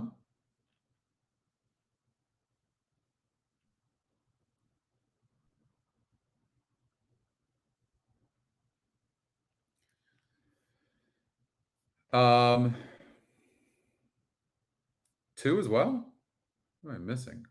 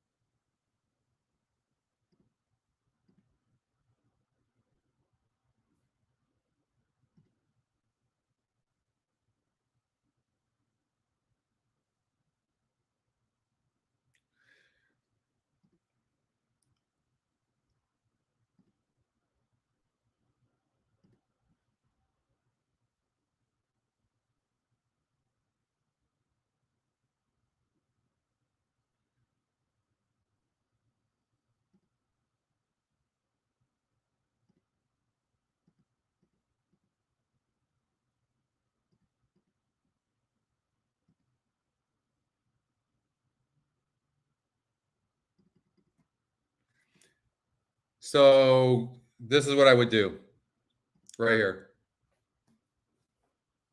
That's my ticket.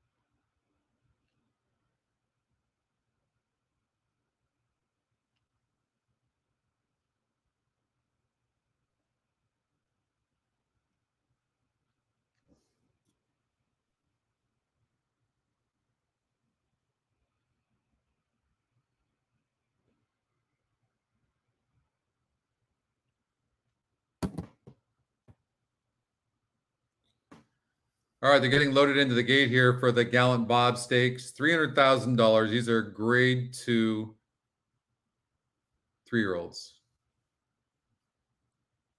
And I'm sorry, this is the Turf Monster Stakes.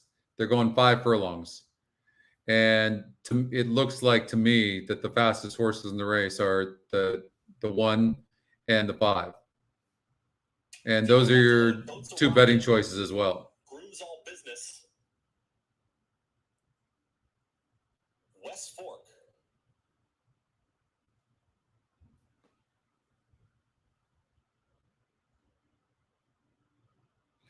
If I was to bet a win bet on this race, I would probably be on the 1 horse to go gate to wire.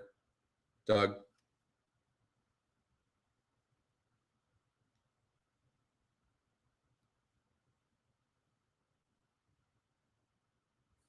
West Fork, last to load. All in line. All set for the Turf Monster.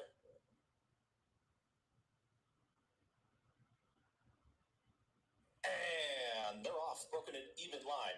That's right, has early speed. There's Boats a Rockin' in the early mix and Uncle Ernie in the gold cap. It's Uncle Ernie, and that's right, they're 1-2. And behind them is going to be Dr. Duke is in the third spot. Boats a Rockin' is 3 wide. 4 wide will be Breezy Gus. 5 wide is Smooth B as they speed up the backstretch on the turf course. Groom's All Business is out wider as well with West Fork. Towards the back end of the field, Extreme Force, Hero's Reward, and the trailer is War Toxin. It's That's Right who's got the lead. Is up by a full length. Uncle Ernie is dropping back. Slipping through to the inside is Dr. Duke, who's in pursuit. In between horses, Boats a Rockin'. They've got to catch That's Right, who hugs the rail. That's Right kicks for home, and the Turf Monster is 2.5 lengths in front. Dr. Duke down towards the inside, running on his Breezy Gust. In between horses, Boats a Rockin'. From the far outside, Groom's All Business, a 16th to go. That's Right is almost there. That's Right is 3 in front. Boats a Rockin', the only one with a chance. That's right, Andy Hernandez, they win the Turf Monster. 5-2. That's right. On that one, that's right. Groom's All.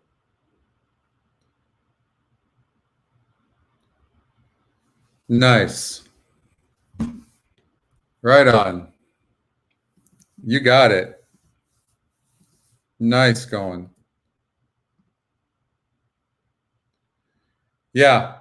It was oldie.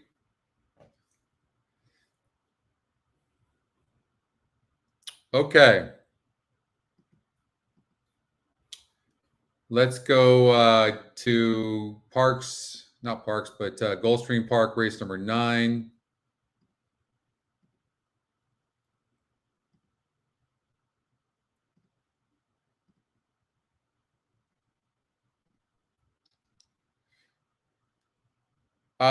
Big drop on this 10 horse, no decaf, but I was a little concerned about this horse. I didn't think this horse had to win. In fact, I was trying to beat it.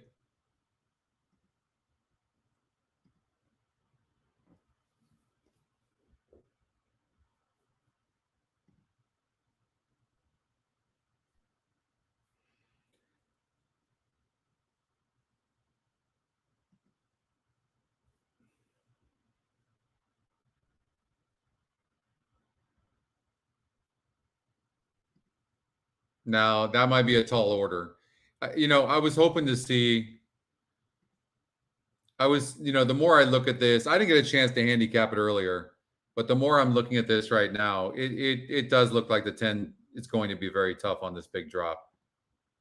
Right, dropping from $20,000 non-winners to lifetime into this $6,250 non-winners to lifetime. Let's look at the info. I'm sure that's what it is. 3-year-olds and fillies, 4-year-olds, which have never won 2 races. So yeah, I mean, this is just a massive drop, right? 2-1 on this horse too. Chasing Joy, the EquinEdge second pick, certainly deserves a look. Wine Cellar is going to probably be on the lead, right? It seems to need the lead for its best. The last time it got the lead, it went gate to wire against a 42 group. This is a 46 group. The class will move a horse up. So the class of the 4 also seems to need to be really close to the lead, which means it's going to be pressing. But you have connections that just don't win very often. And then you have the 10.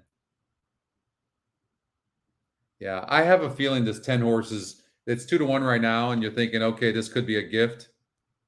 Maybe not. I think the CAWs might look at this horse, and they might have had this horse at 3-5. It's probably going to get bet down late. Do the 1 and 4 necessarily have to be second? I think the 4 over the 1 would maybe be second, but then you're looking at chalk. It's very chalky. Cindy hit a try. Did I miss that? Nice, Cindy.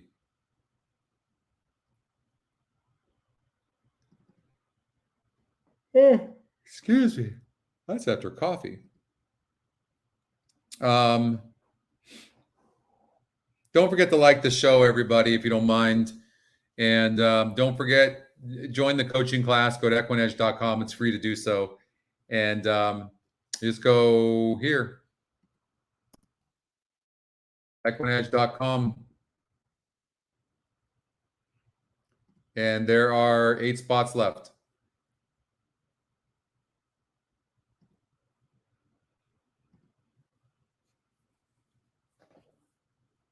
You know, when I was first looking at this horse this morning, and I didn't handicap a lot, but when I did, for whatever reason, I didn't like it. But this is a huge drop, and there's nothing in here. I mean, there really is not much in here.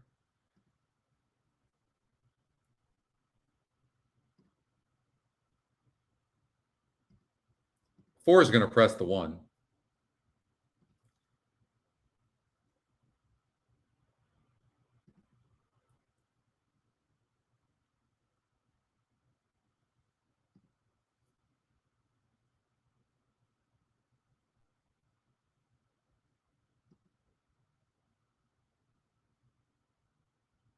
You know who might run a decent race in here, honestly, and sit a really good trip to be in the money?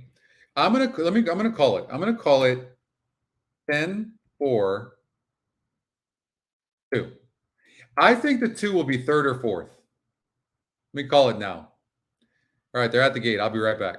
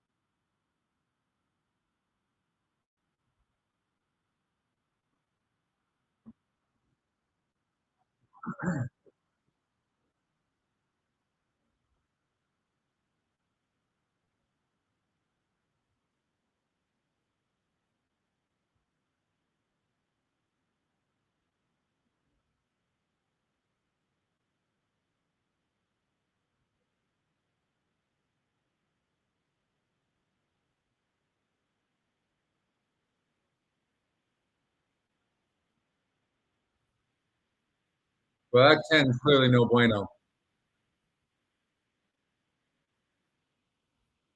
What happened to the 1? The 1 must have broke that, huh?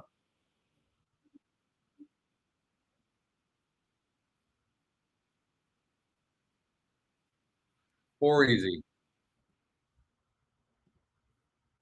What was my original ticket? I don't remember.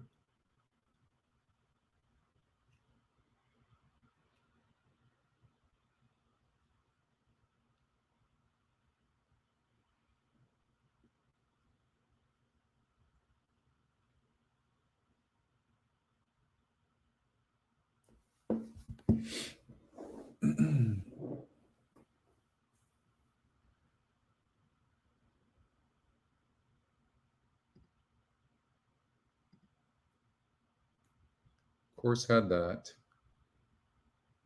Favorite. Course had that. One of the favorites. All right, Woodbine 7. Going into the gate. Love these races, first-time starters.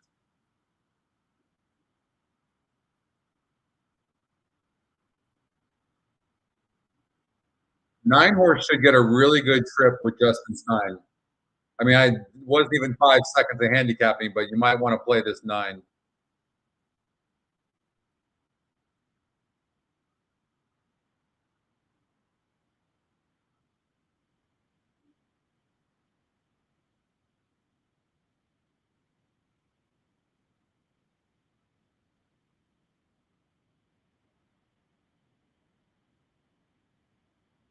Eight horse not wanting to go in.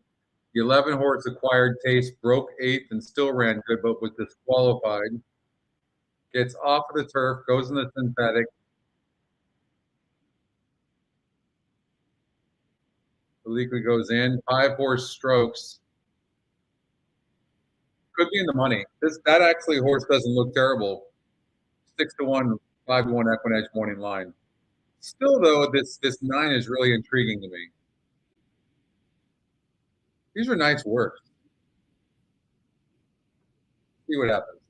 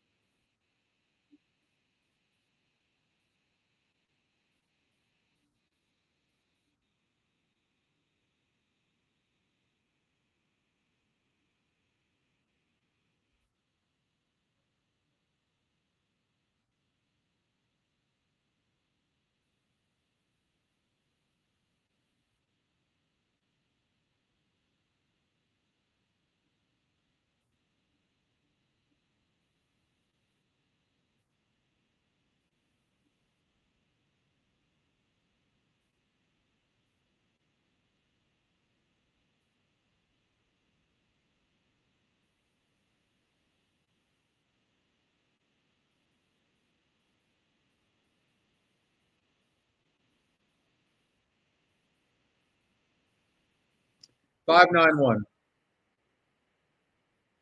EquinEdge long shot.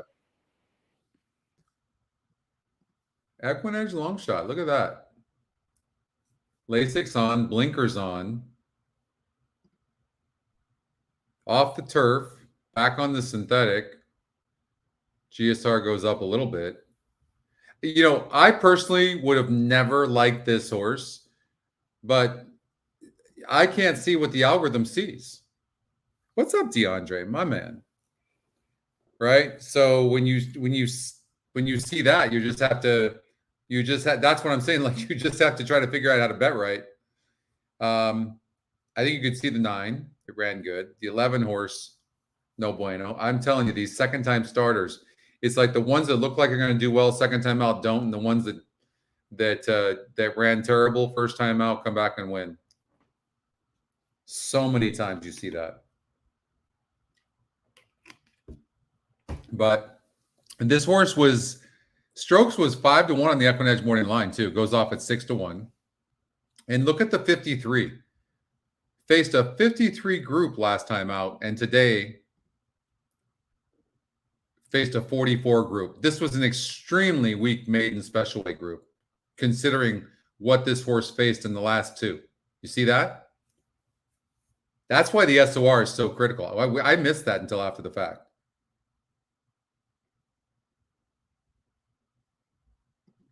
That's true. There is a big speed bias right now over there, isn't it? It sure looks that way. There's some fast horses altogether. So I don't know. that we're going to learn anything from this one, only because even though the 5 horse has a bit of a speed advantage, the class goes to the 10 and the 3. Would never bet a horse like the 3 on the inside that runs its best on the lead and isn't even the fastest horse in the race. Like, this is a decent animal for sure, but 6-5 is crazy. This horse is likely to not get a good trip. I think the 3 is worth trying to beat. How about the 11 horse, Nakatomi? Why'd you have to go nuking the building, Hans?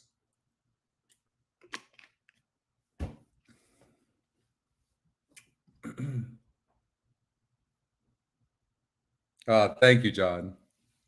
What's up, Oscar? You also don't forget, you have to look and see how this pace is going to play out and the trip that the horses are going to get.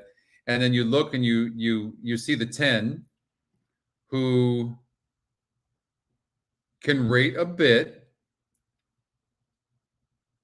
has some class, and will certainly sit off of the 4 and the 5.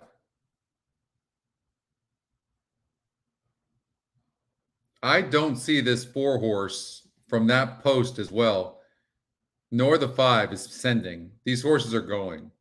10's going to go. Here's the problem. Even if you can rate a little bit like the 10, your natural style is to be near the pace, right? So is it going to get a really good trip? Does it have some class? 3 wins in 1 second and 5 tries going 6 furlongs on the dirt? Yes. But it's going to be part of a very fast pace.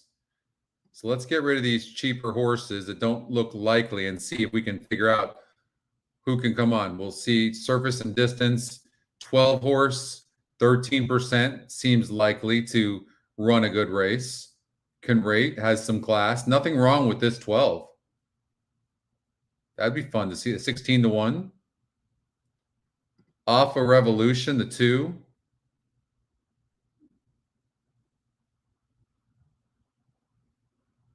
Its style is to be near the pace as well. It's the EquinEdge long shot. It certainly deserves a look.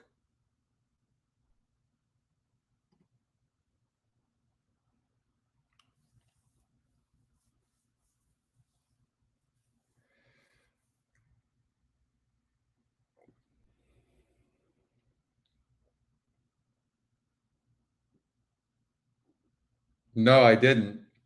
Oh, yeah, I did see that, Doug. What's up, Mark? So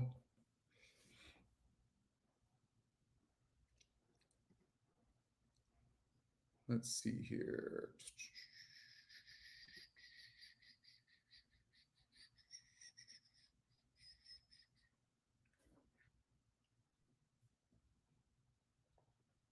Just a tough race.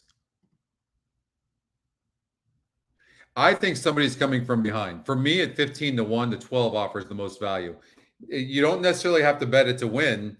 You can always put it, for the exacta or the trifecta. But I think the 12 could really run a good race.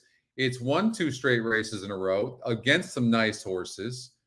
The connections come back. It's getting overlooked. And when you're talking about a race where the top win percentage is 16%, this horse is 3-2, draws the inside. Its style is to be near the pace. 14 is live. Let's see.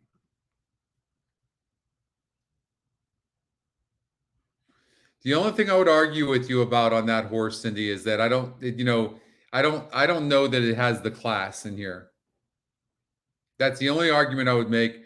And from the 14 hole, that might be a little rough. I don't know. It has a little bit more speed than the 12 does, so you could be right, but it seems a little bit light. Even when you look at the SOR here for the surface and distance in the GSR tab, it's low.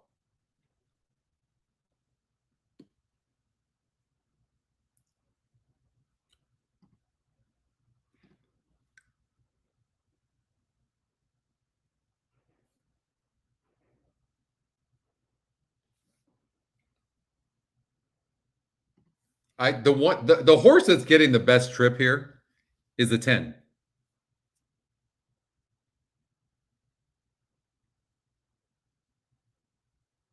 How fast were they going early on before? Let's see here. I want to see this race here. This horse had a bump at the start and dueled. No, that's no bueno. You can't do that.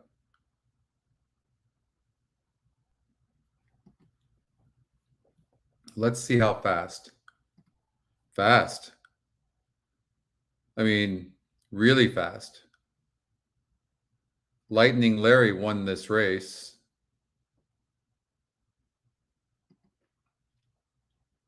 But, I mean, look, 99, 99, 90, 88. And this horse was actually on the lead. The 10. Don't you have to go with the 10? And then it looks like had trouble last time out. And arguably might have even needed the race. Has the ability to rate just a little bit. Been first or second in 8 of 10 tries. I'm going to give you an exacta.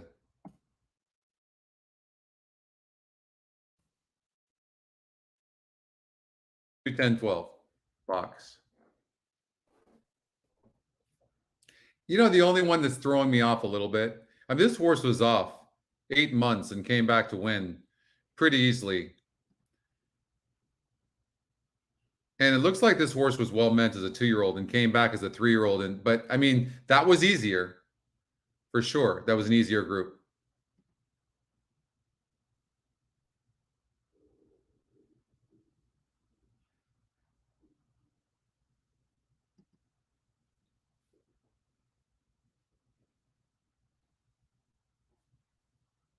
Hmm.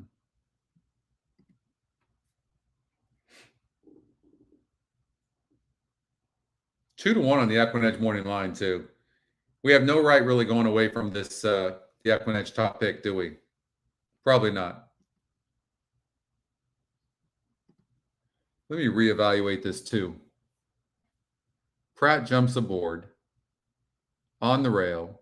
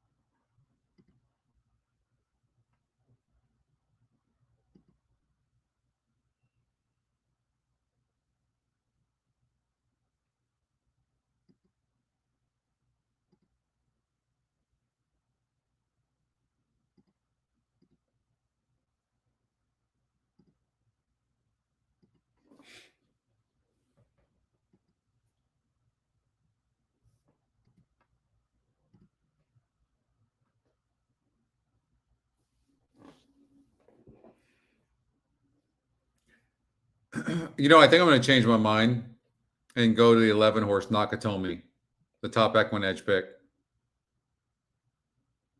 And I do like the 12 to run on, but I think that I'm going to go with Nakatomi. You know what I'm going to do? I'm going to do 10, 11, 12.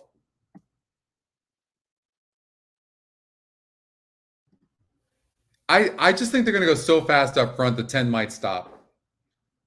That's my biggest concern. But the 10 is gonna like be sitting such a beautiful trip. But I think they're gonna come from behind.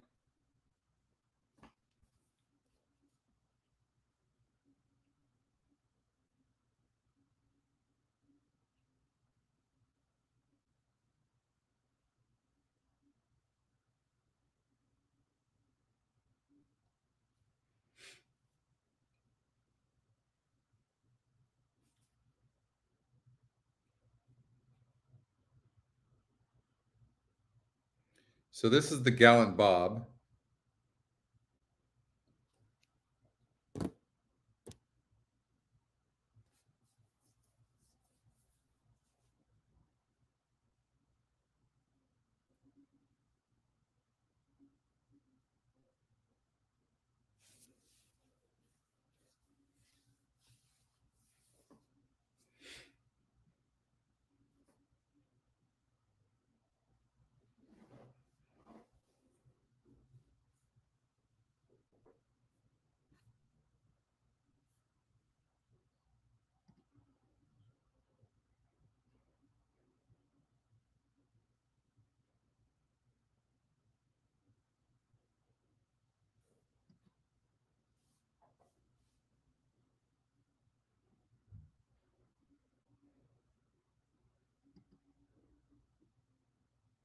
I mean, this horse really does look good, doesn't it?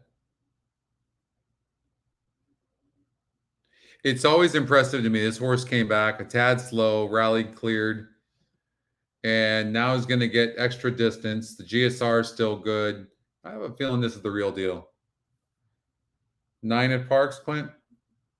Park likes the 9.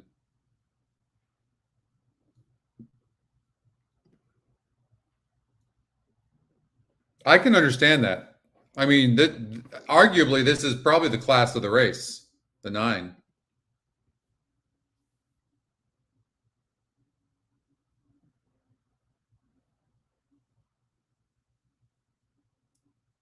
You know what? Who's going to get the best trip? That really, who's going to get the best trip?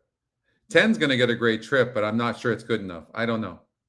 I have mixed feelings on it because I think they're going to be flying. I just think they're coming from behind.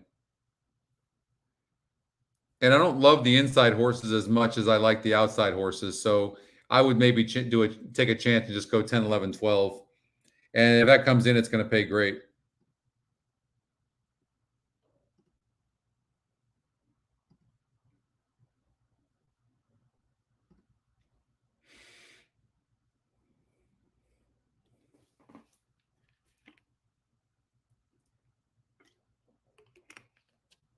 Ha ha ha ha. Bill, you're so funny.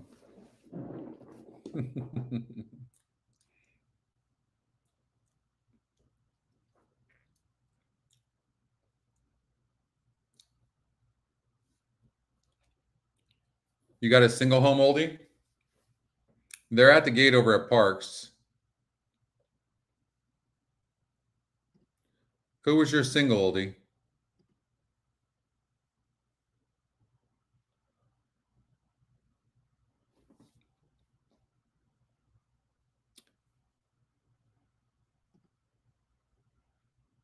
I think we talked about transactional being a single, didn't we? Who won the race? 3? Celestial City. Or did we not like? No, we didn't. It was Celestial City I didn't like.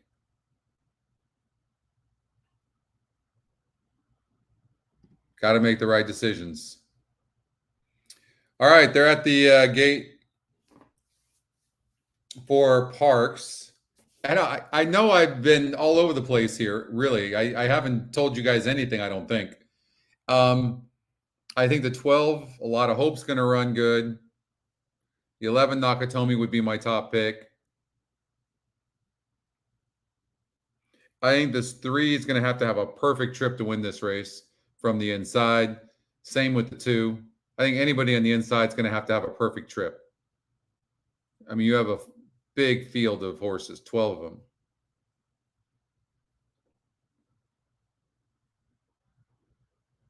Those last 2 races, but,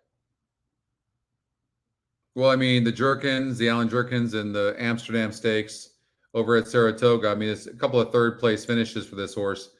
Obviously, these are easier than that group. That's for darn sure. But we'll see. It's just one of those horses that I don't know. Something about it I don't love. I mean, if you look at the 2 wins, it won against 58 and 58 group. That's why I think I would have to play against the 9 for me. Lou, you like the 3? It's going to have to be near a very fast pace. It's a great race. I can't wait to see it right now. The Gallant Bob here, they are almost loaded into the gate. Let's see what happens here. I'm going to say Nakatomi's going to get this win somehow. And watch the 10 strip though. 10's going to be sitting in 3rd. Right off of them.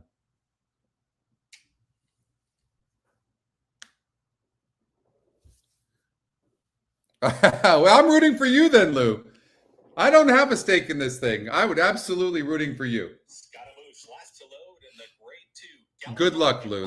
Let's get this 3 home. You're gonna need a good trip though. All set. Come on.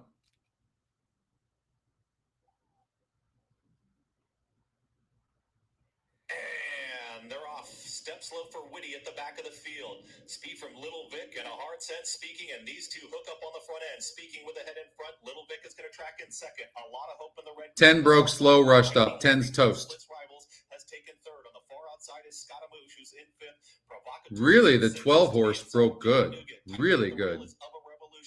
Son of a Gun is tipping towards the outside for a run with less than 4 furlongs. Is that the 12 or is that the 6? No, that's the 14, the one Cindy liked. Broke wonderful. 3 sitting actually a really nice trip. Come on, 3. Lightning Larry is in gear. 4 wide is going to be Scaramouche. In behind them is Provocateur. Provocateur looking for a way through as they reach a quarter mile left to go. Speaking is still the leader. 3's heading to the outside right now. Here comes the EquinEdge long shot, I think, or is that the 8? Nakatomi's coming from the outside, not going to be good enough though. 14, there's the EquinEdge long shot. 14's going to win. Nice call, Cindy. Cindy called that one. And the 9 got third. Sorry, Lou.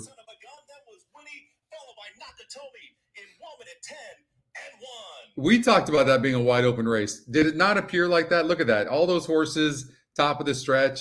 I hope you bet that, Cindy. Good call. That was just a tough race. Holy hell.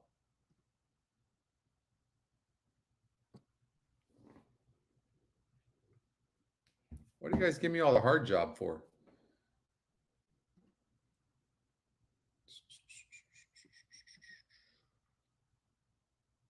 Nice job, Cindy.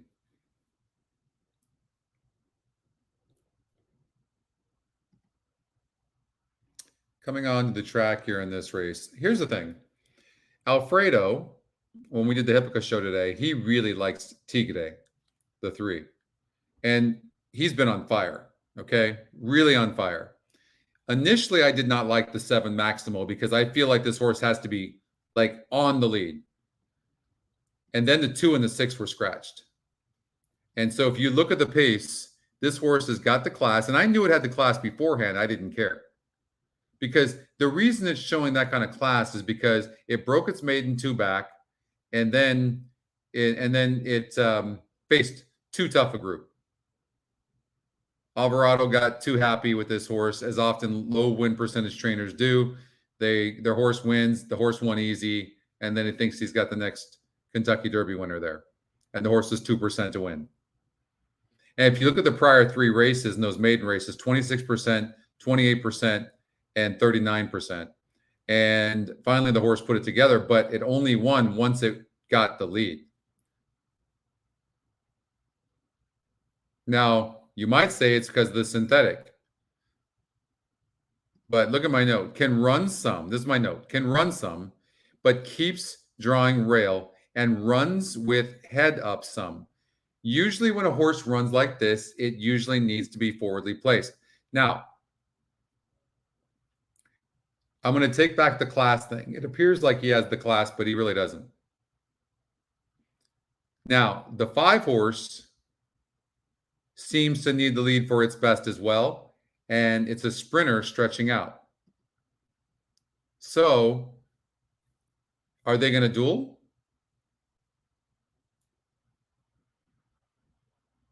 Now, initially, I really liked this 8, but this horse is going from a 69 GSR to a 25 GSR, and it barely held on to win as a 69 GSR. And so what's the reason for that? Well, first time on synthetic. And if we look here, you're going to see, look at the synthetic tab, 49. I mean, look at this, 59, 45, in the 30s. I mean, you can't play. It's the EquinEdge long shot. These horses almost never win.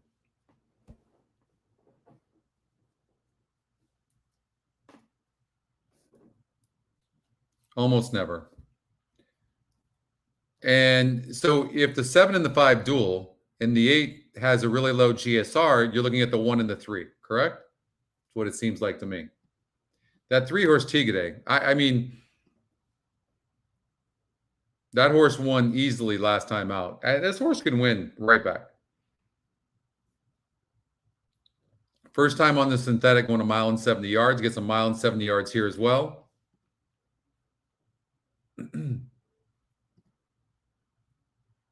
Now,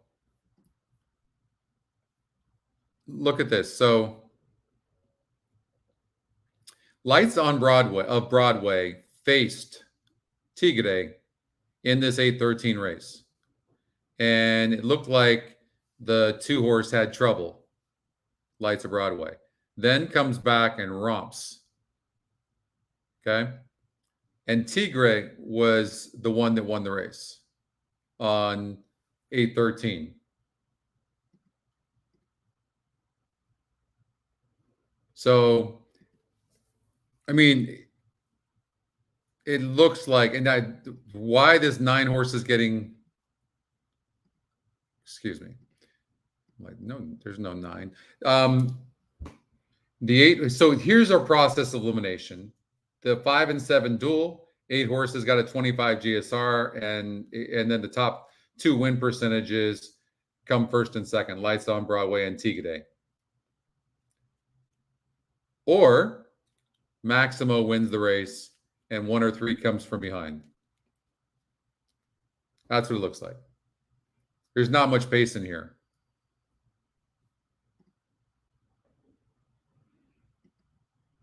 All Dangerous Ride did was barely break his maiden. That's all he did.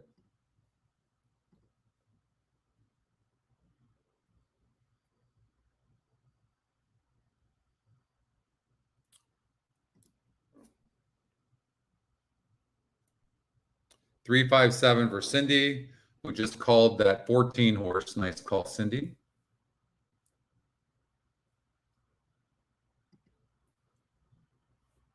I mean, the way this horse won, I know it was against a maiden group, but the way this horse won last time out, it's like he put it all together. Stretching out on the synthetic. If you look at the tab for synthetic, it's a 69. It's number 1. This horse wanted that all along. Then stretches out, and the GSR goes up 7 points. I mean, there's a really high likelihood that Tigre is going to run very, very good. And there's not a lot of speed. So the horse will be able to be tactical. And the way it finished, certainly looks likely. And Lights on Broadway. Broadway looks good too.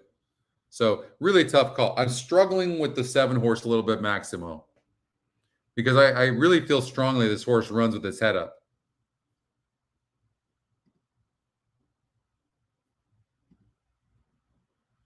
But they're stepping onto the synthetic right now. And I'm going to say it goes away from what I thought would happen early on with the 7. But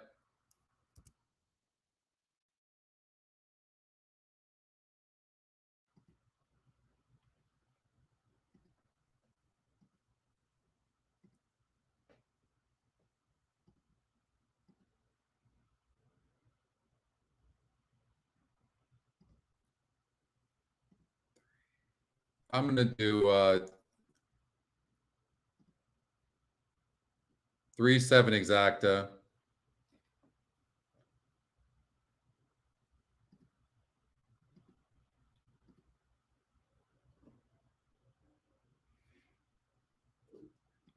So I'm changing my mind and going with the 3, and I could be completely wrong because I was going with the 7 initially, but we'll see. I'm doing a 3 with 1-7 exacta. That's how I'm playing it. I could be completely wrong, and I'm going away from what I liked this morning, and I'm being honest with you. So take it for what it's worth.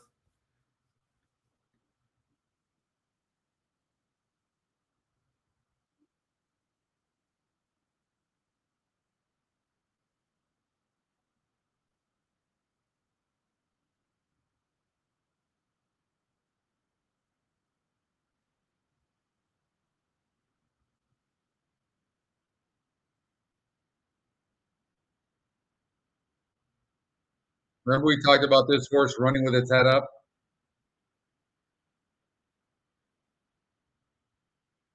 24 and 1. I mean, seven's lost its mind.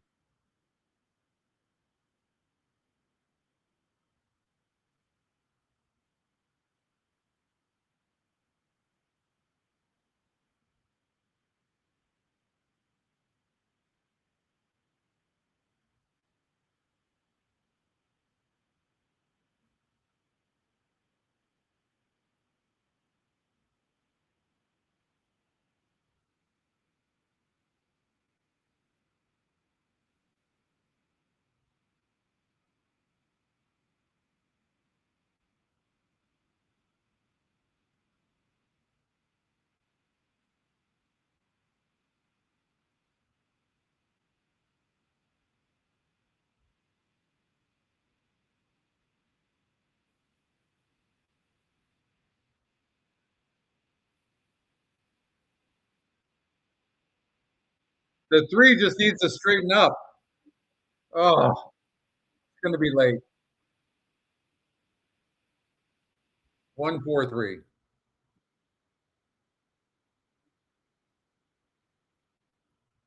143. All right.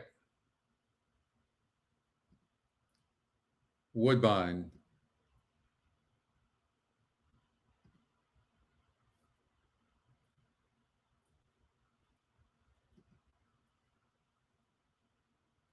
This horse seems to need the lead for its best, and I don't know that it's gonna get it because the 6 horse is very, very fast. There's some pace. So look for a class horse. There doesn't really seem to be any. I would say maybe the 5 horse Awesome Bourbon might run a good race.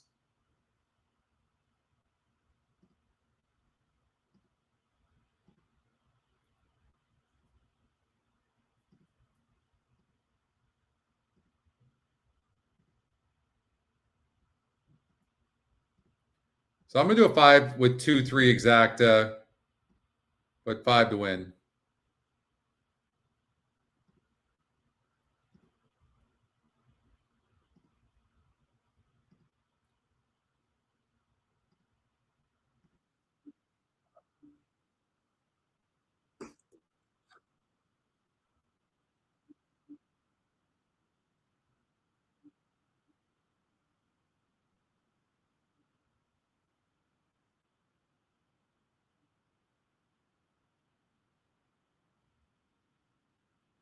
It's tough when the favorite gets an easy lead like that.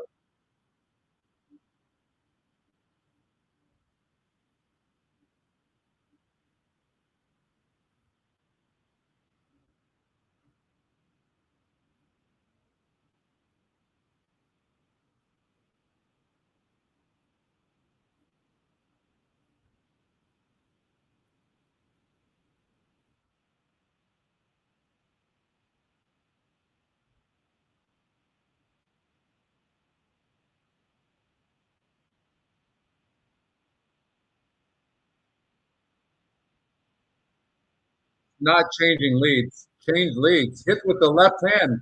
You have no left hand? Left hand. Wow. Wow. I don't know the jockey on the 5, but I know I'll never bet that jockey again. That I do know. Who was that?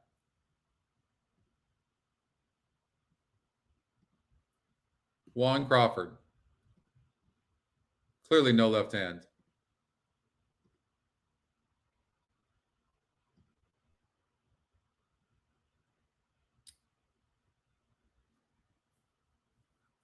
Came in 143 over at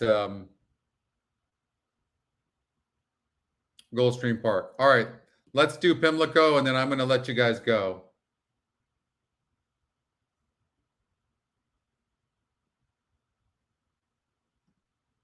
Race number 10.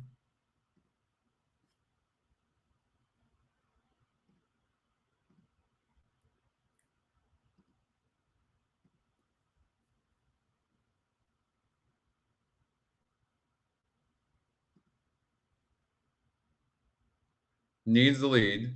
Gonna get it. Carmouche. Can we really finish with Carmouche? These are easier. I just don't know how good this horse is doing right now.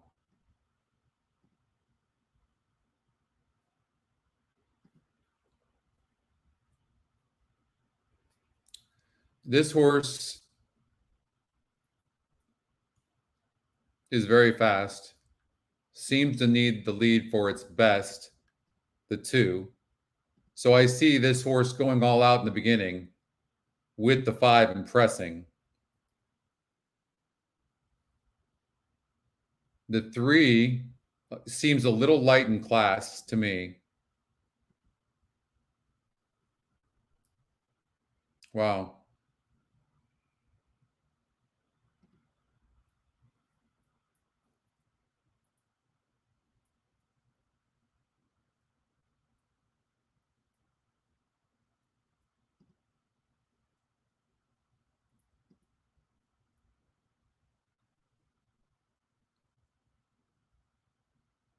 This horse actually, Spycraft, is very interesting.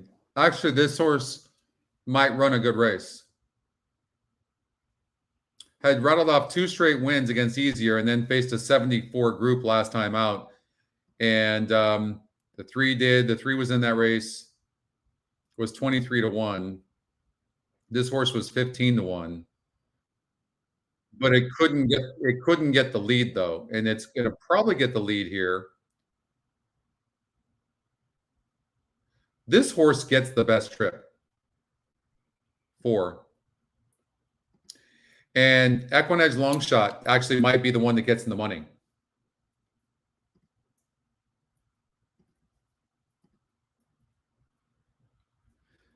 So I'm just going to do an exacta box 1-4.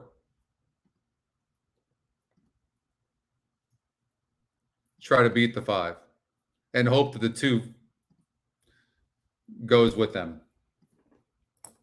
Thank you, Catherine, so much. Really appreciate your time as well. We'll see you guys next week.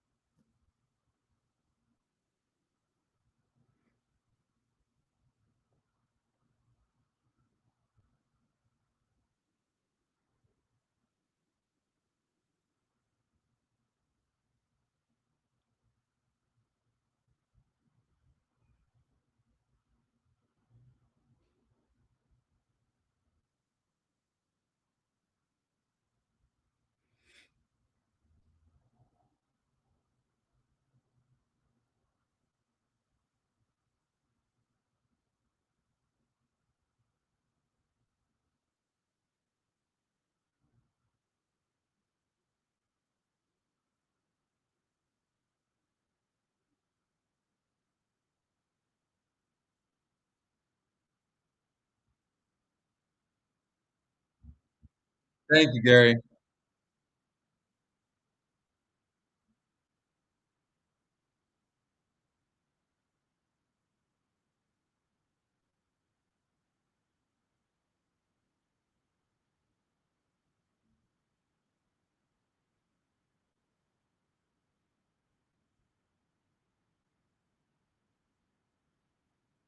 Not a good place to be if you're the 1.